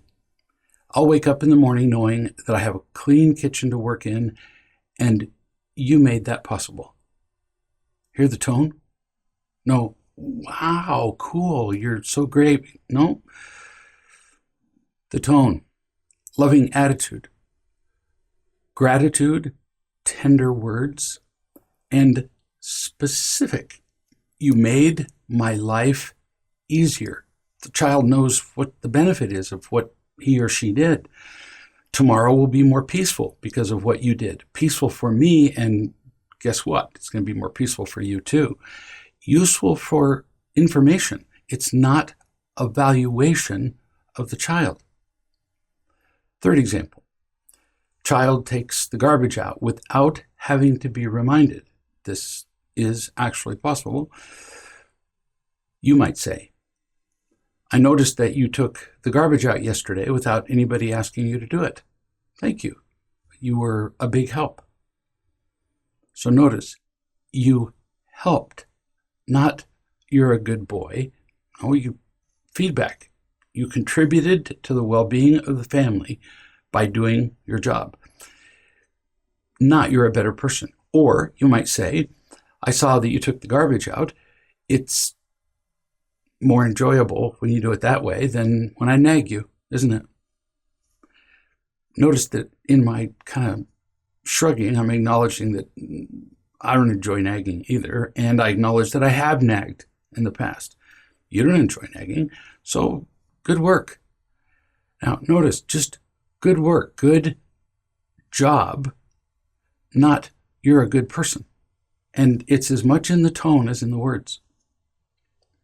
Or you might say, can you feel the peace of mind that you get for simply doing the responsible thing without anybody bugging you to do it? Or do you feel a kind of pride from doing a job that's yours? This prompts a child to see the benefits of being responsible. No praise. Fourth example, child creates a beautiful painting. We talked earlier about how we tend to say, good job, which, now notice, good job here would be a harmful thing to say, whereas you did a good job taking the garbage out is about, here's how you integrated with the family. So same words, different motivation. Saying good job when they do a painting actually decreases their creativity in ways that we've spoken about. So what Can we say, you could point to a particular swirl of color and say, tell me what you were thinking, or how were you feeling when you chose that color, or you moved the brush in that way. They may have no idea. It may be simply an expression of who they are. The point isn't getting an answer. The point is you're indicating an interest in your child. You point to an object in the painting and you say, tell me the story about this building. What did it remind you of? What were you thinking of? Tell me about this person. Sometimes that might be really personal. They may not tell you. That doesn't matter either. What matters is you're showing an interest in the child. When we're giving a child feedback on a job well done, we're most helpful when we adopt the attitude that we're just passing along useful information about his or her performance, rather than ratifying the child's worth. For that reason, the tone we use and the other nonverbal elements of expression, and I've been demonstrating them to you as I've been talking, are just as important as the words. If you're all alight with smiles and giggles when your children meet your expectations, but then all that enthusiasm vanishes when they don't meet your expectations, and all of those signs of approval do vanish, then it doesn't matter what words you use to describe their behavior. Then you'd be giving them imitation love in the form of praise, and they can feel that. Imagine, for example, that two different parents say to their child, nice work, referring to a task done around the house. So Mother A speaks these words with that heightened enthusiasm that she never exhibits except on the occasions when the child has done something she likes. That joyful, exuberant, wow, nice job kind of tone and expression and hand movement and body shaking. It's absent on the other occasions, so it's obvious to the child that he or she is loved unconditionally, is being praised. Mother B, on the other hand, says, nice job, in the same tone of voice that she describes everything else. The same even, loving tone of voice, for example, with which she might say, could you finish sweeping up that dirt over there in the corner after a job is done? See? Nice job. Would you finish sweeping that dirt out of the corner? Same tone. And both informational. From this even tone, the child learns that Mother B is simply passing on information and that her happiness does not depend on the child's performance. Oh, what a relief that is to the child. So I make the point again. As we love and teach our children, we are giving them information about what works in life. We're teaching them the life course that we've been referring to over and over. And we're teaching them about who they are. When we say nice job in an even tone, we're saying who you are is genuinely responsible and does good work. They really don't know who they are, so we're helping them. Another story of loving and teaching. Bruce, 2 years old, was playing with, my grandson, was playing with one of Sylvie's toys. She was then 3, so 2-year-old boy, 3-year-old girl. Sylvie says, Bruce, that's mine. I'm sure you've never heard that. Bruce says, well, naturally, he has to. He's 2. It's mine. I mean, after all, I have it and you can't take it from me. She says, no, that's mine. He says, it's mine. That's mine. It's mine. He goes back and forth several times. And then Sylvie says, how about we take turns? It's her tone that matters as much as her words, too. She just coolly says, how about, which means what do you think about, our taking turns? He pauses. Okay. And then Sylvie does the genius move. She says, at 3, you go first. Oh, what kid could resist that? You go first. He says, okay.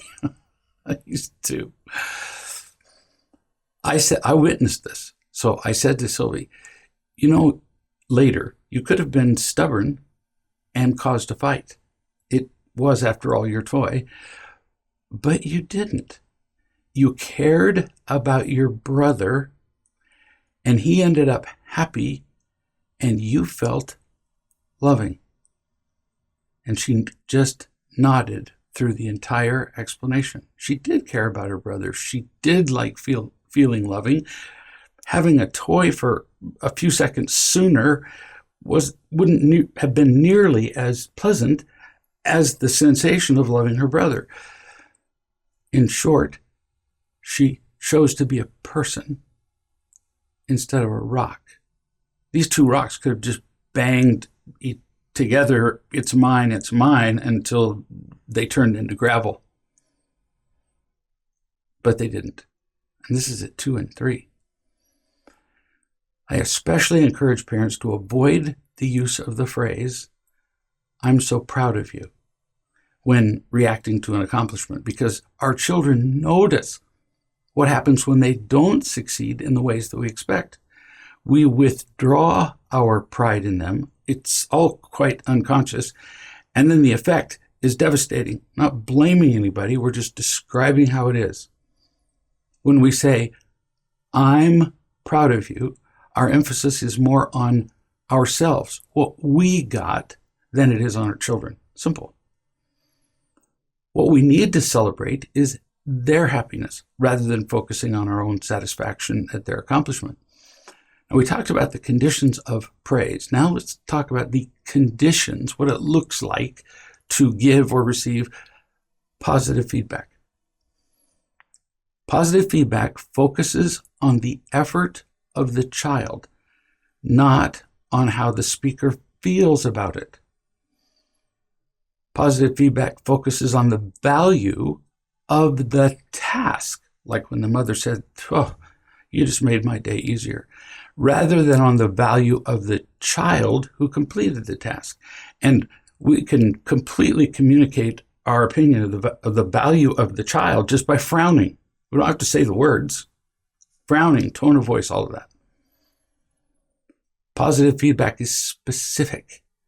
It gives the child useful information that will help in making future decisions that are similar to it, or may not be.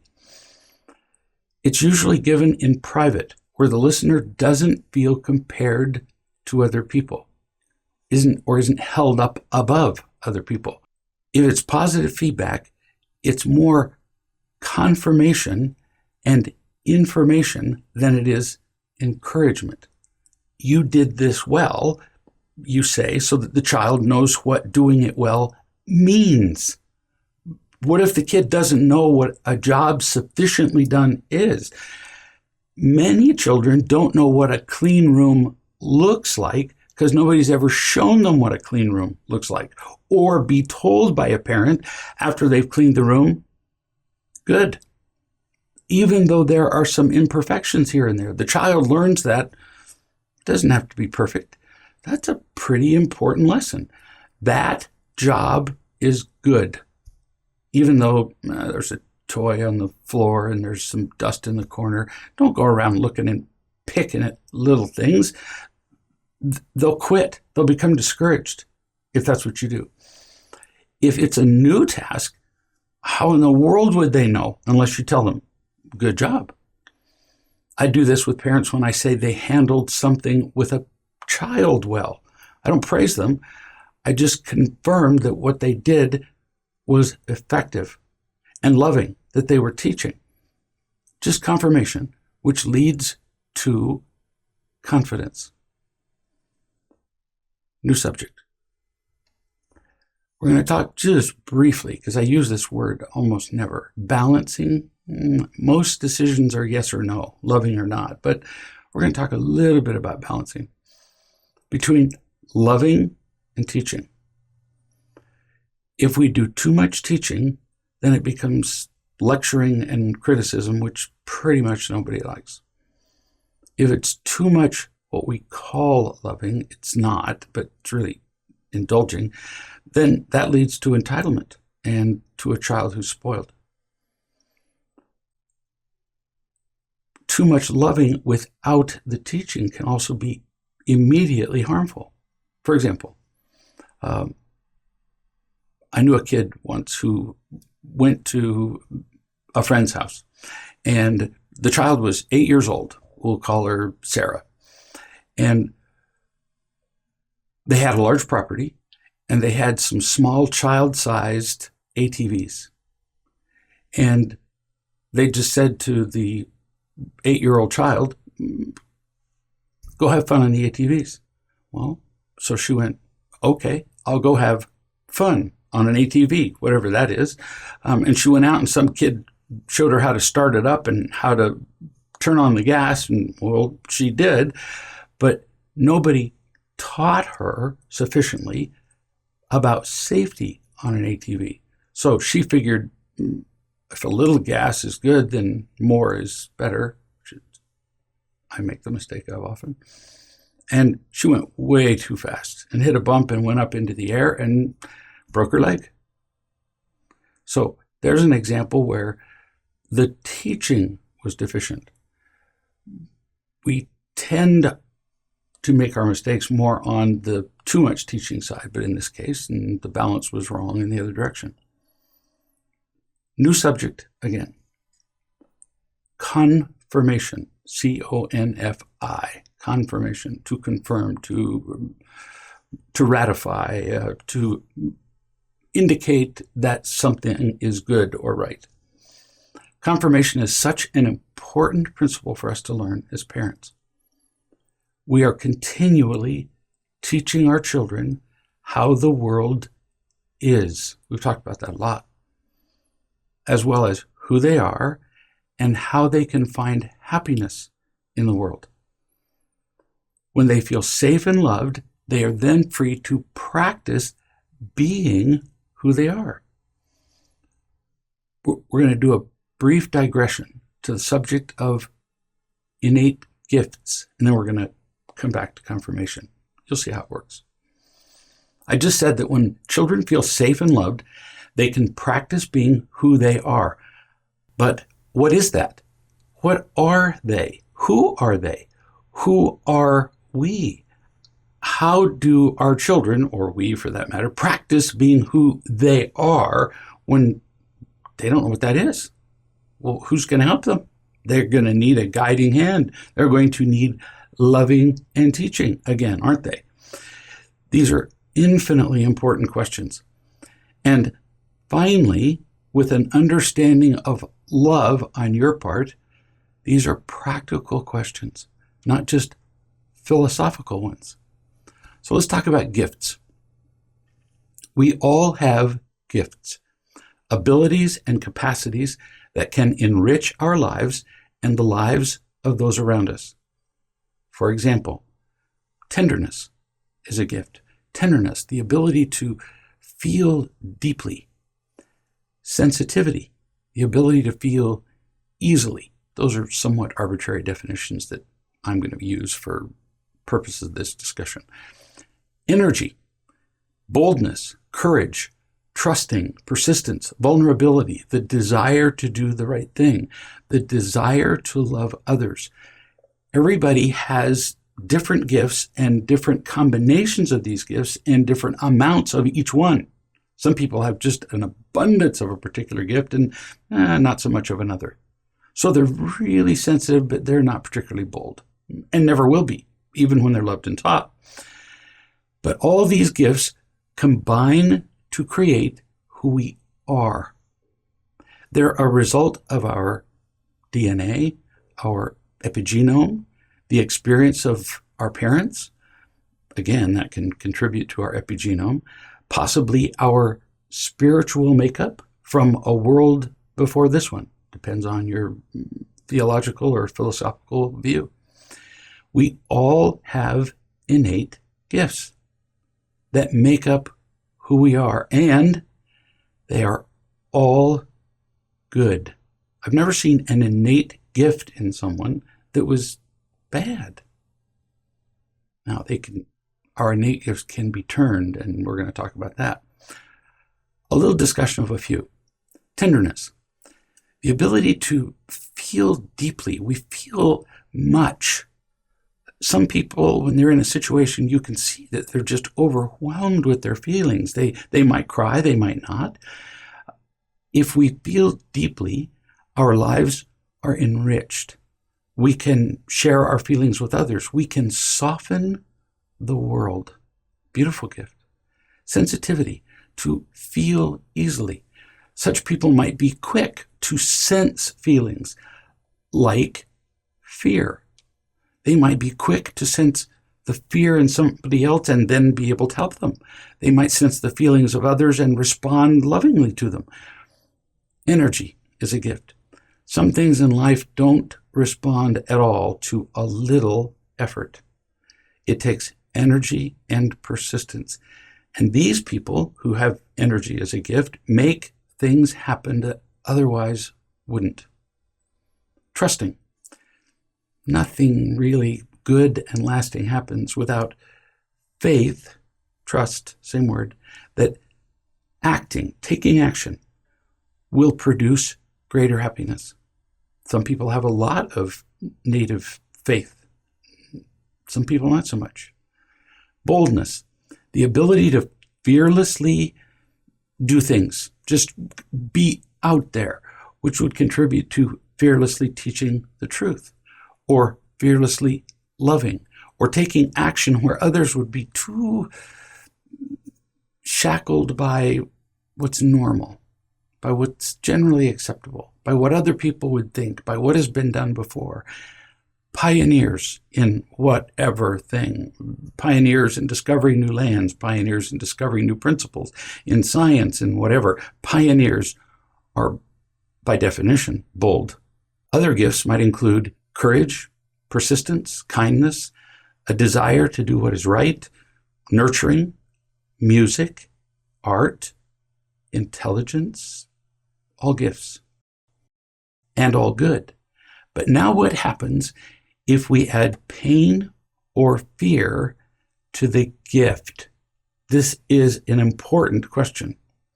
Take chocolate cake, and if you like, depending on what you eat, we'll make it with no sugar, no gluten, and no GMOs, which probably reduces us to a picture of a chocolate cake. But for a moment, let's assume that it's a good thing. You pick your own thing to eat. Now let's just add one ingredient that's not on the recipe usually, or let's substitute one. Instead of adding water to the cake, let's add gasoline before we bake it. We're only changing one thing out of, 12 ingredients. Result, instead of a good tasting chocolate cake, we have an explosion and possibly deaths. Gifts, our gifts, are similarly affected by pain and fear. The gifts are not just neutralized. Gasoline doesn't just neutralize the taste of a chocolate cake. No, our gifts are turned into weapons of destruction that hurt us and hurt others. This is pretty important. If we add pain and fear to our innate and beautiful gifts, the gifts become weapons that hurt us and others. Let me illustrate. Tenderness. We talked about what it is, but if we're in pain, we just hurt more deeply. Every wound is worse, eventually crushing us and leaving us hopeless. If we're sensitive, that's good. By itself, it's wonderful. But in the presence of pain, we feel every offense more easily. We more quickly bleed when we're poked. We see offense where none was intended. Lots of energy. If we add pain, we can use energy to powerfully protect ourselves by attacking with greater energy. We can attack with more vigor and relentlessly, acting like victims. We can become crusaders against every manner of injustice, which, of course, we decide what's just and unjust, real and imagined, in ways that are really not productive. If we're trusting, oh, that's a lovely gift. But when we're in pain, we tend to trust indiscriminately, or not at all. We don't know who or what to trust. We're just desperate to find anybody or anything that will lessen our pain. We trust people who will hurt us. We end up disappointed and disillusioned, shredded by a long list of betrayals. We sink into a pit of hopelessness where even faith has no chance. It's called despair. Boldness. Boldness is good when we're loving, but with pain and fear, we become reckless, inconsiderate, aggressively selfish in getting what we want and in protecting ourselves. Bold becomes aggressive. Our pioneering becomes intrusiveness and possibly even insanity. Persistence in the presence of pain turns into stubbornness. Kindness turns into people-pleasing, which never ends. You can see the pattern. You have all experienced, everybody listening, you have experienced your gifts being twisted in these ways. In fact, most of the time that we can look at the manifestations of getting and protecting in someone, we can work backward from the end behavior and discover the gift that was twisted and help them develop the gift without the pain. So if gifts become so hopelessly twisted, how do we know what they are? How do we know what gifts we have? Each of us, with all our gifts, is like a beautiful mural, brightly colored with intricate and individually inexplicable strokes of the brush. And I believe that we are all soul-inspiringly beautiful. Now, somebody comes into the room with a bucket of black paint and a roller. In 2 minutes, the mural is gone. It's not there. Well, it actually is sort of there. It's just really hidden. It only appears to be dark, perhaps even ugly, because the black covers up all the other colors. There's a very real illustration of this in the real world. The Sistine Chapel is a building. It's a place of worship in the Vatican. It's very old. It was consecrated in 1483. That's a very long time ago. And in 1508, the Pope commissioned Michelangelo to begin painting the ceiling. Now, in modern times, like, in the last 100 years or so, art experts have analyzed his use of color. And some people have said, well, he must have had, visual problems like cataracts or whatever later in his life. Other people said he was depressed because of the muted tones and the darkness of many of the colors. And then in 1980, they began to restore the ceiling. They were sponsored by a private corporation, and they removed nearly 500 years of fine, nearly invisible soot that had elevated itself, wafted ceilingward from candles burning nearly 70 feet below. Result? The ceiling was found, after cleaning it endlessly with Q-tips, to be brilliant in color, vibrant, detailed. The Sistine Chapel gets 5 million visitors a year. The Grand Canyon, which has considerably more area to stand around, gets 6 million, only 1 million more per year. The chapel is a brilliant work of art and gets worldwide attraction, all because the soot was removed, or at least the attention has increased considerably since then. And that's what we need, what our children need. Love, heals wounds. It removes the blood and the soot.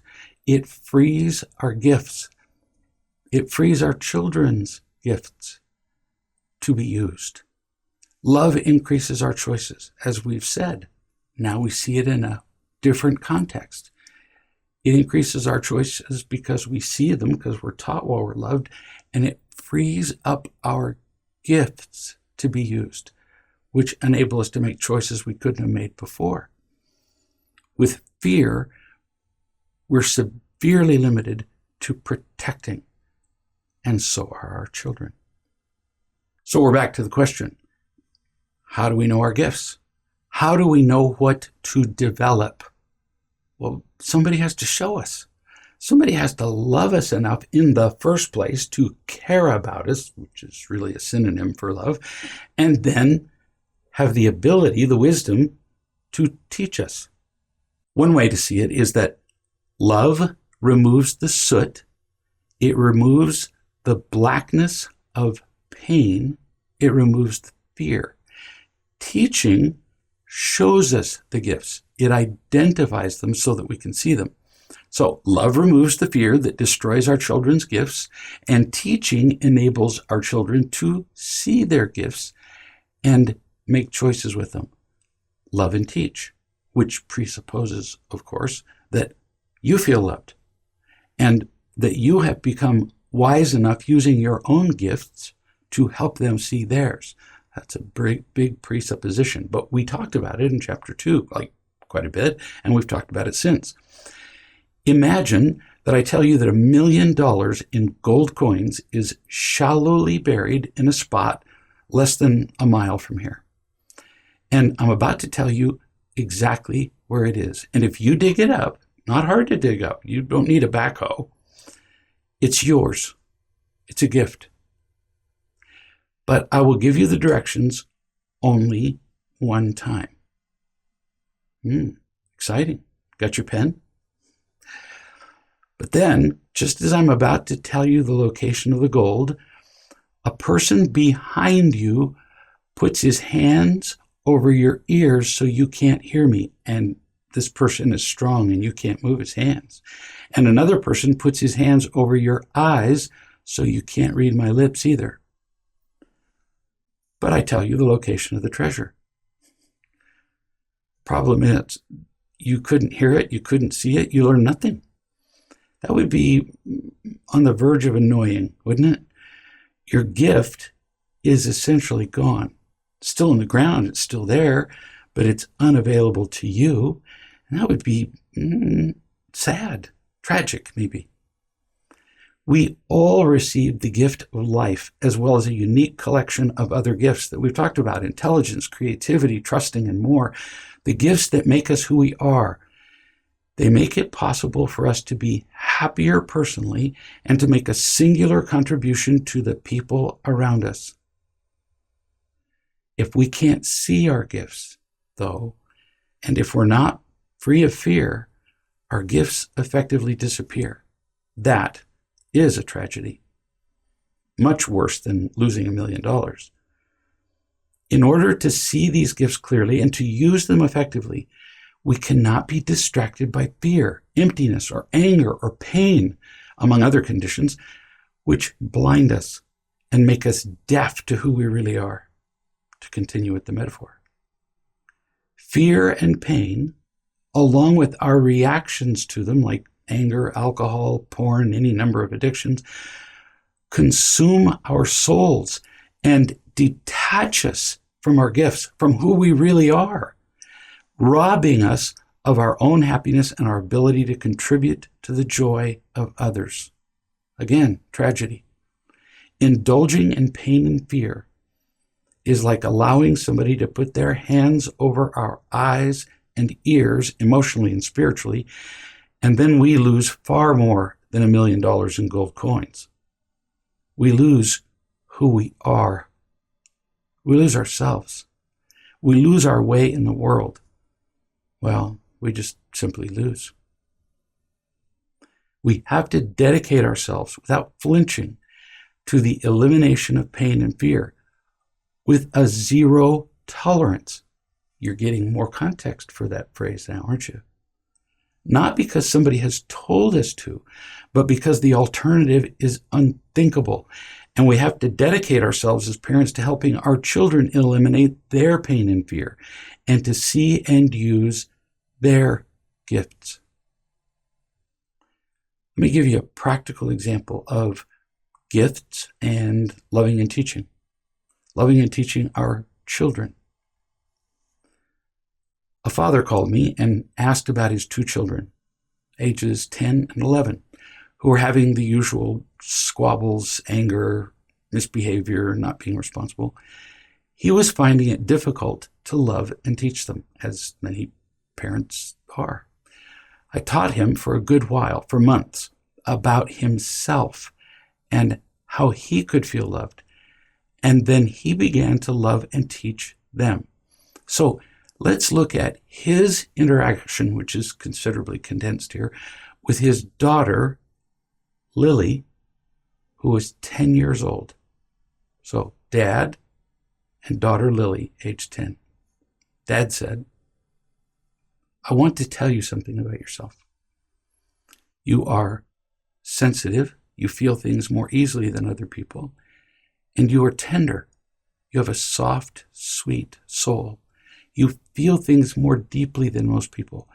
So, given 1 and 2, you enjoy 3, loving and caring with younger kids and animals. They love to be around you when you exercise these 3 gifts. But when you're in pain and afraid, you can be easily hurt, sensitive, and then you feel it deeply, tender, and you want to get angry or get even. And then nobody wants to be around you. Why is it so important that Dad teaches this to Lily? Because prior to his teaching, the message she had gotten from him and others was that she simply overreacted to things. What a useless phrase. You overreact. You're too sensitive. People, what do you do with that? That she got angry or argued or fought. She was told that she was too sensitive, which is crushing to hear when sensitive is a real gift and part of who you are. She was taught that she was angry and ugly. No, she was just protecting. She was taught that she was difficult to be around. Bottom line is she was taught that she was bad. So her sense of worth was terrible, which added to her pain and fear and just led to a spiral of pain, being misunderstood, more loneliness, and more acting out. After her father described her gifts and how they were affected by pain and fear, now she understands her gifts and why she responds to things like she does to pain and fear, for example, and also how she responds, protecting with even more of her gifts, which we're going to get to in a little bit. She was starting to make sense of herself. Otherwise, a kid just goes, I don't know why I do what I do. I don't know what's going on. They certainly can't change it. They don't even know what's happening here. And Dad went through all this explanation about how when she gets afraid, she gets crazy and destructive, and her gifts, which are good, actually make her more effective in being crazy and destructive. He explained it for her benefit so she'd understand herself. And he could see her. He told me he could see her just go, yeah, she got it. Life was less of a mystery now. He continued, you are also strong, energetic, hardworking, which is not usually what he'd said to her in the past, to a kid who was causing trouble. And that really got her attention. You are strong, energetic, and hardworking. Those are great gifts. And the kid said, that's true. I am strong. Now that she's catching on, she's getting much more eager to participate in this conversation. Here's a father who's loving and teaching, and the child is loving it. And so will yours. These are life-changing moments, these loving and teaching opportunities. Dad said, yes. So with strong, energetic, and hardworking, wow, can you do stuff? You can accomplish things. You do projects that other kids don't do. You take on chores that are impressive. You keep going until you're done because you have the strength to do it. Then he paused. But this doesn't negate the gifts. If you're in pain and afraid, what happens? Strong and energetic becomes strong-willed. It becomes more angry than most people are. You become a bull running over people. You become more capable of lots of things, including harming people, getting revenge, and winning conflicts, which never turns out well. You hurt your brother. You hurt other people's feelings. Now, you would think telling somebody you hurt other people's feelings would sound like an insult. No, because he's been genuinely loving and teaching her and showing her that all of that stuff that's destructive is only a twisting, it's a distortion of her gifts, which are beautiful. What did she say? She said, oh, it makes sense why I really get into trouble sometimes. Whoa.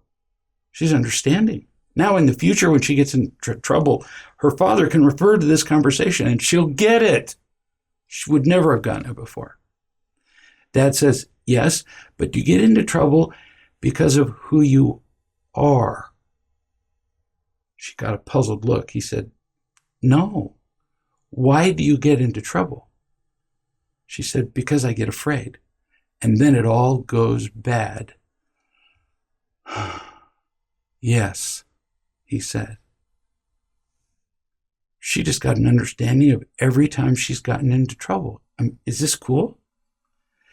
Because our children are natively good. And if they understand why bad things happen, bad as in unloving, unhappy things, then they can begin to make decisions toward the happy side. When they don't know what's going on, they're clueless. They're just lost in the ocean and they're tossed by every wind and wave. He continues. He says, you're trusting. It connects you to people. Lily says, yeah, I do trust people. And then in a fit of craziness, she said, I trust you.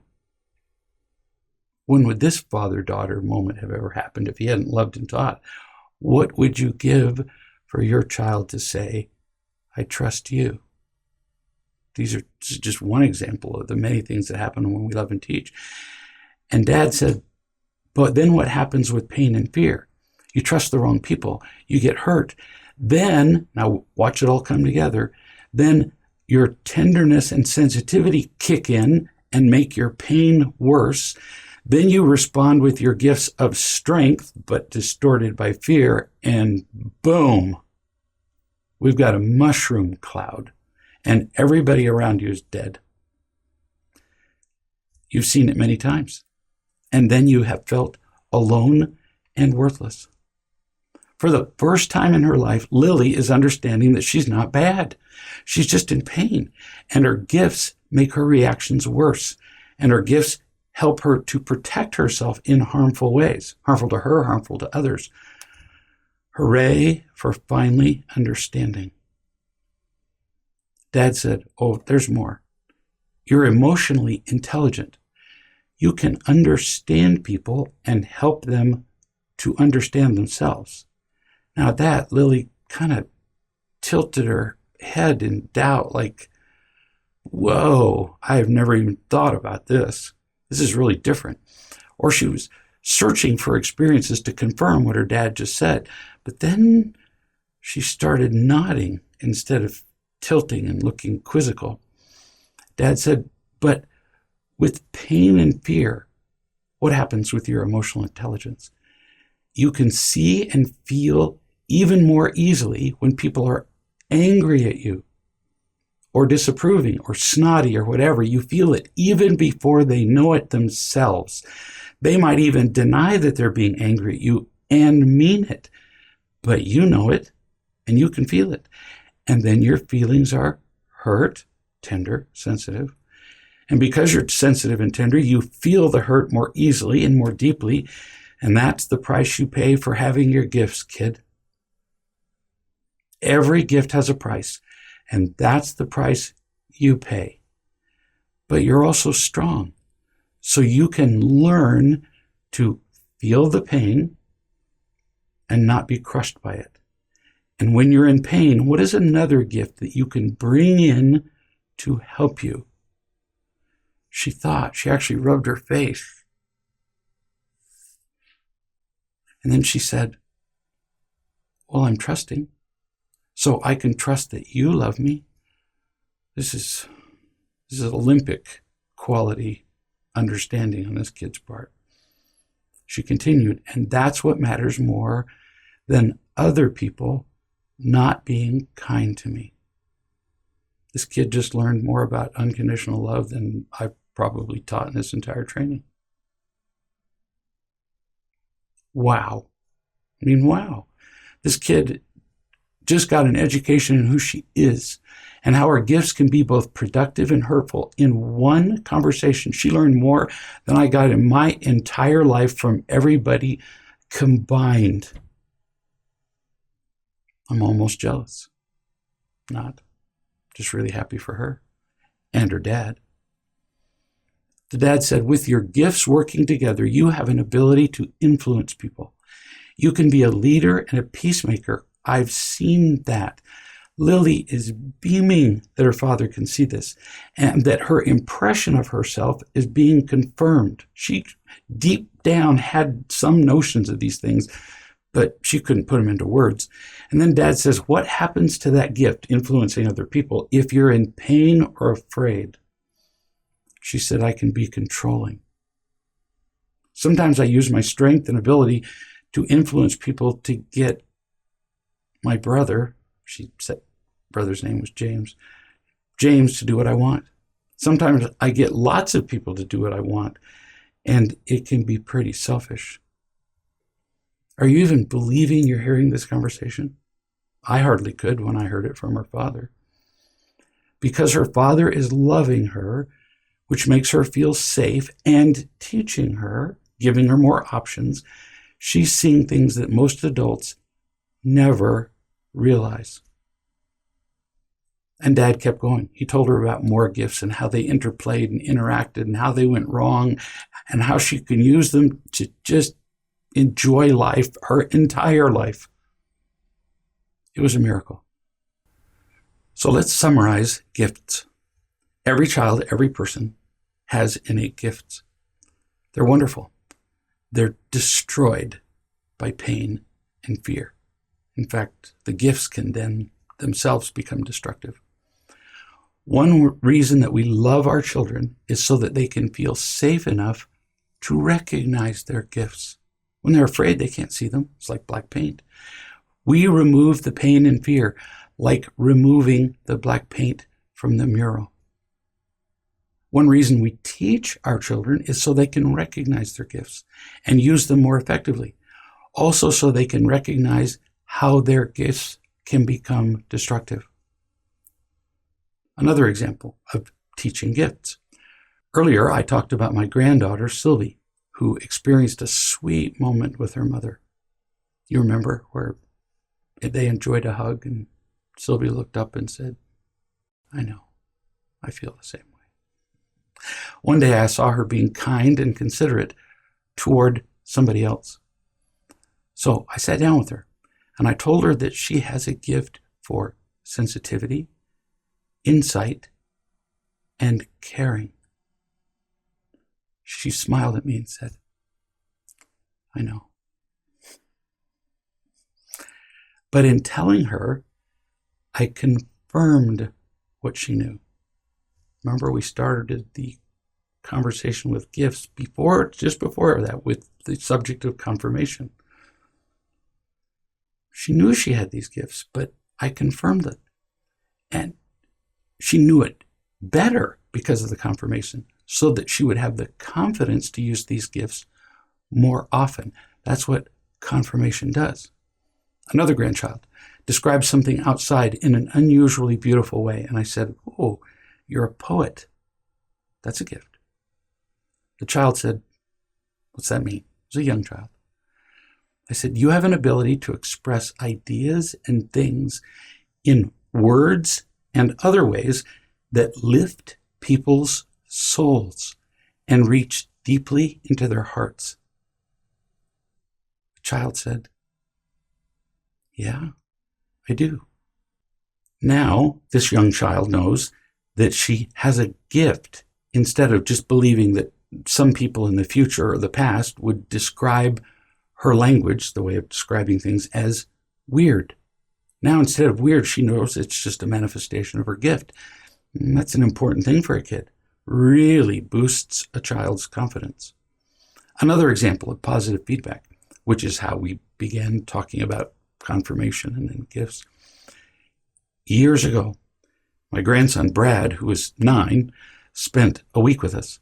And several times he worked with me out in the yard. We shoveled gravel, hauled dirt, spread grass seed and fertilizer and more. I was reminded that children really do want to work. It often appears that they don't, primarily because we adults don't make it a rewarding experience. But as long as kids can work with an adult who loves them, they prove that work is not the problem. One day, all day, Brad and I thoroughly enjoyed ourselves as we talked and joked and worked. And at the end of a long day of labor, I sighed in satisfaction at what we'd done, and I reached over and patted him on the shoulder, and I said, "Nice work." And he responded, "You too," with astonishing maturity. Inwardly, I smiled as big as the Grand Canyon because I realized that Brad understood my comment perfectly. I was not superficially praising him. I was not trying to make him feel good about himself. I wasn't talking down to him. He knew I was just voicing an assessment of what we had done and noting that he had made a significant contribution to the effort, that he had worked like a man. And I confirmed his gift, that he's a diligent worker. When praise is a form of imitation love, it's an appraisal of the other person, of their value, as we've discussed, and often a manipulation intended to encourage repetition of a particular behavior. People tend to become attached to that kind of behavior, that kind of praise. They need more. Their sense of worth inflates in a way that's rarely healthy, and they smile in false humility while wriggling inside like scratched puppies at being adored. But Brad didn't do any of that. He just nodded in acknowledgement of what I'd said, and in a moment of maturity that I didn't get to until I was well past 40, he recognized that I'd made a contribution too. It was both of us. In fact, he added, "That really was a lot of work. Imagine how long it would have taken me if you hadn't helped." By now, I'm laughing. He believed that I had helped him. Maybe I did. That's confidence. We do not need praise. We need to be loved and taught. Sometimes we need outside evaluation of our efforts, not as traditional praise, but as information we can use to guide future efforts. Once again, I was schooled by a child, a lesson that could benefit all of us. Many minutes ago, I said, teaching is not praise or criticism.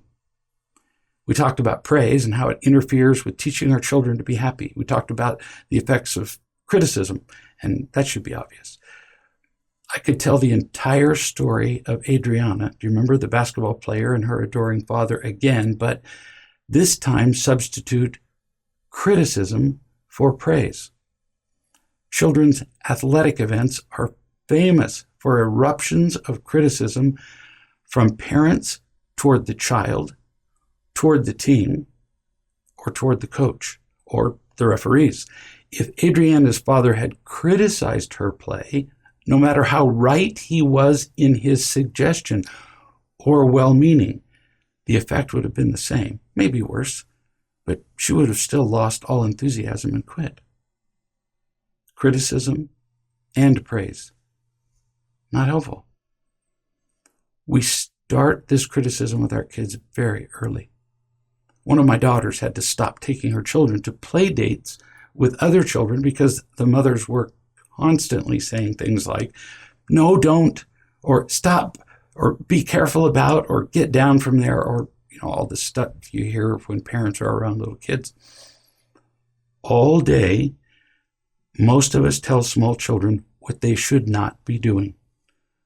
We mean well, but we crush their little souls with all of the don'ts and no's. So how can we do it? Love and teach, no surprise here. If we love them, we'll know that we don't like to be constantly told no. What do we like? We like to be guided. Years ago, I took my 10-year-old granddaughter outside to work with me, and we were cutting big oak trees that had been felled by a storm into logs the size of a fireplace. We were using a big commercial-sized chainsaw. I was helping her a little here and there because she could barely hold it. On her own, she was making lots of mistakes. Not awful, she wasn't threatening her life, but little mistakes. I never said no or not, just how. I would say things like, a little to the left, or, oh, that's very nice what you're doing. Now, move your back foot back just a little more. Can you feel how that's more stable? Or when you feel the log start to move like that, right when it's happening, pinching the saw, pull out the saw and look at the log. What do you see? Or look at the shape of the end of the log that you cut off. What do you see? She would say, it's not perpendicular. The end isn't perpendicular to the log. It curves away. So I ask her, how will that stand up on the chopping block for splitting? She said, oh, well, it won't. So I showed her how to adjust one hand versus the other, and she was able to eliminate that curvature. Good correction is done much like GPS devices do. When I'm off course, the device I used to have, the one before this generation, used to say, when I got off course, recalculating, and then it would give me new directions. Not, you're an idiot who can't tell directions. There's no not. It just goes, recalculating, here's your next step. The new version doesn't even say recalculating. It just gives you the next direction correctly based on how you turned the wrong way. Brilliant. That's how you give feedback. That's correction or guidance, not criticism. Do it like the GPS device does. See how this guidance applies to every form of behavior you might see in a child. Look at all these behaviors. You've looked at them now many times. You love and teach. You guide and correct. You give positive feedback no matter which one of these behaviors your child demonstrates, or several of these behaviors. And it works far better than what we're doing now. Being angry, being irritated, being short-tempered, telling them not to do something. Oh, loving and teaching works better. Correction simply creates choices the child did not see, which is the purpose of teaching. As another example, if you see something a child has done but could be done better, you might say, quote, well, this is nicely done. Now, see which you prefer. A, what the child did, or B, you might show them your option. You could eliminate the nicely done. Which looks better to you, or which looks more functional? A or B? You're giving the child a choice, and you're not going to make them do it the better way. Eventually, they just will. You might say, which of these two choices looks more effective to you? They choose. and you say, then you've learned something. If they chose your way, you say, try it, see how it goes. If they're taught lovingly, they strongly tend to choose the better way instead of fighting to be right. Or another option, if a child just blows it, just does it wrong, you don't have to say, that's nicely done. In fact, that'd be kind of inappropriate. Don't lie. You just say, so step back, take a look at what you've done, and tell me what you think about it. With this tone, not look what you've done. That's not going to work. Give them a chance to see it. They very often will. Like, well, that's dirty, or that's not complete, or that's not finished, or whatever. If they don't see it, you could point to a particular part of the object, task, whatever, and say, do you see what might not work with this? It's not clean. It's of insufficient strength, something they made. There's a high likelihood of a spill because of the glass sitting right at the edge of the table. Whatever. Give them a chance to see it. The real point we've been making over and over again is teaching is not praise or criticism. There's another way of saying everything we've been talking about so far in this training. Raising children effectively is relatively simple, which is not the same as easy. Love them, no surprise. Teach them, tell them the truth, and help them tell the truth about themselves, no surprise again. And have faith. Have faith in them and in the power of loving them and teaching them versus all the other stupid stuff we do that we already know doesn't work. So why not have faith in something that at least we haven't seen fail, even if we've never seen loving and teaching? Why have faith in something that has failed every time? That's not faith, it's called stupid. Trust your children. When they feel loved, they tend to make the right decisions. They don't always make them. But we've talked about that flow of the universe. It's a flow of love and truth. And if children experience that consistently, they like being in the flow. If you've ever been in a canoe or a kayak going down a really fast river or through the rapids, you really like the flow.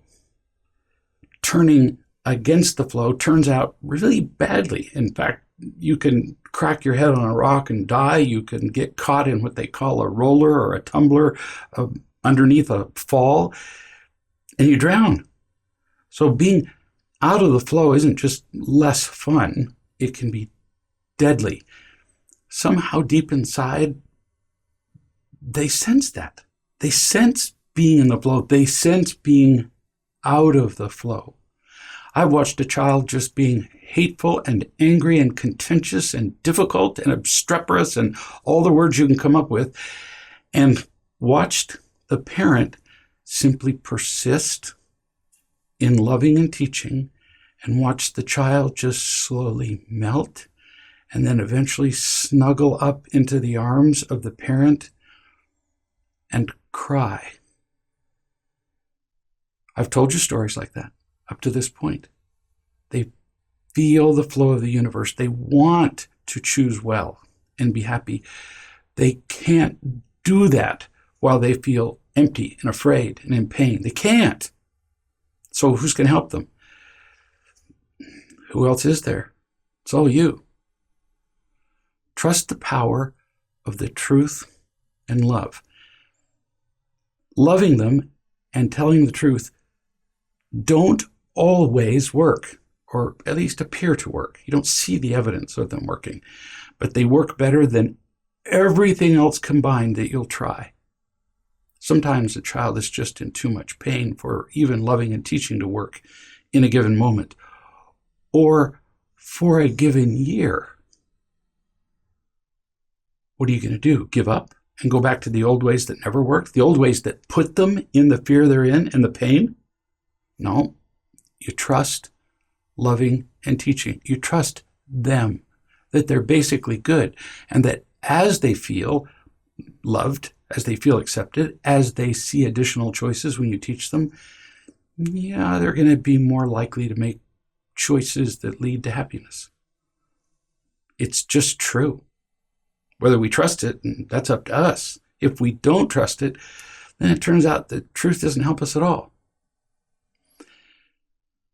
Sometimes, after loving and teaching and having faith in them, sometimes we need to use consequences to teach them.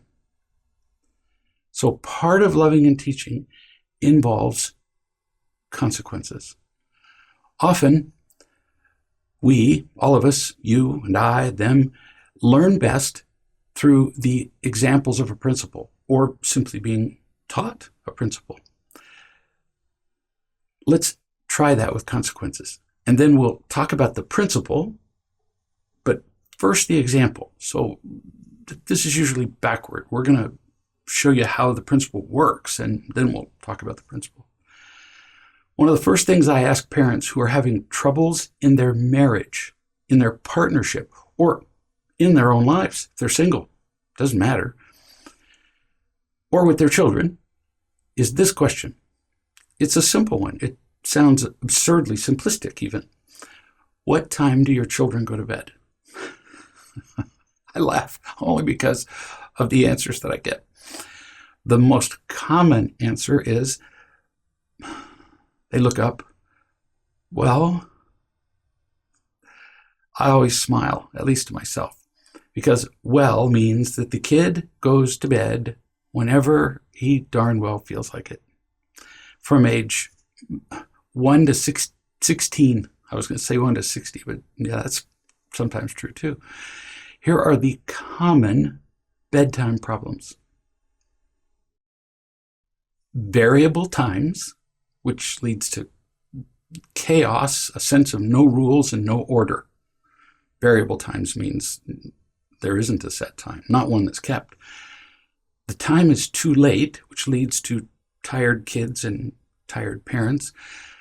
Parents and children who go in and out of the room, which is chaos and definitely defines no rules, because you're going in and out when that wasn't the intention to start with. It leads to tired parents. It needs to know alone time with the partners, if there are two, or with alone time just with a single parent. Sometimes we need alone regenerative time. And it turns the kid into a parent. Exhaustion of the child. Children who go to bed whenever they feel like it never get enough sleep. And so the entire next day is a disaster because they're sleep deprived. A tired child is the same as a sick child, really. And the exhaustion of the parents. It's been shown that sleep deprivation is as big a risk for health problems as, pause, wait for it, smoking. That's how bad sleep deprivation is. So bedtime is not a joking matter. Let's take the case of Timmy, child, and his mother, Martha. So I say to Martha, it's a real story, what time do you put Timmy to bed? She says, well, the predictable answer, meaning, whenever. I don't really put the kid to bed. The kid goes to bed whenever he feels like it. And then she pauses, and after a while she says, well, 9, 10, 12, well, sometimes 1. So my next question is pretty obvious. How old is Timmy? 3. Timmy is 3 years old and sometimes goes to bed at 1 in the morning. Yeah, that would be the definition of sleep deprivation. I said, does he stay in bed? Oh no. He's up and down He's in her room. He's in bed with her. She's in bed with him. He gets up to get a drink of water, goes to the bathroom. You've all been through this routine. Oh, I've got to have some of the dessert in the fridge. I've got to play with my toys, read me a story. I could go all day just with the excuses. And if anything, it was all getting worse. Bedtime. So the results of all this, and we talked about some of the principles, the disadvantages of no bedtime. We're going to illustrate them now. 1, chaos. There's no order. In the absence of a real leader, a real parent, kids take over. They're in charge. Nature abhors a vacuum. So the child thinks unconsciously, well, there's no direction here, so I guess I'll have to be the boss. Like, duh. So Timmy took over, and he was demanding and entitled, not just with bedtime. I emphasize there's no such thing as just a problem with bedtime. I asked the question about bedtime because what people describe about bedtime is what they do everywhere else. So he was entitled and demanding about bedtime, and he did it every place else. Once kids have it figured out that you're weak, which this mother did, you're done being the parent. So the child takes over as the parent for himself at age 3. They're not very good at it. They have no experience doing it. They weren't given the assignment to do it. They were given no training. They don't know how.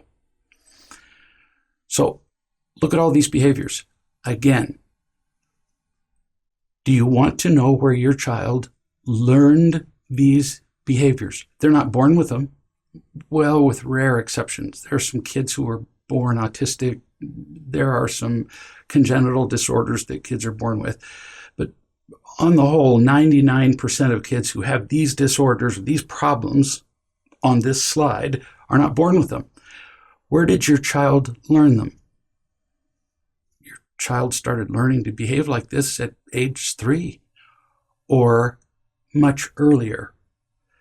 A great many developmental experts suggest that this all begins before the child is born. No kidding. And they have lots of evidence to prove it. They're not just guessing. They're not trying to be dramatic. A child learns very early to manipulate parents with demands and expectations. Why? Because without demands or expectations, they don't get any love or attention. So the child settles for getting and protecting behaviors and imitation love because that's all there is. It's all they know. It works. We fall for it. So the kid goes, well, this is how the world operates.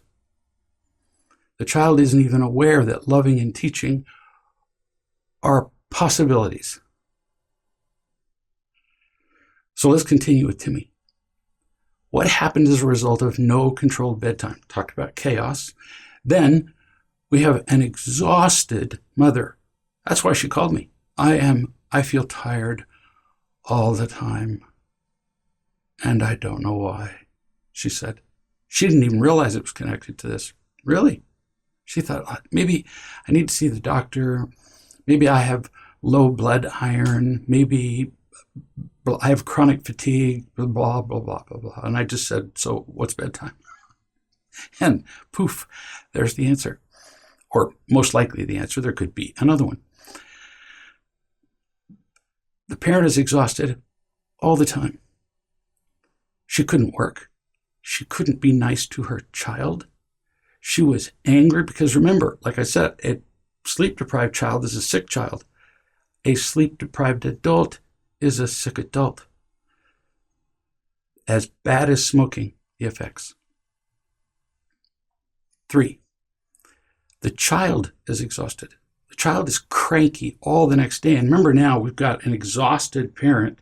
Then along comes a cranky child, which makes the parent's already on edge. Parent's just already at the edge of survival.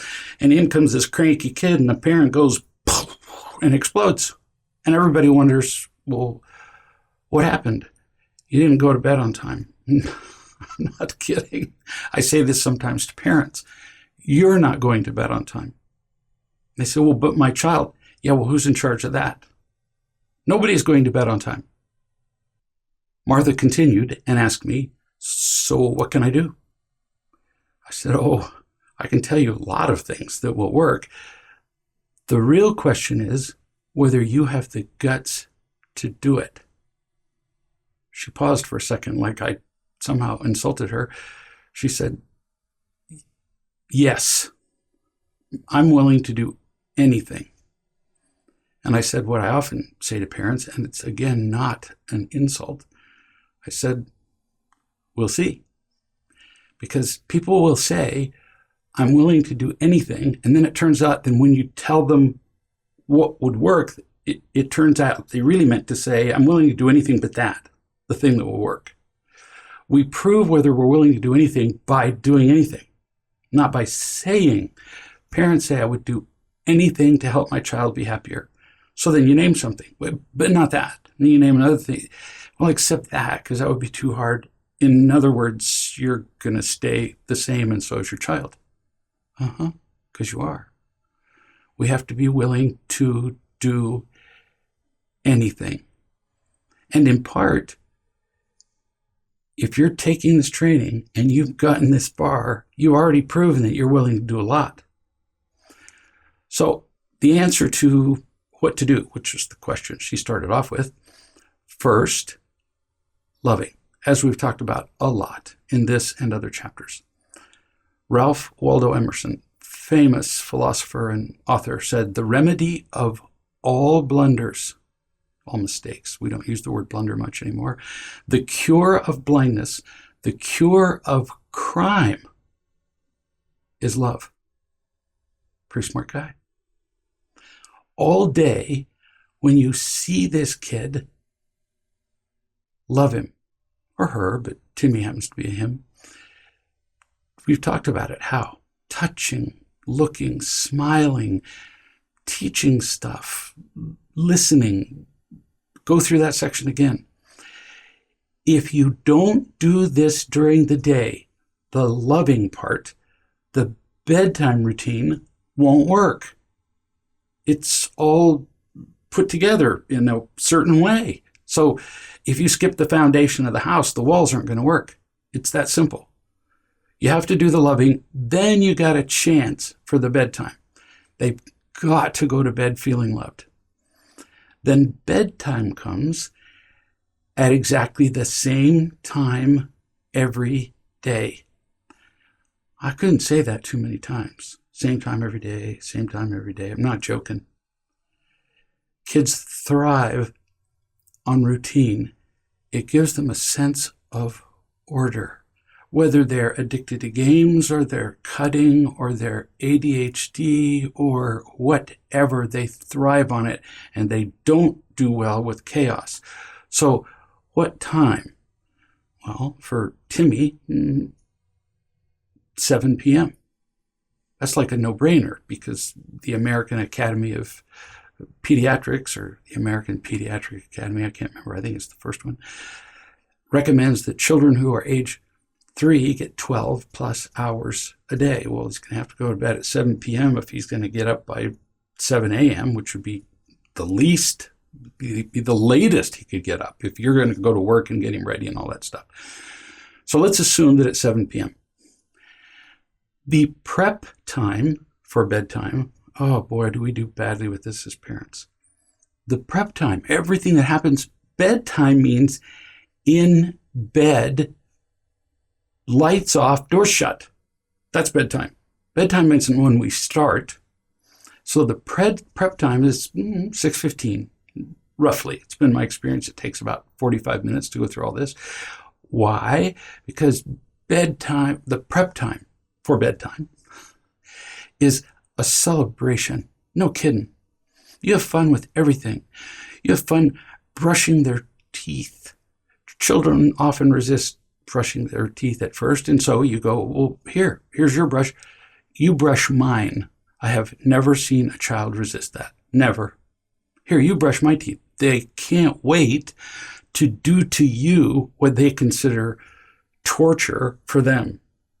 Oh, they just look like they're having little pins stuck in their limbs when they're having their teeth brushed. Have them brush your teeth. Now, they're going to do a really crummy job and probably scratch your gums. You'll live. You splash in the water if it's bath time. You clean up the water. Well, for one thing, let me just pause. We take way too much time for baths. It just doesn't take long to give a 3-year-old a bath, and we bathe them too often. So I know mothers who say, I don't have time to do everything before bedtime. And I say, so how often do you bathe your kid? At age 3.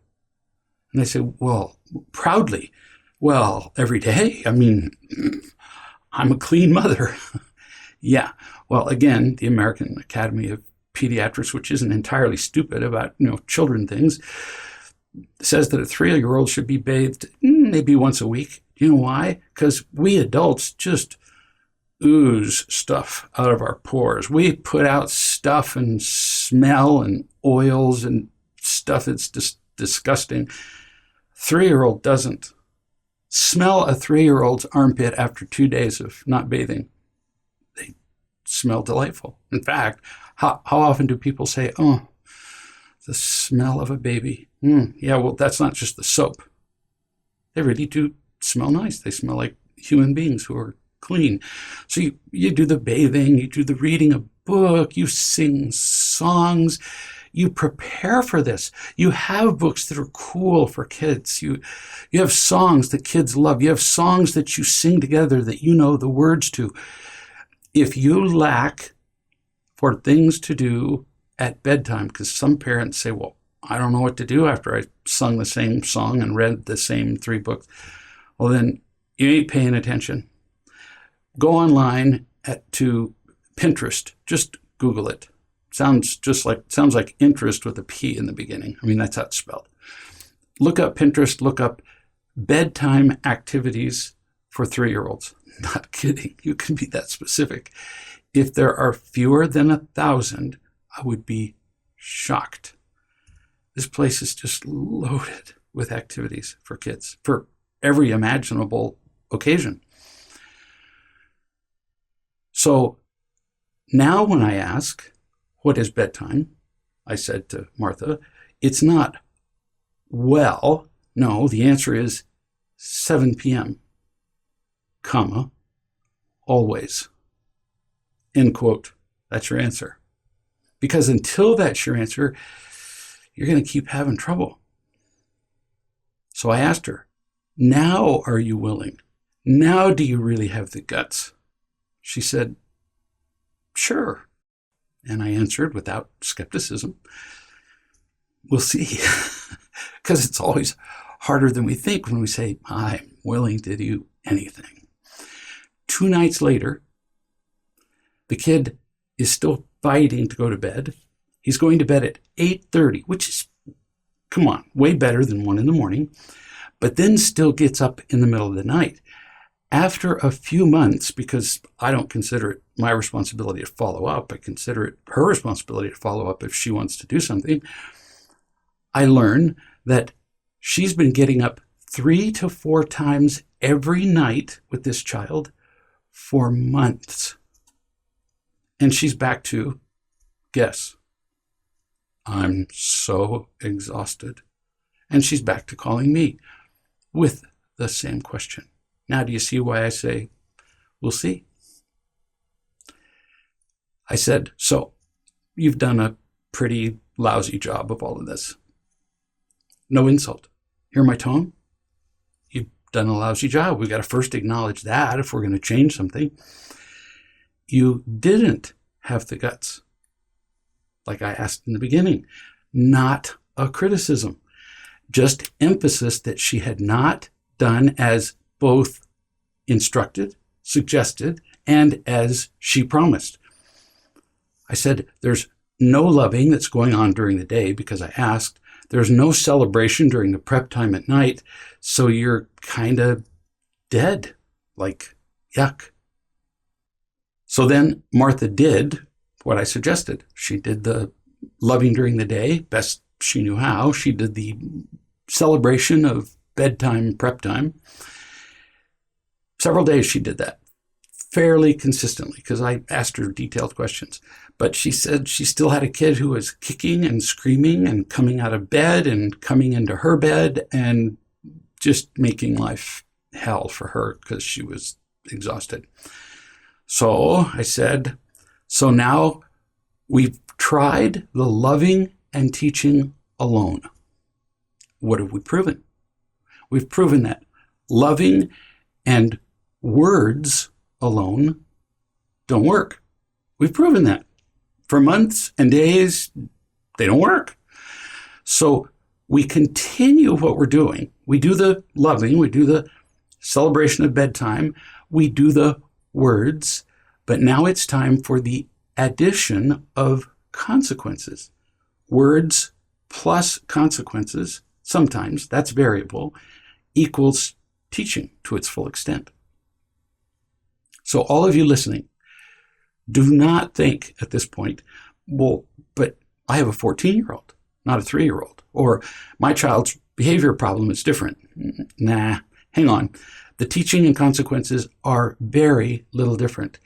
And very few 14-year-olds behave with greater maturity than 3-year-olds. Really. They do it with greater cleverness. Their bodies are bigger, so our expectations are greater. They can do more things. Yeah, but they're still about as mature as when they were 3.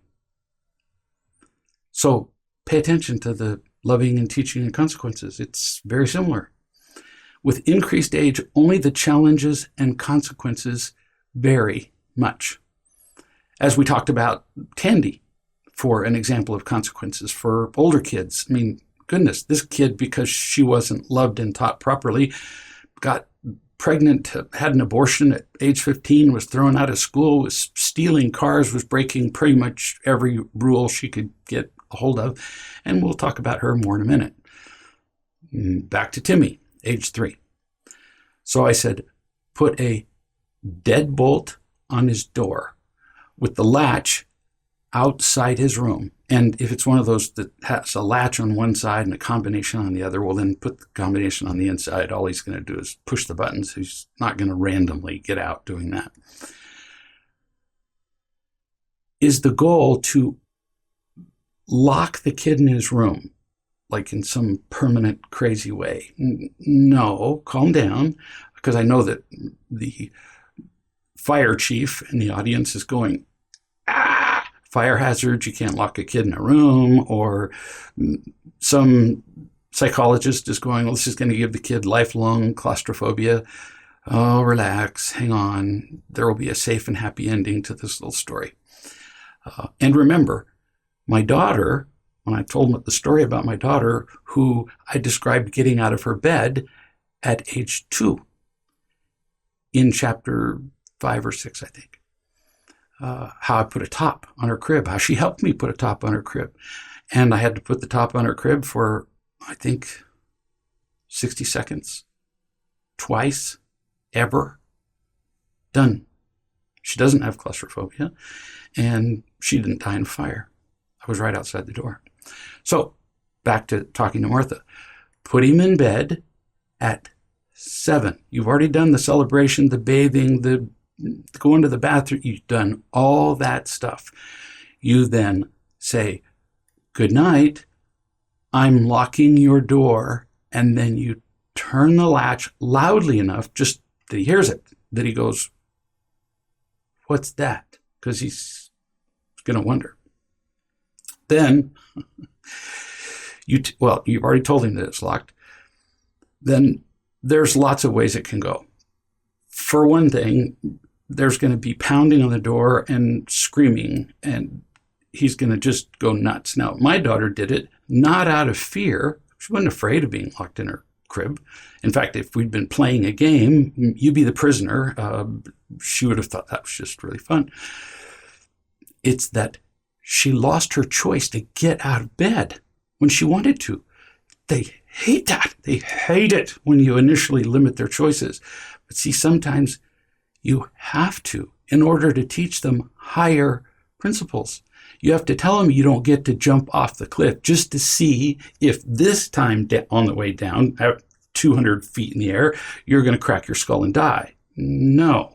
Now, not going to bed on time isn't, you're not going to crack your skull.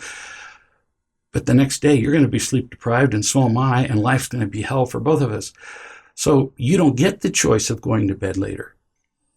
So you lock the door, and there's going to be screaming and pounding and calling your name. How long do you leave a child locked in his room? Now, there are books that say you give them alone time or time out or whatever. This isn't time out. This is, you don't get to get out of your room for a minute for every year they are old, blah, blah, blah. Nah, 30 seconds is enough. They're really pretty smart. 30 seconds of screaming and pounding is really quite unpleasant. And by the time you open the door, they're going to be sobbing, and already there's going to be snot running down their nose. So that's unpleasant enough. Then you open the door, and just as calm as a summer's breeze, you say, would you like the door to be unlocked or locked? If the child doesn't know the word locked and unlocked, I'd be really surprised. And if they don't, before bedtime, you can show them the difference between locked, can't open, and unlocked, can open. Simple. Oh, you want it unlocked, which the child will say while blubbering through bubbles of mucus in their nose. Unlocked. Well, yeah, then you say, fine, I will leave the door unlocked if you're in bed. And then you stay right there until either the child goes to open the door again, in which case you lock it again for, I don't know, maybe you bump it up to 60 seconds this time, but I've never had to do it longer than that. Or they stay in bed. No fire hazard to you locking the door for 60 seconds and you're standing right there. And no, it doesn't traumatize the child. Whereas the child determining his own bedtime does traumatize the child. That is a guarantee. And we know it traumatizes you. And if you're traumatized and you're tired, and you're exhausted, you're going to traumatize the child even further. So a lack of a clear, consistent bedtime, we know to be traumatic. This is so much better. So the next day, I asked her, so how did bedtime go? She said, he kicked the door and he called for mommy and he screamed and cried. And I said, for how long? Now this includes opening it after 30 seconds and then giving him a chance to go back to bed, and then he'd open the door again and close it for 60 seconds. All of that combined. I said, so how long did he do that? She said, well, for about 5 minutes. I couldn't help but chuckle. Granted, that can seem like a really long time with kicking and screaming, which I said to her. But what did you do after 5 minutes of kicking and screaming? What finally stopped the screaming? She said, well, I let him out and held him because he was sobbing. Another chuckle from me. What a sucker you are. You are so gullible. Your kid played you like a violin. Not conscious, but played you. You were a fool to your child. You soothed his sobbing, which made him feel better for, a minute. And now you're going to get an older child, unless something changes drastically, who is utterly impossible and can't be motivated to study, do chores, listen, stop using drugs, stop sneaking out at night, stop having indiscriminate sex, stop playing games on his video, whatever. I talk every day to mothers who didn't listen to what I'm saying now years ago when I told it to them. I talk to them every day because I've been doing this for a long time. And it all transpired just like that. They didn't teach them when they were 3. So now the child is 13 and the child is unteachable. It starts at 3. Now, Those of you who have children who are 13, 14, 15, 16, oh, don't give up. It's always worth trying. Never give up. I'm saying it gets way harder when they get older. And some of those kids, you don't know which ones are impossible at 13, 14, 15. They're done. They're in so much pain. They trust you so little they can't receive loving and teaching. Do you really want to take your chances on that? Do you want to wait till they're 14, 15 and see how hard it is? I would recommend 3.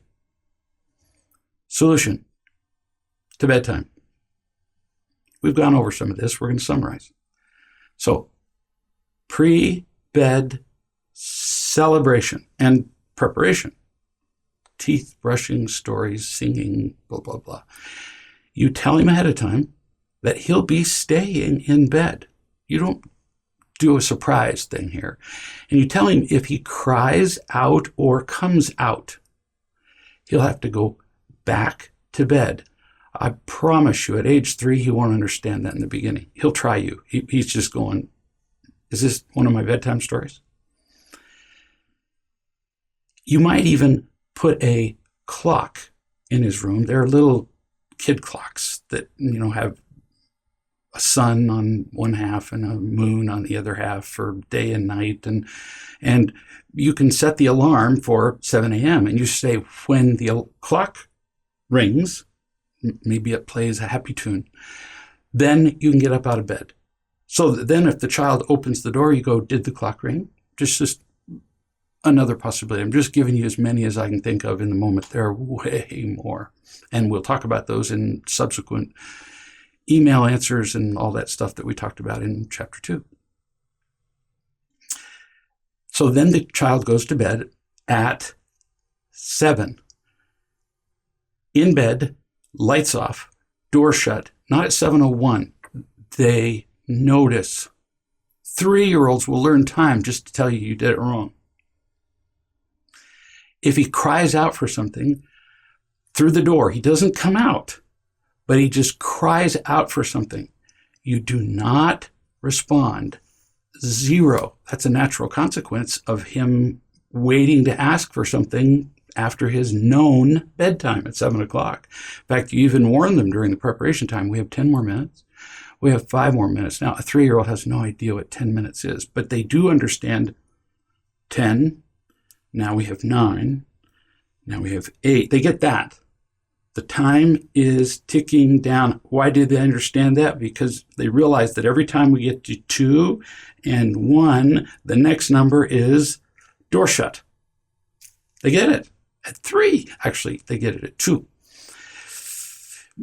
They hate it when you don't respond. It motivates them to get everything that they want before bedtime. If he gets out of his room, you return him to his room and you lock the deadbolt, just like we talked about, just as, like, forgive the coincidence of the references, clockwork. So 30 seconds of crying and screaming, and you open, like we said, and say, would you like the door open? Yes. Well, I'll leave the door open. Notice my tone. If the child is screaming, what the moms tend to do and the dads is they either scream back or they plead back. Well, I'll leave it open if you'll stay in bed. Nah, you're not here to plead with your child. You're here to be the rock. And the child can either stand on the rock or bang his head against the rock. That's his choice. But you're the rock. If you're not, the kid doesn't have anything to stand on. Whether he bangs his head on it, well, you can't stop that. If it doesn't work after 30 seconds, then 60 seconds, then you lock it. I didn't explain this very well earlier. Try 30, then try 60, because as I said, the mother said it took 5 whole minutes. Then you stand there by the locked door, and you stand there until he goes to sleep, till he goes to sleep, and the crying and the screaming stop. You do not speak to your child after you shut the door. You do not speak through the door, or the kid just goes, I can play this game. It's staying awake through the door. You allow the consequences, the locked door. to teach and motivate. Mom says to me, the mother of Timmy, well, what if he keeps crying? Like past 5 minutes. I said, I've never run into a kid who cries all night. And if you have to stay up another hour, that's less than you're doing now. You stay up with him till 1 in the morning routinely. You told me you did. So if you stand there by the door from 7 to 8, well, then you'd get to bed a lot earlier than you're getting to bed now. So that isn't working. To use that as an excuse. He can't stay up all night. No child can. So she stood by the door that night. She didn't pick him up, open the door, and poor baby. They love that. If it only takes 5 minutes of screaming to get loved and hugged and you poor babied, they're going, okay, then it takes 5 minutes. They're glad to pay whatever price you impose. But when they realize there ain't no price they can pay to get out of their room, they're going to have to go to bed. So the first night that she didn't respond through the door or open the door, he screamed and kicked the door for 2 hours. She said, it was unbearable. I said, you still got to bed by 9. That's earlier than you usually do. And she's going, you just have an answer for every dang thing, don't you? Well, I pretty much heard all of the things that kids do. 2 hours, the first night that she didn't respond, the first night that she got him out of bed doesn't count. And then progressively less and less and less. But she did call and ask some good questions later. She said, well, but what if he really does need a drink? And I said, do you have sippy cups where you live? The little cups that don't spill when they tip over and the child can suck out of? Yeah, I said, sippy cup of water in his room, right where he can see it. And then a little night light so that he can see it. She said, well, but what if he needs to go to the bathroom? He was just toilet trained or potty trained. I said, they make little portable potties, probably the one he's using now, and you put one in his room. And you tell him, there it is, and there's a nightlight so he can see it, and here's the paper, and at 3, he's not going to do as good a job as you would do. Yeah, I got that. And one night, just to, torment her, he pooped all over the place. He pooped all over the room. He took it in his hands, and he smeared it on the walls, and he's screaming the whole time, but he went to bed. And the next morning, she and he had a conversation about that. And then later in the day, when she got back from work, he helped her, or she helped him more properly, to clean it all up from the walls and everywhere else. And in the meantime, the house stunk and, well, gee, too bad. And he learned a great lesson. What's more important? Not having poop on the walls or having a child who feels loved and is loving and is responsible and is therefore happy. Really? There's a question to that? I said there's so many proactive things that you can do to love. You can give the child his own little battery-operated flashlight. They think that is so cool that for, I said, a couple of nights at least, he's going to forget you existed. That's the coolest thing. It's the coolest thing he's ever seen, his own flashlight. One mother, this kid just kept screaming, kicking, and I said, get one of those little, well, probably your phone does this, but you don't want to give your kid your phone. But they're little portable child tape recorders, and you record you saying all those little loving things that you say at bedtime, or reading a bedtime story, or singing the bedtime song, or all of it. And you give him that. And he would get in there and he'd scream for a little bit, and then he'd turn on the tape recorder and he'd go to sleep. In other words, figure it out, because there is a way, and there's a way that's way better than letting your child determine when he's going to go to sleep. That is completely unacceptable and spills over and affects everything else that goes on in the day. 3 days later, after she implemented everything that we finally went through, no more sleeping problems. 0. Not 1. She was astonished. She said, I can't believe it was this easy. It's easy if you do it, which is why when sometimes parents say to me, "It sounds too difficult," and I go, "It couldn't be harder than what you're doing now." So bedtime recommendations, 1 to 3 years old, 12 to 14 hours of sleep per day. No kidding.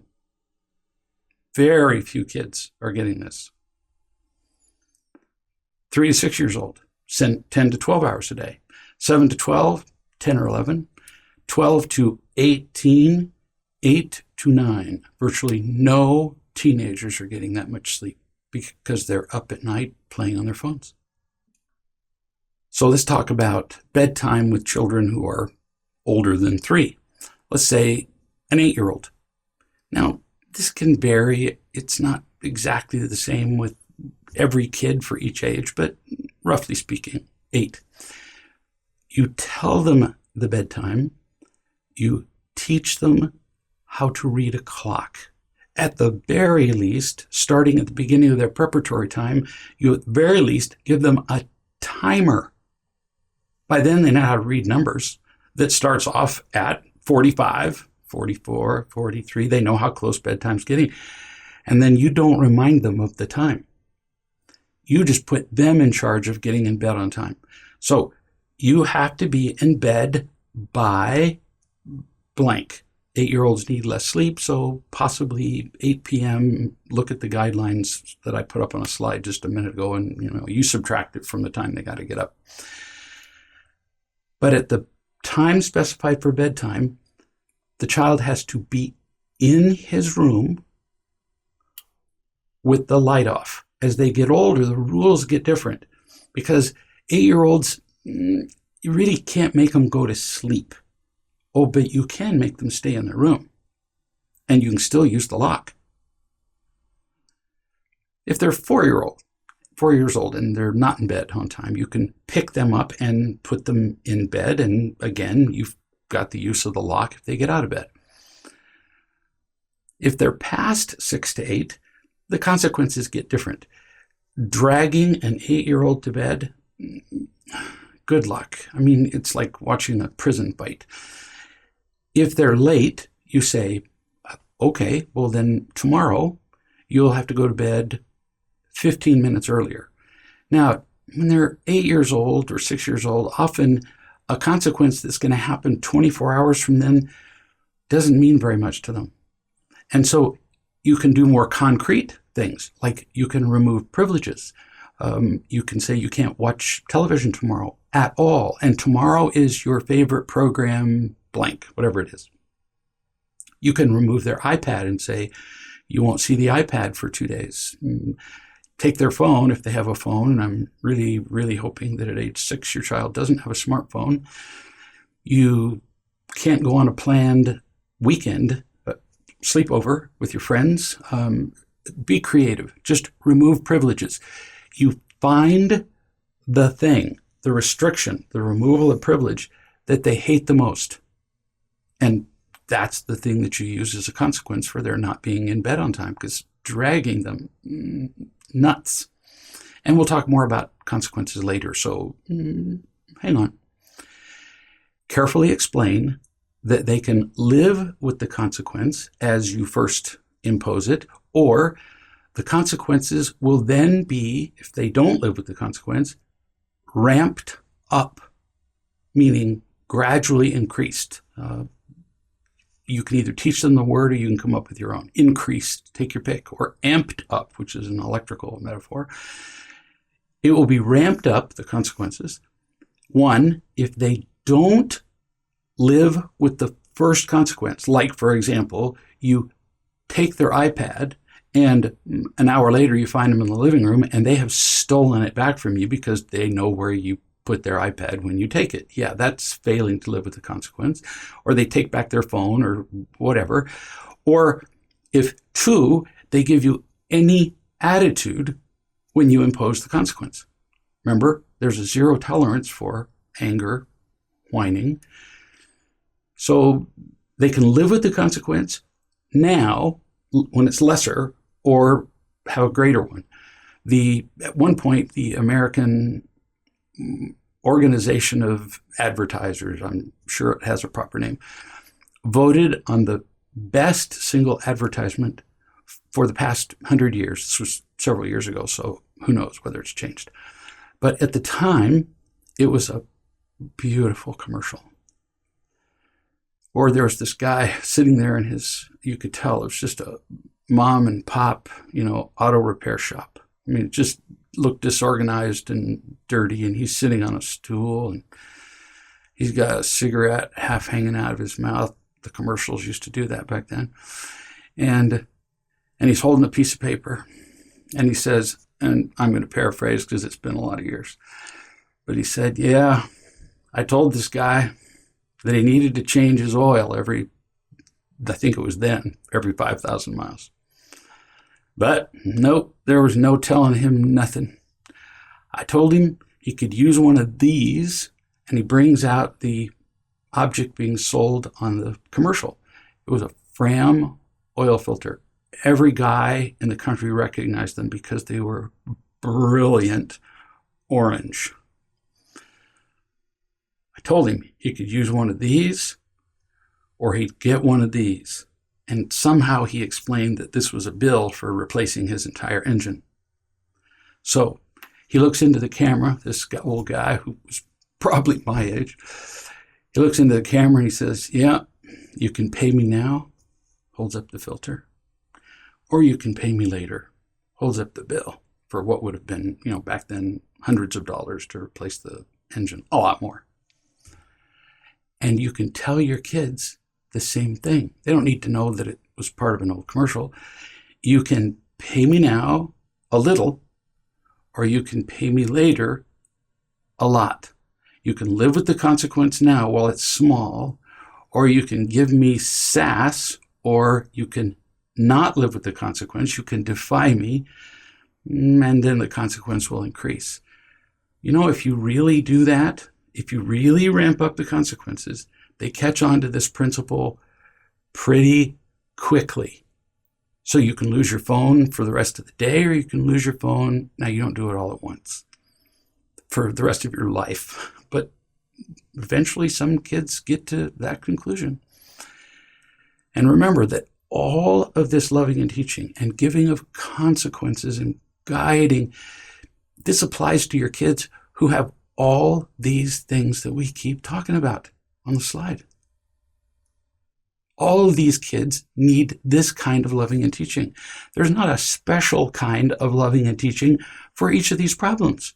Yeah, there's some individualized approaches to addiction to this or that, somewhat, but it's mostly loving and teaching overall, like bedtime. There are some specialized routines for kids who are 3 years old, but if we haven't done the generalized loving and teaching, then the stuff we do specifically at bedtime isn't going to work. Just like we talked about how with Sylvia, the specific individualized listening we do with Sylvia isn't going to work unless we've done the overall listening with her dozens of times before a difficult incident comes up. Have to do the loving and teaching beforehand, during, after, forever. Back to Sylvia, who I just mentioned, who came into the room prickly and annoyed way earlier in the chapter we brought up her. It infects the whole house. Many times before this moment, Suzanne, her mother, this time Suzanne's going to be her mother instead of you, changed the mother just for variety. Suzanne has already looked at Sylvia, listened thoroughly, as we've described, touched her, listened to her anger in the moment, possibly alone or possibly in the living room or in her room, wherever. Then Suzanne taught her that Sylvia's pain was not her fault and that she, the mother, would learn to love her better. She's done this many times. We've talked about this as the first truth-telling. So now Suzanne has done the loving and teaching repeatedly, using some of the material that we've used for teaching Sylvia earlier in this chapter and using the material that we've used for Tandy and Amanda's kids and other kids that we've talked about in all the training so far. But Sylvia keeps doing it. She keeps coming in the room and being irritable and touchy and spreading the tension and barking at her siblings and barking at her mother. So we've done the loving and teaching a lot of times, not just once. The teaching meaning the words. So now what? Well, we've talked about that. The last step in teaching, like with Timmy and bedtime, is consequences.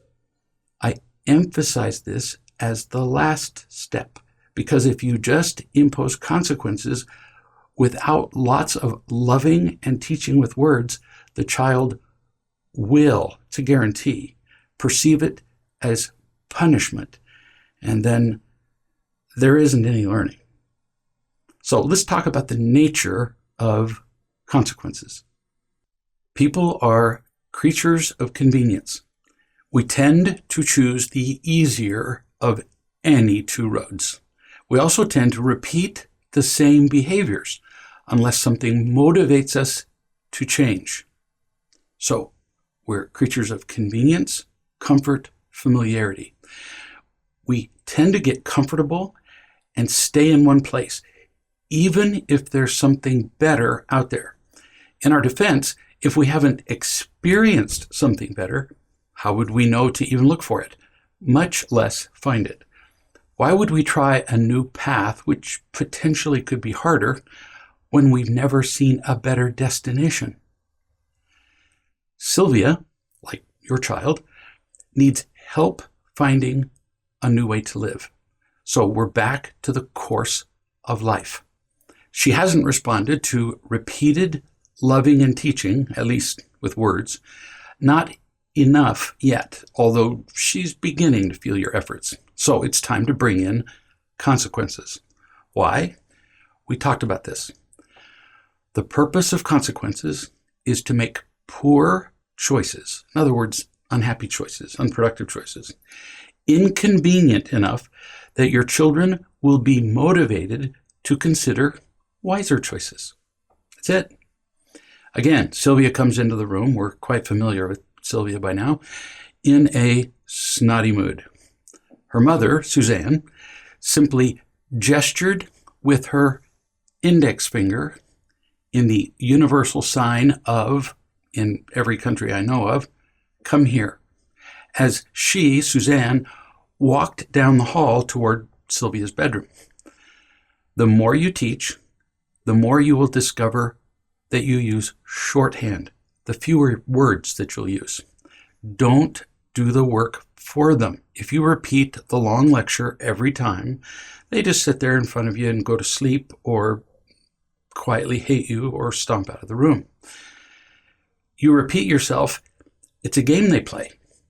Mostly unconsciously, they try to get you to repeat yourself. It gives them a form of control, even though, I know, it's crazy.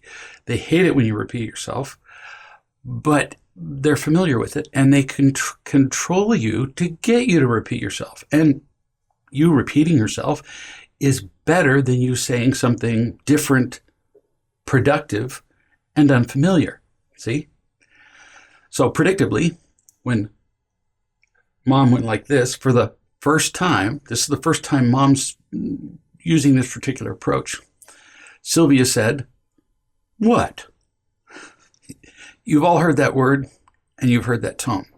She was pretending to have no idea what her mother meant. If her mother said, I'm passing out silver dollars down the hall, Sylvia would have been a genius. She would have known what that meant. There's buried treasure, and I'm going to go get a shovel. Sylvia would have known. So it's important that you know that kids do this little game so that you won't do the work for them. And they do the game so that they can pretend to be innocent and not responsible for their behavior. Suzanne says, and I'm not making up the laugh. I didn't fabricate it just then. It just comes out of me when I picture Sylvia going, "What?" acting like she'd never seen that gesture. So Suzanne does that. You know what this means. I mean, if the kid were waiting for $1 million, she'd know. So Sylvia followed Suzanne to Sylvia's room. When they sat down, Suzanne said, "Sylvia, do you like living in this family?" Now, Sylvia's face immediately contorted in displeasure. She shrugged her shoulders and did everything she could to avoid answering the question. And you've seen kids do this before. They hate answering questions where there's a possibility that they're going to be wrong or trapped. And she knew something was coming up, so she just hated this one. Do you like living in this family? Sylvia cannot see a positive outcome to answering. And Suzanne did not let her out of being responsible. She said, "You have 3 choices." She didn't wait for Sylvia to get the question right. 1, you can learn to do something so that you can learn to like living in this family better, like as in a lot better, till you love being in this family. That's one choice. You don't have to take that one. Number 2, you can move out and live with another family. By the way, I'm not kidding. 3, you can keep hating it, living here, and you can keep showing it by being snotty and grumpy, which you do a lot. But sort of to give you information in making your choice, you don't really get to make choice number 3 without paying a price. In other words, hating living here. You can make the choice to hate living here, and you can keep being grumpy and snotty, but the price of it, which we have not made you pay before, my bad, will keep getting higher.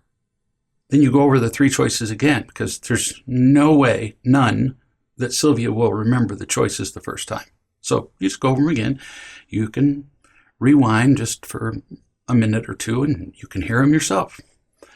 So Sylvia indignantly, in other words, pretty much like any teenage kid would do, said, "How am I being snotty? When they want to, can just be dense as rocks." She says, "I just walked in the room. I didn't even say anything." And can you hear this? Well, remember how she entered the room? "So early, we're having that for breakfast." And she pretty much complained about everything except the air. And so what Suzanne did was she duplicated that. "Oh, here's what you did." Then she laughs.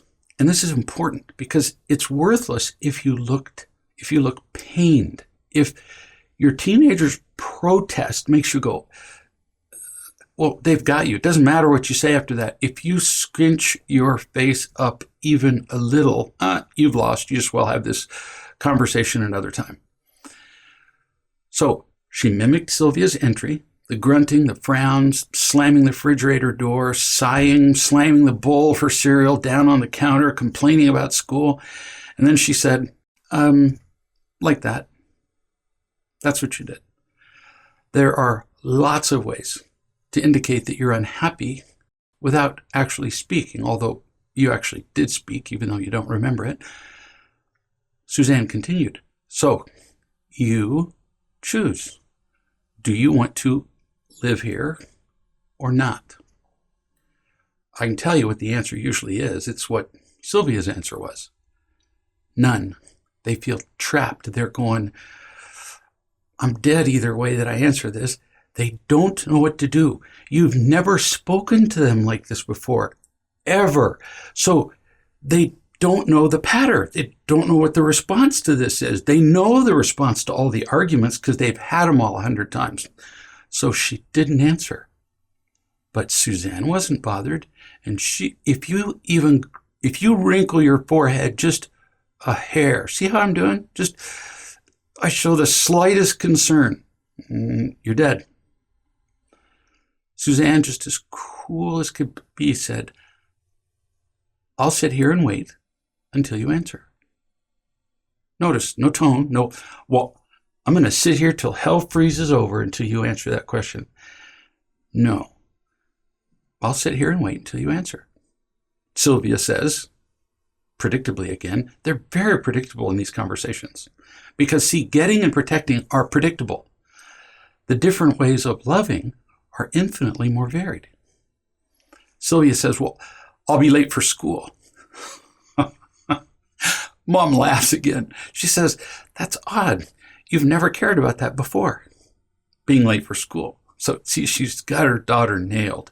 She says, but I'll continue to wait. Sylvia still squirmed and didn't answer. By now, she's determined not to answer. So, Sylvia, simply pay attention to this. This whole sequence of events is fairly important. Not that you follow them exactly, but that you kind of follow the sense of it. Suzanne, by the way, not Sylvia, Suzanne held out her hand, palm up. That's it, like this. And Sylvia, same way she did when Suzanne went like this, Sylvia went, what? Same attitude.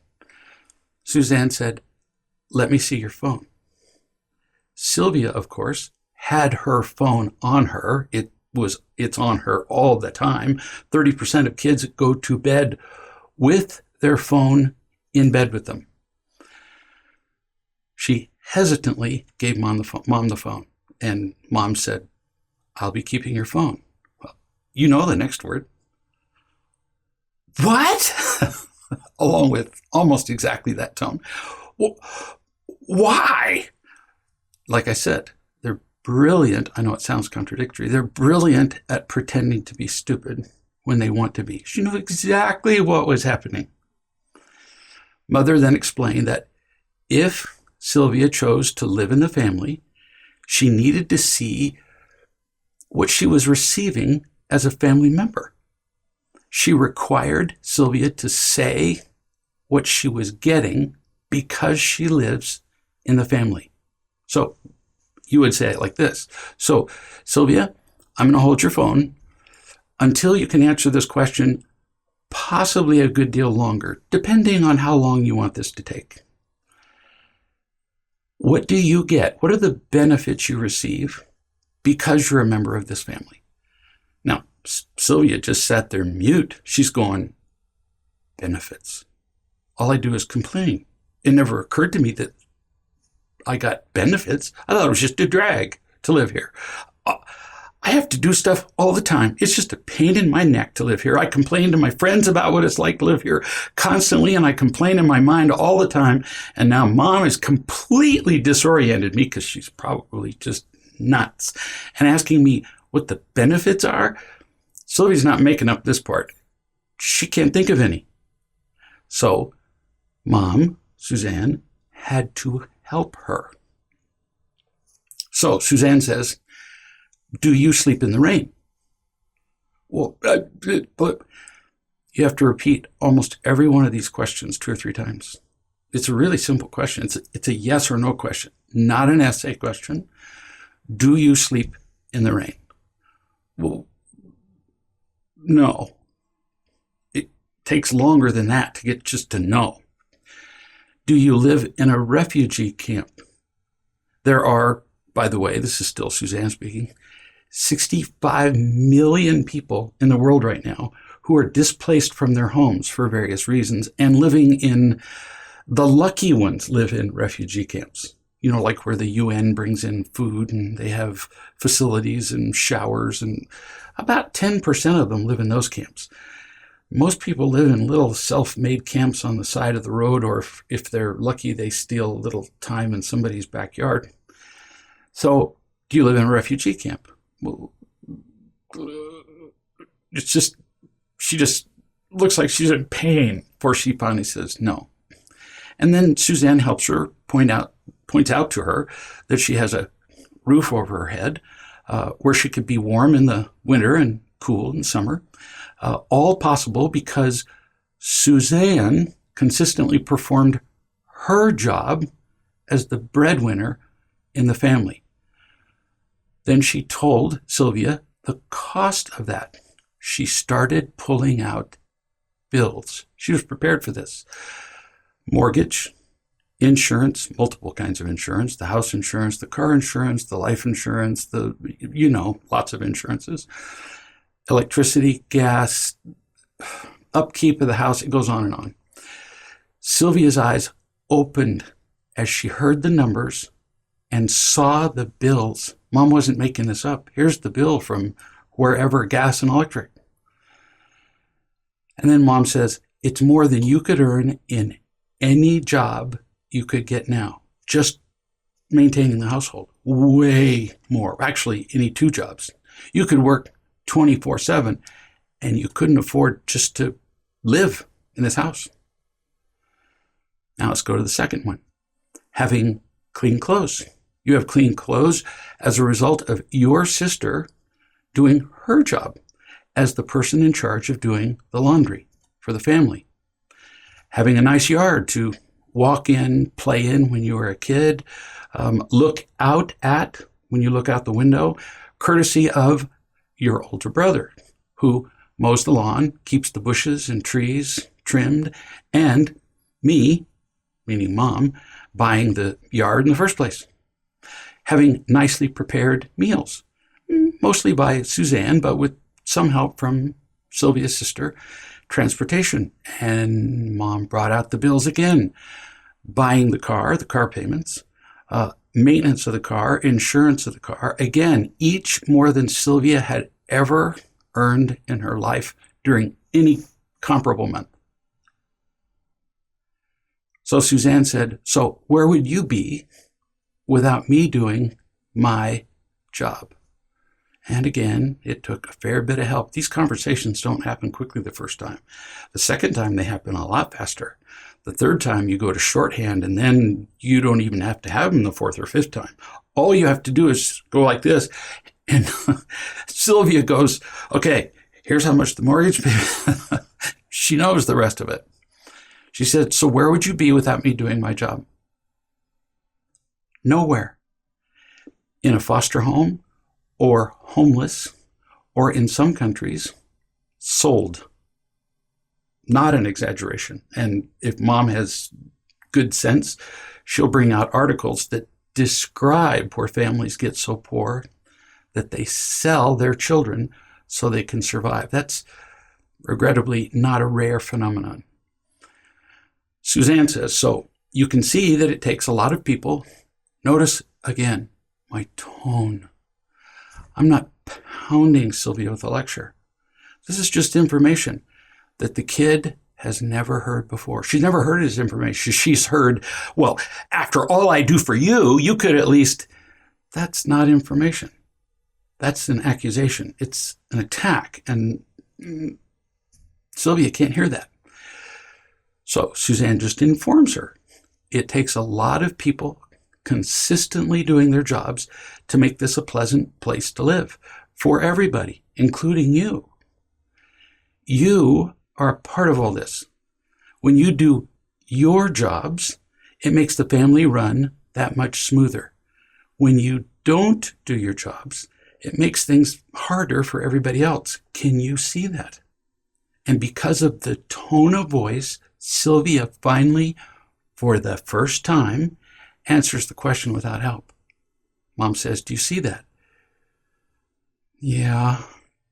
And she says it with exactly that tone. Yeah, like, I can't deny it, not after you've shown me 3 inches of paperwork. Suzanne says, you do some small chores around the house. Not a lot. I'm not minimizing them, but they're pretty small. And that helps some. But you don't carry a big burden. And the most important contribution that you can make is to be pleasant. Not kidding. Even loving. Possibly even grateful. We don't want to stretch this too far. And I don't mean grateful to me. I just mean have a grateful attitude for what you have. At the very least, though, civil and cooperative. It's a pretty low standard, actually. But it is still a standard, and it's a standard I'm going to insist on.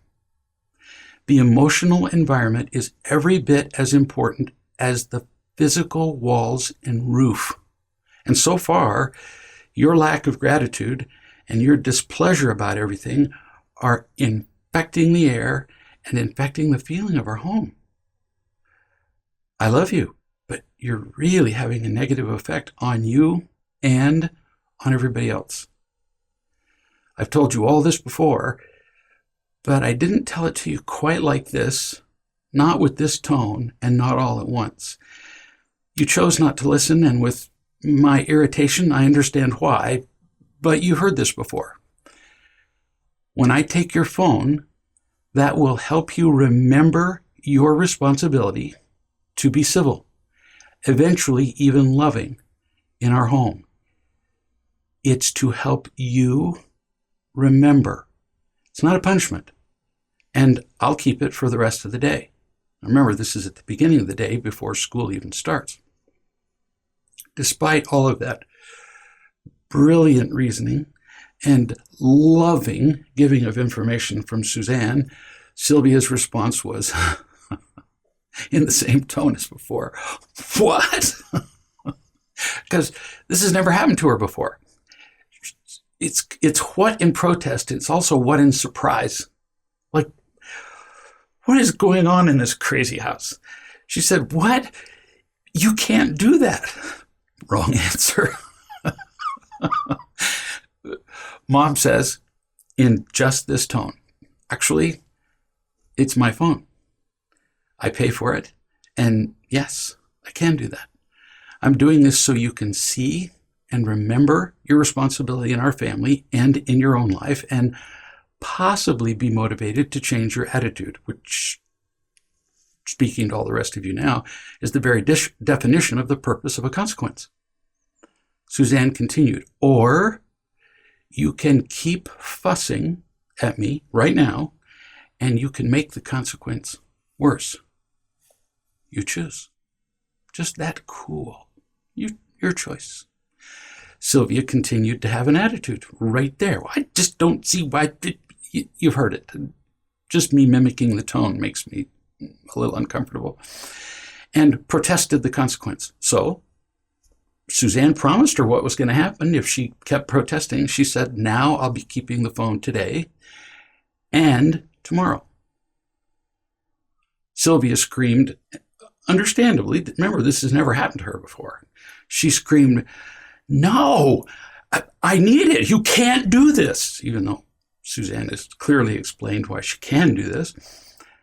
Mom said, same tone, apparently you need more information, more motivation to stop the attitude. I'm tempted to keep your phone for the rest of the week because you're doing exactly what I suggested you not do, or the price was going to go up, to increase your motivation.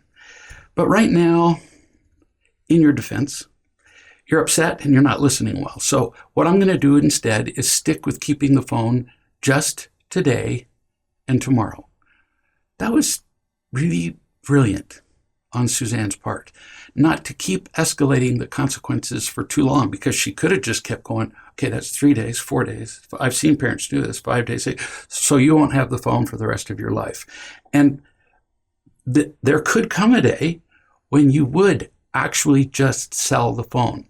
That can happen. I think we may get to a story later on where it does happen.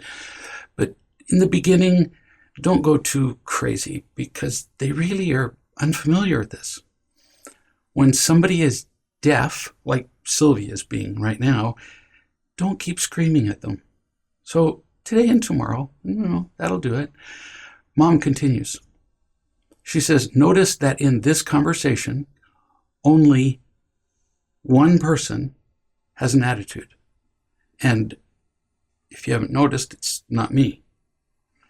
Humor can be very disarming for a kid, or it can be really irritating. If a kid chooses to be a victim enough, they're going to be irritated by breathing. So Mom continues, you're fighting me all by yourself. Think about that. If you come home from school today and you can tell me what you learned from this conversation, then I might stay with keeping the phone just today and tomorrow. If you can't tell me what you learned, when you come home, if you can't describe what we've been talking about here, like what your obligations are as a member of the family, being civil, being pleasant, being loving, if you can't describe why I took the phone from you for 2 days, if you can't do all of that, and if you don't initiate the conversation after school, you start the conversation about this subject, because I'm not going to do it for you. If you can't describe all of that, then I will extend keeping the phone for the rest of the week. So think before you open your mouth. It's now entirely up to you what happens. You're choosing the consequence. And I love you, kid. Suzanne then just stood up, didn't ask any more questions, kissed Sylvia on top of the head, and she went off to school. Now, let's talk about the nature of consequences, and we'll use Sylvia and Suzanne as an illustration. The home, your home, is a school. It's the school of life. And this is where they learn to feel loved, to be loving, and to be responsible. Home is where they learn. A house is where they're housed, where they're protected from the elements. Home is where they learn. And it's your job, it can't be anybody else's, to be the teacher.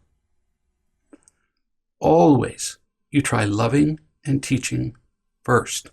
And then you try it second, and then third. And if that doesn't work, then you let consequences teach. Because if words don't teach, you almost never do a whole lot more words teach. They've quit listening. So you just let the consequences do it. They're just a teaching tool. And before you impose a consequence on a child, you must understand the difference between a consequence and a punishment. The difference is not a matter of technique or the words that are spoken. The difference is motivation, yours. The same action that is a consequence when imposed by a loving parent, the same action becomes a punishment when it comes from an angry and unloving parent. Let's make it really simple and distill it into bullet points, literally.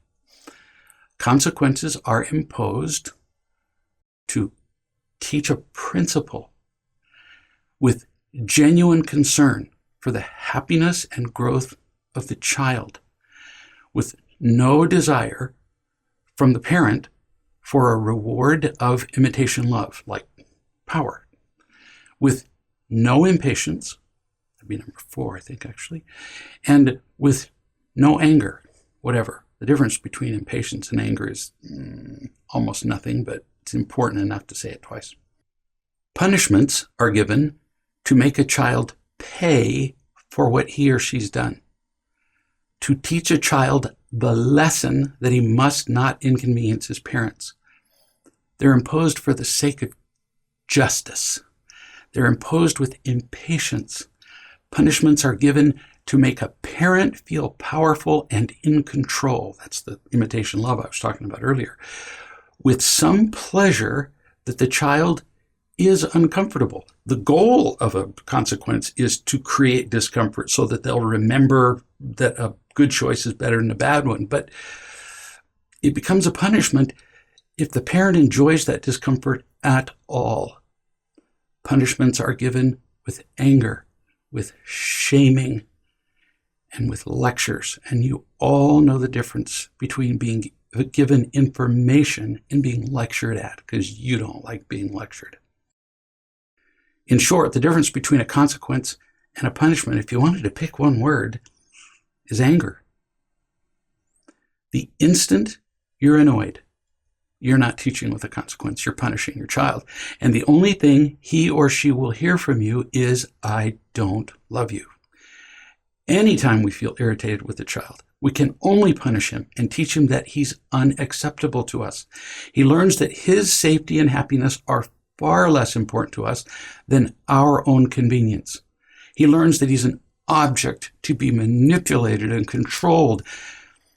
And then he feels empty and afraid. And he responds with his own special recipe of getting and protecting behaviors. Punishment might temporarily change a child's behavior, but the overall effect, yeah, you don't want it. As parents, we also must understand the purpose of consequences, which is to make the wrong choices sufficiently inconvenient or uncomfortable to our children that they want to make the right choices, and for the right reasons. The correct role of consequences is only to guide children toward long-term, genuine happiness. Eventually, a child who is sufficiently loved and taught will make right choices simply because he wants to, because it makes him happier. Like, duh, because he's in the flow. And then he no longer needs the imposition of consequences, like, at all.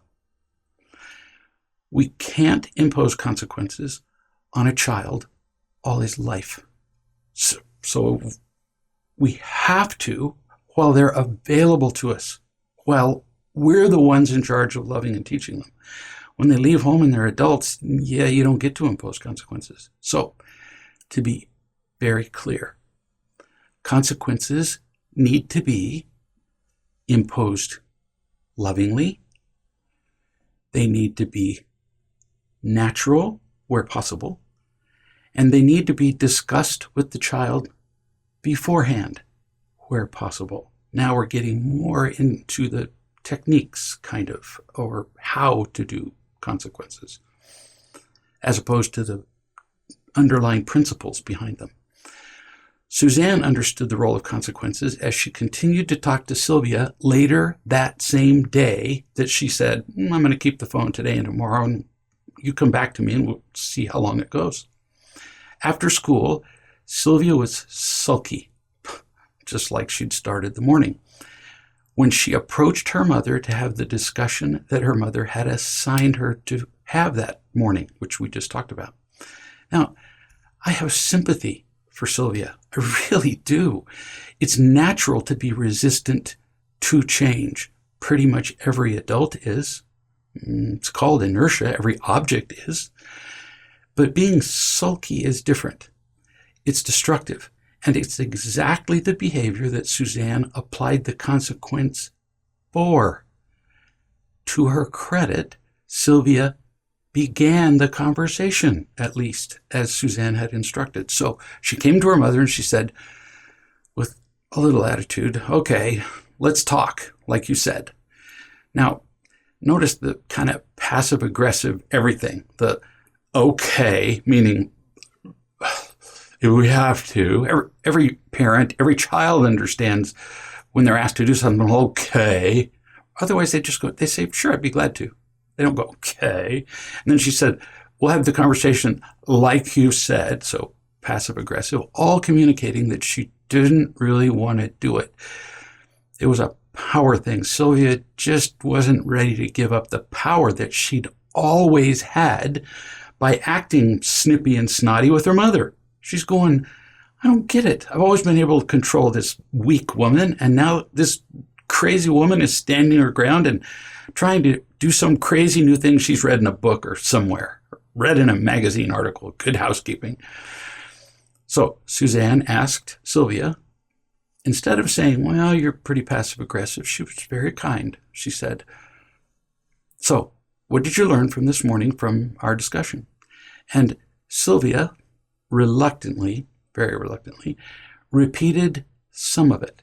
She said, when I'm snotty, I'm not happy and you don't like it. Boy, can they pretend they're dumb.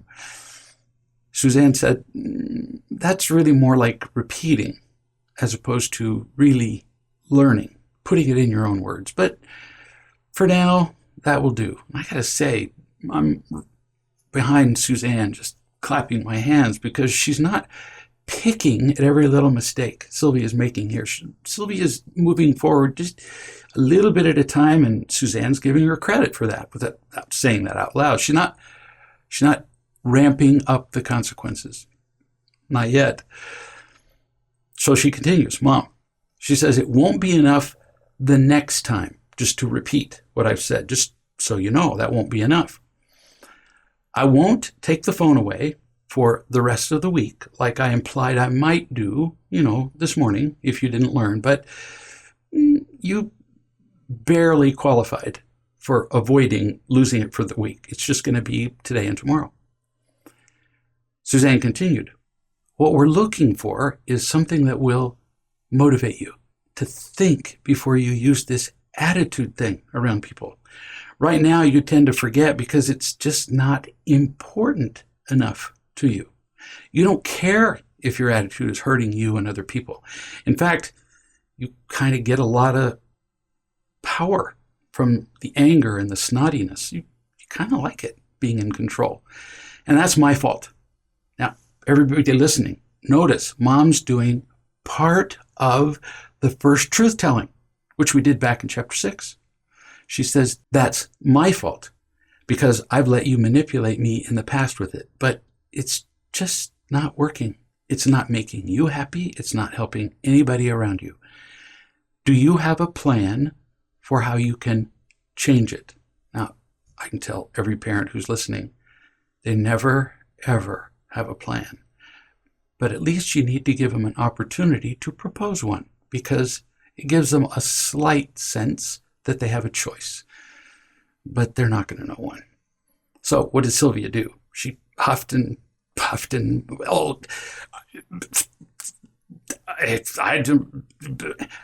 and I admit, asking her about a plan is kind of a trick. I mean, let's make you the parent for a moment, because you're giving a child a chance to come up with a plan to change the direction of their life. But they almost never have an idea, which means that you are now in charge of a plan. That's the trick part.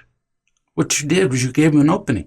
Well, what's your plan? You don't say it that way, because what's the rest of it? If you don't have a plan, I do. But do you have a plan? Well, no. So if they don't have a plan and you can come up with a plan, you're in charge. I would tell my children years ago, if you can come up with a plan that's even half as good as what I just proposed, we'll do it your way. Half as good.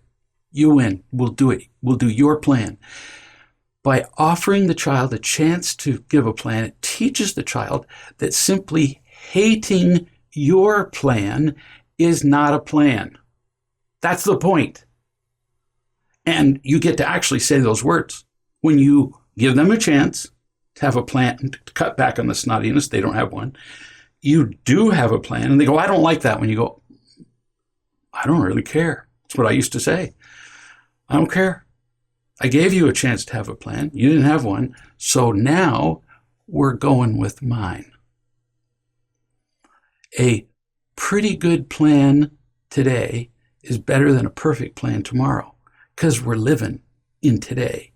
So they begin to realize slowly in the beginning that you do have a plan and that you are the teacher.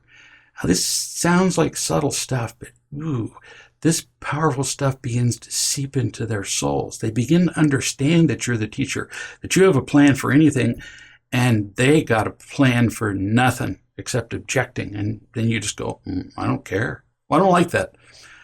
Still don't care. And I would say it with just that tone. Still don't care. I'm listening. I haven't heard your plan. I only had to do that a few times, and then one kid would say to the other kid, just give it up. If you don't have a plan, he's not going to hear you. So back to Suzanne and Sylvia. Suzanne, who's now in charge in absence of a plan from Sylvia, says, so let's do this.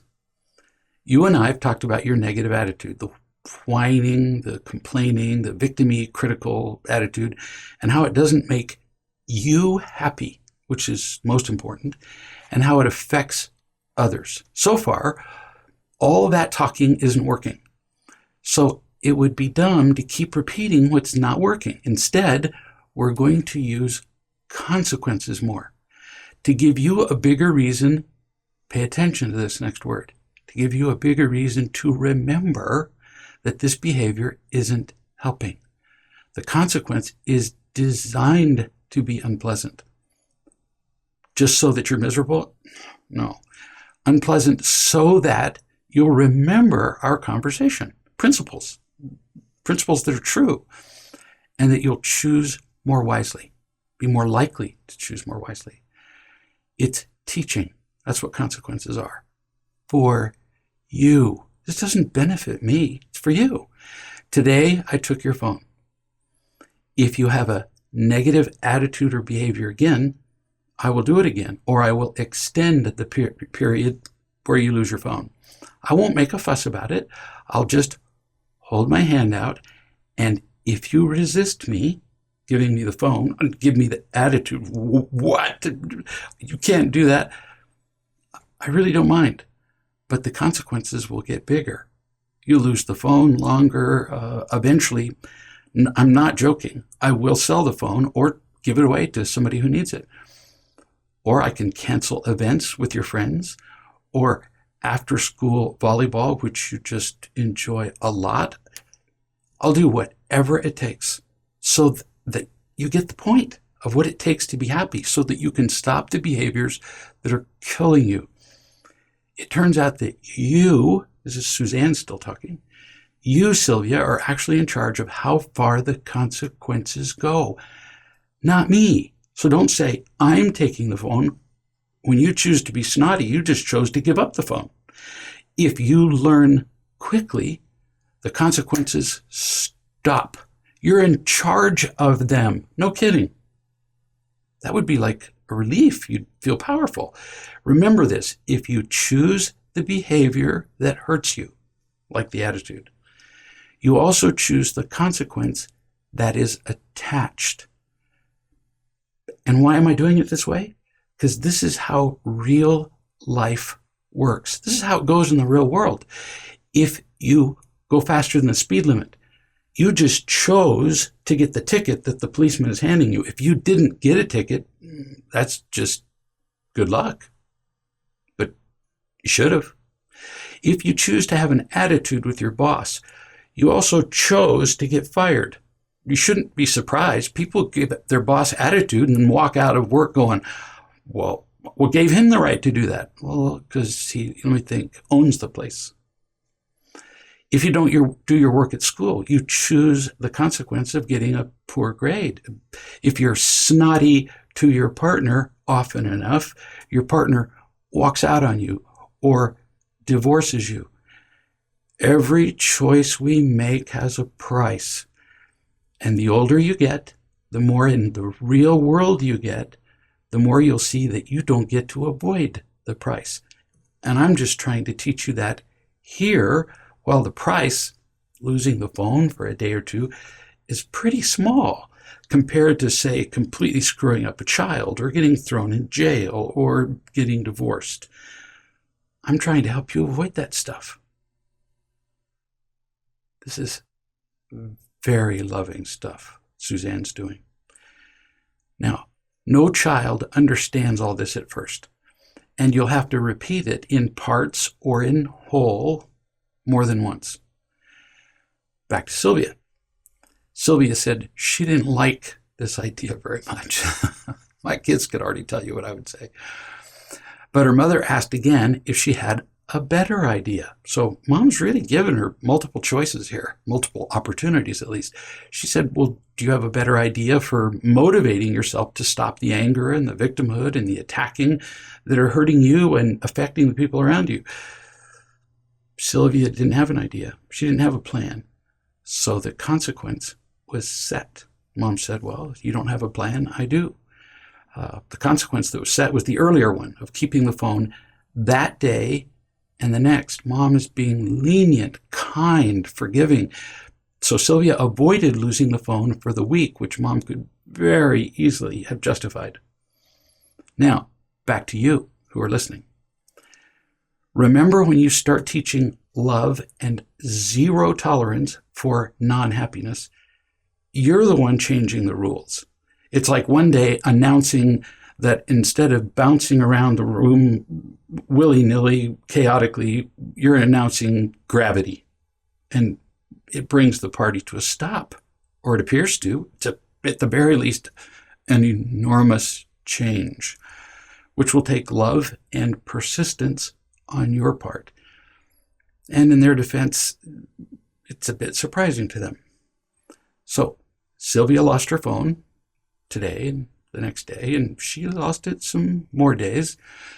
One day, when Sylvia's attitude got even snottier about losing the phone, Suzanne said, "Wait here, I'll be back." Children hate that because they know that what follows, they're not going to like. They do. And Mom's already warned her, remember? She said the consequences are going to escalate. Sylvia was curious. Mom went to the garage, made some banging around noises, and returned with a pair of pliers, a nail, and a hammer.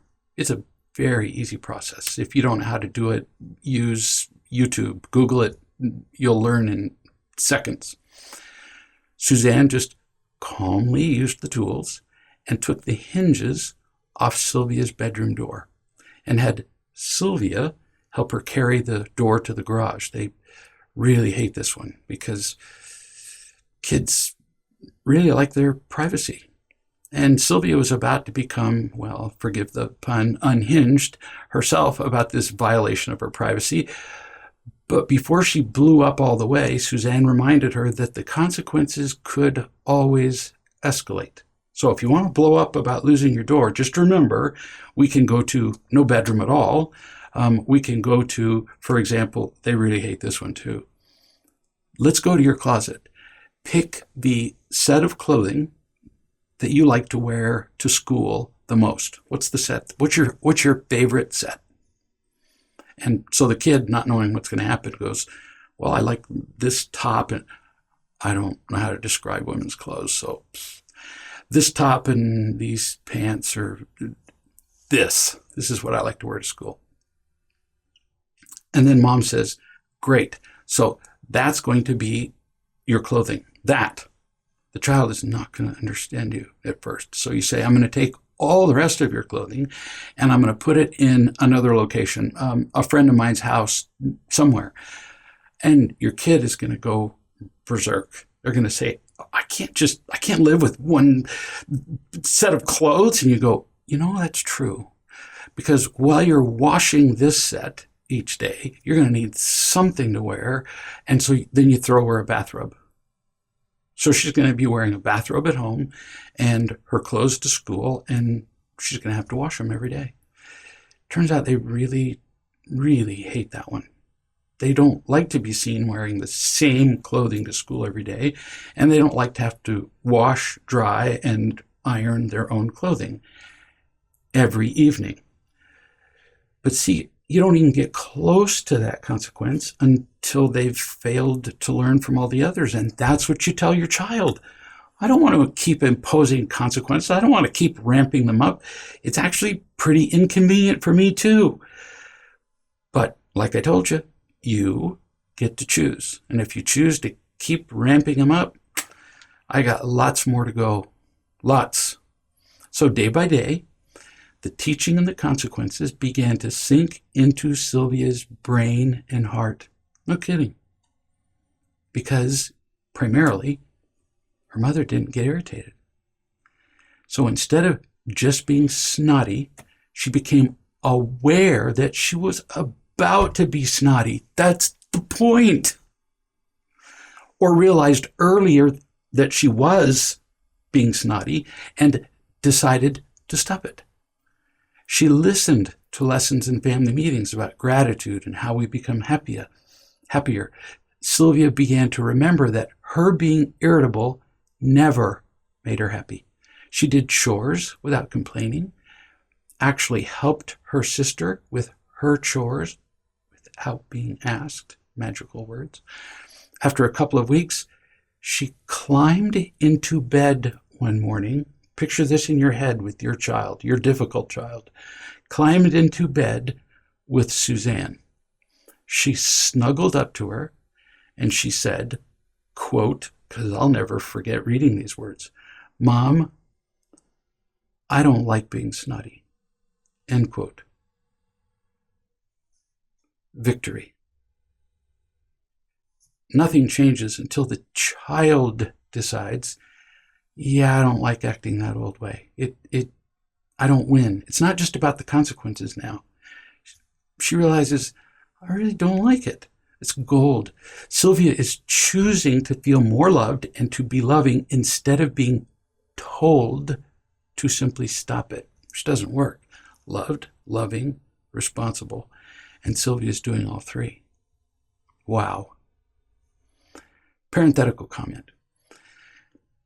I might be using, in the back of my head, it kind of rings a bell, and I might be using more examples of girls than boys throughout the training. Yeah, maybe so.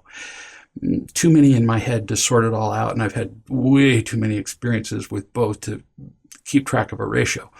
But a possible reason for that is that on the whole, actually on the whole and by far, more women ask for help as parents than men do, by a lot.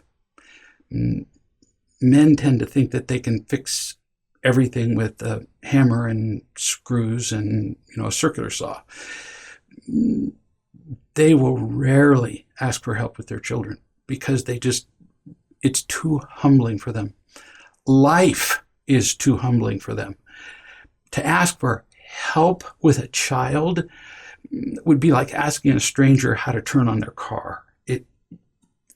They just can't get that humble and teachable. And women tend to interact more with their girls. Just a fact. The whys don't matter. But the difference between girls and boys as far as pain, the behaviors they use, and the consequences you give are far fewer than you might think. Very little difference between them. And the principles behind all of it are pretty identical. So relax. We'll talk about both boys and girls, but it applies, as I said earlier, across ages, across gender, across culture, across, everything. At one point I said consequences should be imposed lovingly. We've talked about that. Natural, where possible, and discussed with the child beforehand where possible. Suzanne did the first one. She was just heaven sent when she imposed the consequences with her child. Let's look at the other two. Natural consequences. Consequences are most effective if they're related to the behavior in a natural way, to some extent. They need to make sense, in other words, if possible. If a child breaks a window, for example, a natural consequence would be for the child to clean up the broken glass from the broken window, help with the repairs related to the broken window, and or pay for the cost of replacing the broken window. The consequences are all related to the event. An unnatural or possibly inappropriate consequence would be like spanking them or restricting their television privileges, both of which have nothing to do with what the child did at all. Most parents tend to impose consequences that require no thought or participation on their part. Formulating natural consequences and imposing them in a loving way, on the other hand, requires real creativity and character from us. Sylvia communicated badly, her usual form of communication, so her phone, a way of communicating, was removed. You can't always impose a natural consequence. A child hits his sister, which happens almost every day in a household with young kids. So what would be a natural consequence? That child, the hitter, would stay in his room alone, away from people who are being civil, so that other people are not hit. I would just say to my children or grandchildren, oh, well, you can wait in your room for a while. I'll come and get you because only people who are being kind are out here. Look around the room. Everybody in the room is being kind except for just one person. And who's the person who's not being kind? And then the child or grandchild goes, me? Right. And we only have kindness in this room. So you go wait in your room, and either you can do it lots of ways. I'll come get you in a minute. Or you can say, as soon as you're ready to be kind, you can come back. Sometimes they just turn around and take 3 steps and they come back. They got the lesson. That's the purpose of the consequence, not to punish them. So if they get the lesson in 2 steps, well, good for them. Then they can turn around and come back and join in the activities. If you're late going to bed, well, then you go to bed earlier the next day. That would be a natural consequence. I'm not saying it's the only one. You don't take out the garbage, which was one of your chores that day. Well, then the next day, you take out the garbage and you do one of your brother's or sister's chores, or you do some other bigger job. That's a natural consequence. Sometimes there just isn't natural consequence. And then you just have to come up with something. Now, the last element of imposing consequences, which is directly related to you just have to come up with something, is you discuss the consequence with the child beforehand where possible. Children accept the consequences for their behavior much better if, 1, we discuss the consequences before they're actually applied, and 2, we offer them a choice of consequences. When we fail to discuss with children the consequences of their behavior before the consequences are applied, they often feel that the consequences are forced upon them arbitrarily. The word you're going to hear is unfair. In that case, even if we apply the consequence lovingly, children often feel punished because they didn't know it was coming. They didn't know what was coming. When we discuss the consequence beforehand, however, children sometimes more easily accept the concept that with their behavior, they choose the accompanying consequence. When Sylvia chooses to have an attitude, for example, she knows she's choosing to lose her phone. So she chose the consequence. But, I'm going to repeat it, but, there's a great big but here. You do not always have to describe the consequences ahead of time. You do it when you can, like telling Sylvia, if you're going to be snotty, I'm going to take your phone. Poof, every single time, so she knows. But you couldn't possibly foresee everything a kid will do. And if you promise to describe consequences ahead of time, don't do that. They turn into little lawyers, and you will have a legal library in your home. No kidding. They'll argue that you didn't describe the consequences that fit that exact offense as described in section Roman numeral 5, paragraph B, subsection 4. I mean, it just gets ridiculous. Or that you hadn't talked ahead of time about every new, particularly creative crime they'll commit, and on and on. It is simply not reasonable to expect that you could describe consequences for all behaviors before they happen. For many behaviors, a child carelessly breaking a window, for example, it makes more sense to just come up with consequences after the event, discussing the consequences with the child where possible. So nice if you can, but not required. In fact, what I would tell my children is, you already know ahead of time what's right and what's not. You do. Deep down, when you go to do something that's wrong, you just have this little niggling feeling in your chest. You know that you're about to do something wrong. And if you do that, I'll just tell you, you're not going to like what happens next. That's your consequence. You know, they try you several times, but they discover that you're not kidding. But you do need a list of potential consequences, mostly so you are prepared. Otherwise, a kid does something and you're going, I get calls from parents all the time, or frantic texts going, my kid did this, what's the consequence for that? Come up with a list ahead of time, like no dinner. A child who gets up and down from the table, you've got 1, or you've got 2 or 3, and dinner time is punctuated by 12 down from the tables, running down the hall, come back to dinner, up. Oh no, at our house, we start dinner. If you get down off your seat, sometimes they would say, well, I didn't leave, my hand was touching the table. They're very creative. if you get off your seat or you detach yourself from the table, dinner's over. You don't finish dinner later. We don't set aside a plate for you to eat in an hour. It's over. So no dinner as a consequence. I know some parents are going, in fact, parents have called me crying, saying, I couldn't let my child go to bed without dinner. Yeah, say that to the however many 100 million children who routinely go to bed without dinner, and they do it on a regular basis. No child of yours who eats regularly is going to die because they missed dinner. Yes, I know. There's some child who has type 1 diabetes and has to have their dinner. I get it. Even the parents come up with excuses for their kids. I'm just saying this is one consequence. No phone. Oh, that one's so easy. Every kid is attached to his phone, and you just go like this, and they just learn to go. Eventually, they don't sigh at you.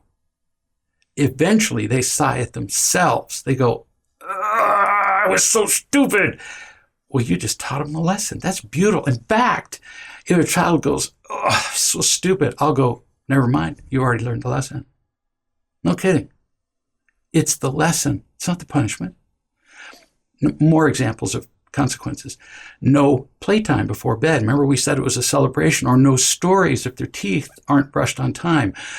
No closet full of clothes. One set of clothes, like with Sylvia. No events outside the house. No after-school extracurricular activities. No video games. No bedroom. One kid just absolutely refused to clean his room, refused to make it stop stinking like a landfill. And so the parents just locked the room. They installed a lock. They put duct tape around the edges of the doors because it, no kidding, stunk like a landfill. And the kid came home and went, what's wrong with my room? And the parents said, nothing. It's just sealed. It's been deemed a health hazard. Well, where am I going to sleep? Well, we got carpeted floors. We have a couch. Now having them sleep on the couch is a hazard too, because the stink that they carry from their bedroom is still on them. But there are lots of options. No dessert. No house.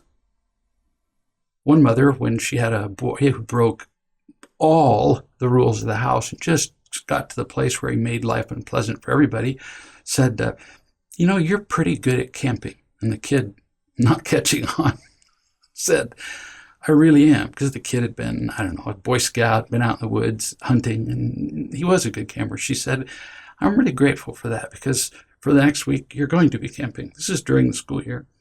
You're going to be camping out in the yard, because if you can't keep the rules of the house, the yard's the only place we got left.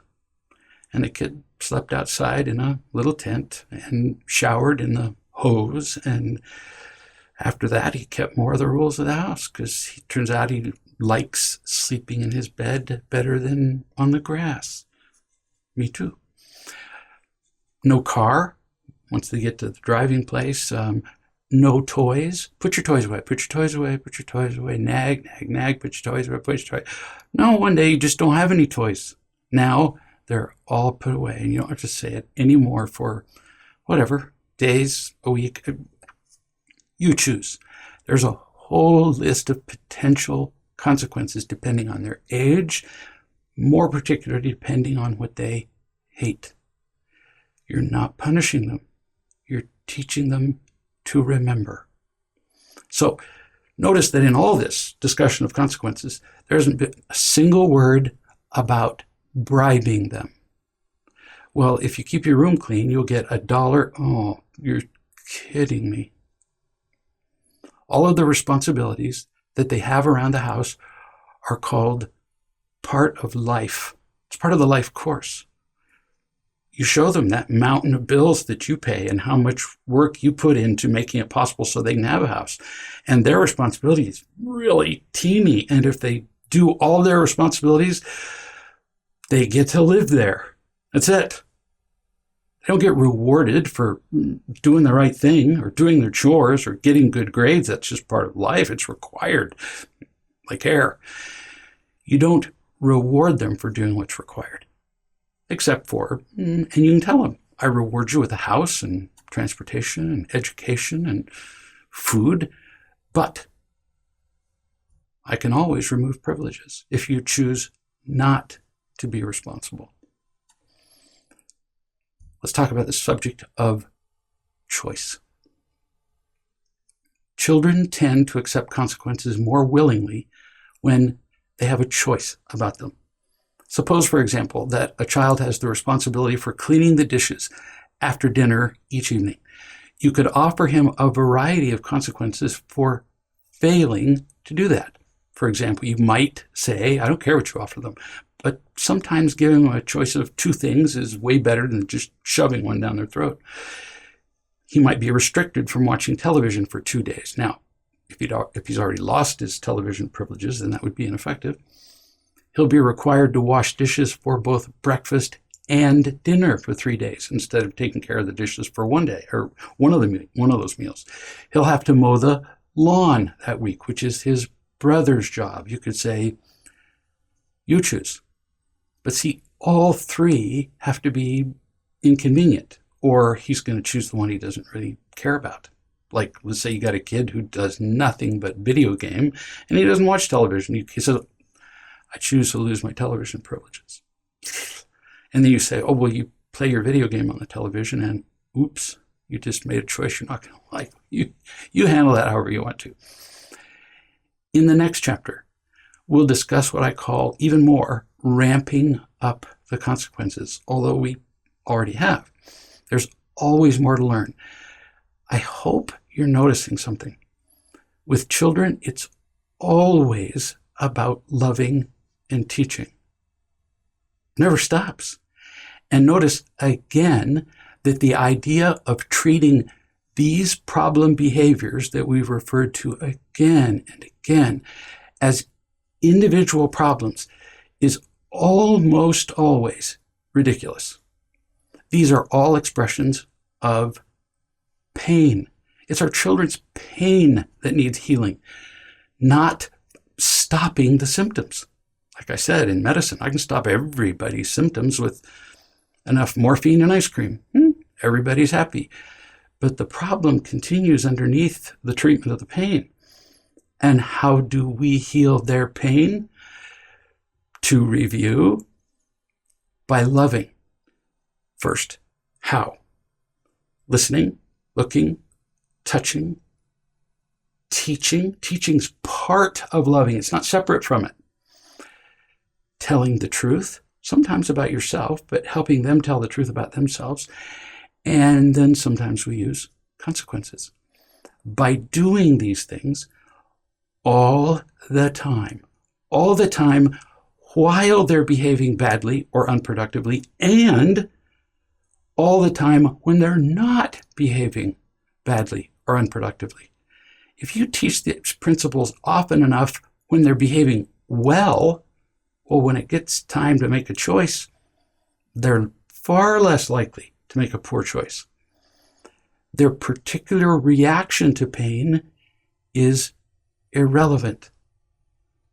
And once again, I show you the slide of all those behaviors we've discussed over and over. These are not the point. It's that we love them no matter what. And that is how they heal. That's how the pain stops. And then these behaviors just naturally tend to stop. Now, notice I said they tend to. Sometimes specific approaches are required. And we've talked about specific approaches to some of these exact problems. And we're going to talk more about them. Our children are drowning. Without meaning to, we threw them in the water. And we're drowning with them. Now we can try to control their thrashing, their behaviors, the symptoms of their drowning, in which case they're still going to drown, and so will we. Or we can get into a boat. We can find real love for ourselves and learn how to reach out and save our children. Which choice will you make? In subsequent chapters, I'll give you more examples of what life is like from the boat and how you can help your children into it. Let's summarize what we learned in this chapter. Loving and teaching is our job. I say is because loving and teaching is one word. It's one action. Is our job, not our job. It gives our children the power to choose love and happiness, not just react to pain. We also talked about how the primary goal of the family is happiness. That guides everything. So all behaviors interfering with that must be eliminated. We must stop all wounding with zero tolerance for anger, whining, teasing, lying, and withdrawal. You'll get to where all 5 of those can roll off your tongue. We talked about many examples of how to deal with wounding behaviors, unloving behaviors. We gave practical examples of how to love and teach children under various circumstances. We talked about how to really listen, which is, remember, the first and most effective way to communicate love to a child. We talked about teaching children who they are and how to choose to use their gifts. We talked about the effects of praise and criticism and when and how and why to use consequences.